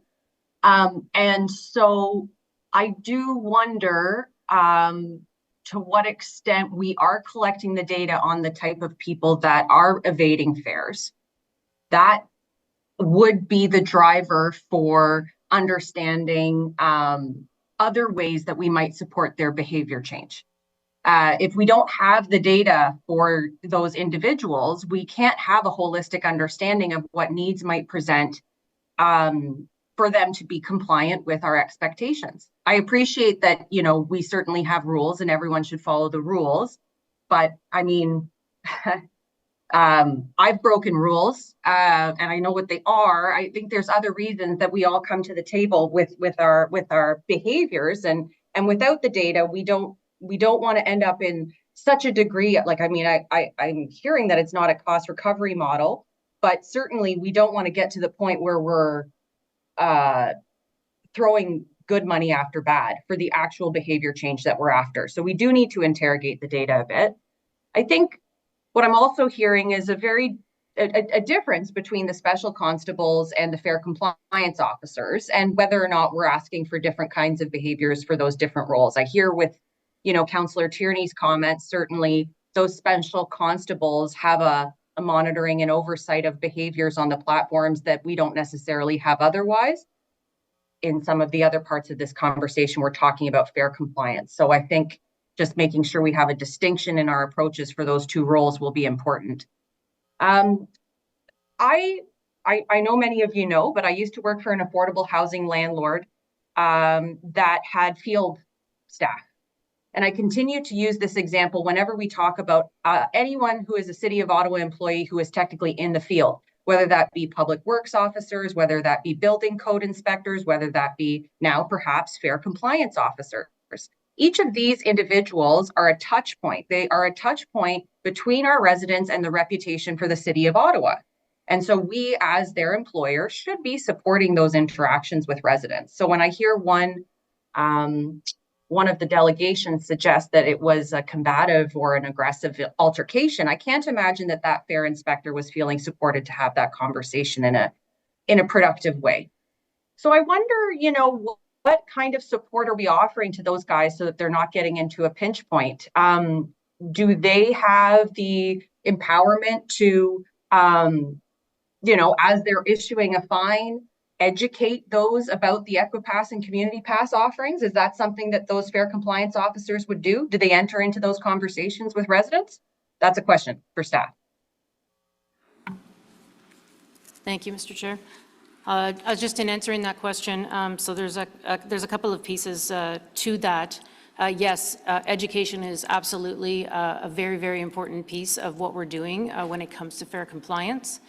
I always encourage my officers, whether they're special constables dealing in a criminal matter or the transit fare enforcement officers dealing on a fare issue, if it's identified that the individual is in a place where they may not be able to afford it or they are having other types of issues, that we introduce them and offer them community programs. There are programs out there that offer free bus passes. There are programs out there that offer reduced passes and allows them the opportunity to take transit and not have to worry about attempting to fare evade. And in gathering the statistics as we move forward and bring this back to Transit Commission, we don't have a way to determine financial status of each individual. We cannot base our opinions on their appearance or the clothes that they're wearing. So that makes it very difficult, because then we run into the slippery slope of profiling, which we do not do. I have participated in this initiative myself. I do spend time on the road with my special constables and my transit fare enforcement officers, And I can tell you that this enforcement initiative is a deterrent. It is what we need to bring the system into compliance. That deterrent alone will allow for the lessening of further activities, criminal activities, provincial offense activities. You do one thing, you know you can get away with it, why not do something else? So yes, education is the beginning of it. And our first piece of initiatives is normally an education piece where we take a time period to give warnings and educate people on it. So thank you. Okay, so I'm glad to hear that. I mean, with every interaction that you're having with someone who is evading a fare, if you were to offer them resources, I'm not sure that would be profiling. If you just treated everyone equally who evaded a fare in case they didn't know what their options were, I think that would be reasonable. Yeah, I think generally, you know, not having the a robust data system about what we're seeing in the field, it is hard to understand what the implications are for this type of program. So I wonder, with respect to, you know, when do you imagine that those types of data curiosities will be next reported back to this commission?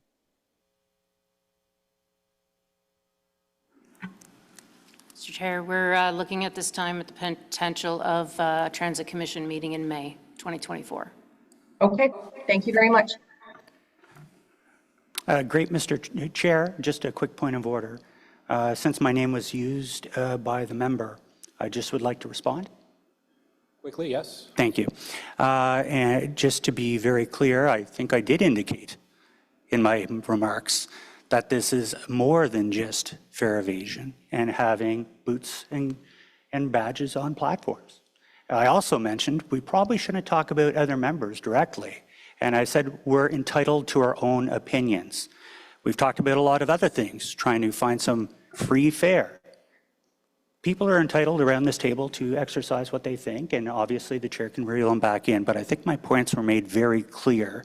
This is not strictly fare evasion. It's also about the safety and security of the people that are on our express systems and our bus systems. Thank you. Councillor Cart. Thank you very much, Chair, and thanks for letting me have a quick round two. I'm glad it came back on the end. I found it very interesting. I think the demographic data will be extremely interesting. I think most people know I was in the federal public service for over 20 years, and I cannot tell you how many conversations I have heard on office floors over the years about, did you pay your fare this morning? Did you pay your fare this morning? How do you get on the bus? It was rampant in the federal public service to not pay your fare. And every single department I worked at, I heard those comments. So I will not make any comment on who's being targeted. I believe it is probably all over the system. And I certainly have heard from bus operators who have called my office, who I maybe live in my ward, or maybe they're calling me because I'm on Transit Commission, who have talked about how stressful this is for them. And thank you to Councillor Curry for mentioning the fact that we had that separate briefing for program and service review, where we heard the concerns of the bus drivers directly on how stressful it is for them to feel that they have this issue. So I am absolutely interested in that demographic data. I would never want us to be targeting vulnerable people. I will happily continue to increase and make more fares free for the most vulnerable residents. That's a priority for me. But I do have a couple questions.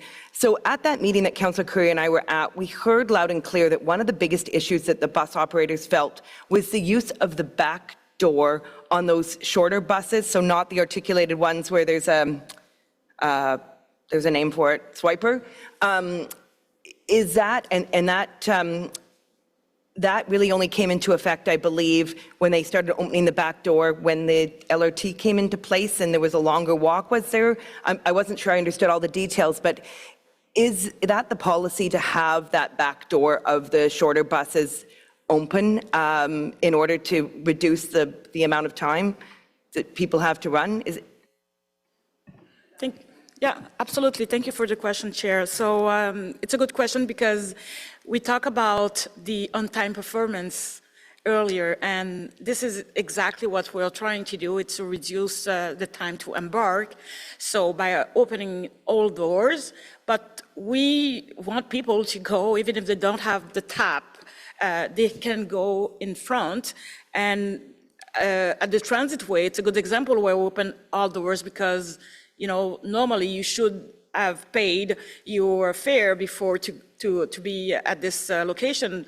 But unfortunately, what we see with those exercises, it's unfortunate people don't want to pay because probably, and as you just said, and I'm sad to hear that, but people don't care because maybe they think we don't care. Yes, we do care. And that's why we're doing that, and we'll continue to do it.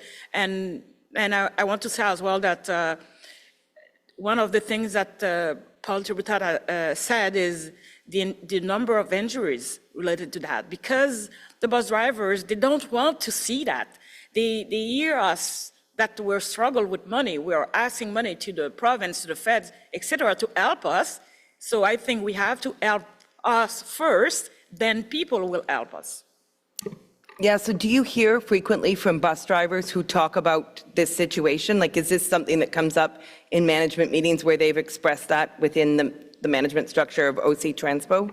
Chair, yes. And that's why even before the president of the union came here in December, I have asked my team to do something because I have heard a lot from the bus drivers, even myself, when I go to see them and speak with them, they used to tell me, hey, Renee, do something because there is a lot of people who don't pay. And, in Montreal is the same thing. So there is something after the COVID, something has happened. We don't know why, we don't know the reason, but there is something and it's worse now. This is a fact, really. Yeah, so obviously it's very difficult. You're balancing the needs of those workers against, making sure that we're protecting the most vulnerable with transit fares. Very difficult question. I had a small question I missed on the in the beginning when we were talking about the charges that were presented, and I'm sorry I don't have my presentation open in front of me. I think there was 114 charges of fare evasion and 64 other charges that were issued by the special constables. I just wanted to confirm, of those 64 charges, were some of them, there was multiple offenses by one person? It's not 64 individual charges, was it? I just wanted to confirm that data. So the 64 charges that were laid by the Special Constable Unit, some of these charges can be multiple charges under different acts for one individual person. Okay, that's what I assumed. Okay, thanks very much, and I really look forward to receiving that demographic data so we can have an informed discussion and really understand how we can better improve our programs and not hurt the most vulnerable, but at the same time ensure our drivers are protected. Thank you very much. Councillor Leeper. Thanks. I just wanted to make sure it was clear. I'm not suggesting that OC Transpo itself are the ones who would do the kind of data gathering that I think would need to inform an approach to fare enforcement. It's probably an academic study at the end of the day. Clearly, Chief McRae, you can't ask people as you're handing them a ticket, what is your household income? And I just want to make sure that that is very clear. There are ways of getting at that information. I don't think those are available to OC Transpo staff. Thank you. Thank you, Councillor. Any other questions? Wanted to share a very simple piece of feedback I had from a resident. I'm paraphrasing, but when they heard news reports about this report coming up, they said, it's about time. I pay my fare when I get on the bus. The person next to me should be paying their fare too. And I think Madame Amilcar expressed it, and Chief McRae as well. Paying a fare is a fundamental part of using transit. And if we don't show attention to enforcing fare payment, it's a slippery slope down to all of the other points of courtesy and safety and respect that we expect of riders and of staff and of everyone who's involved in public transit. And it's incredibly important beyond any money that might be collected by fares to ensure that people have confidence in the safety and security and people have respect towards each other when they're using public transit. I think it was a good discussion and some issues and concerns raised. That's reasonable, but I hope this helps put the message out there to riders that we do care about compliance when it comes to fares, and people can expect to see an an inspector or a constable or both, and there's a consequence if you don't pay your fare on OC Transpo. So we need to carry this report. So is this report carried? Or received, rather? Received. Received. Okay. Thank you. Thank you to staff. That's the end of our regular items. We have no in-camera items. Are there any notices of motion? I know we have one inquiry from Councillor Plant. Councillor, if you're still with us online, you are welcome to read in that inquiry, and I think the Vice Chair will formally put her name on it on your behalf. Oui, bonjour, salut tout le monde, j'espère que vous allez bien. Hope everyone is doing well. A lot of questions on, especially is from our local Paratranspo users. C'est pas un secret, les usagers du Paratranspo me tiennent beaucoup à cœur. Paratranspo users are dear to my heart. We have many in my riding. There are also some that do not have. So my inquiry is, how many posted Paratranspo stops are there and where are they? A list of locations or on a map would be helpful. Where is this information available to the public? What is the policy documented operational practice for snow clearing at posted Paratranspo stops? And is the stated policy that they do not clear the stops? Where is it written? What policy is it? What is the policy documented operational practice for clearing regular bus stops for comparison? What is the rationale for the policies in question 2 and 3? And how are the different posted Paratranspo stops treated differently, such as if they're on private property, city property, CCOC, NCC, etc.? Alors, merci beaucoup. J'imagine, est-ce que la réponse va être... So, are we going to answer this at the next meeting? I just want to know about the timeline. I think staff would have a look at that request and determine how long it would take. I think the approach is always to answer inquiries as quickly as possible, unless there's additional research and work involved. But staff's preliminary look, is that something you can answer? Absolutely, Chair. We should be able to come back at the next TC. Okay, Merci thank beaucoup. you. Okay, any other business? I don't think so.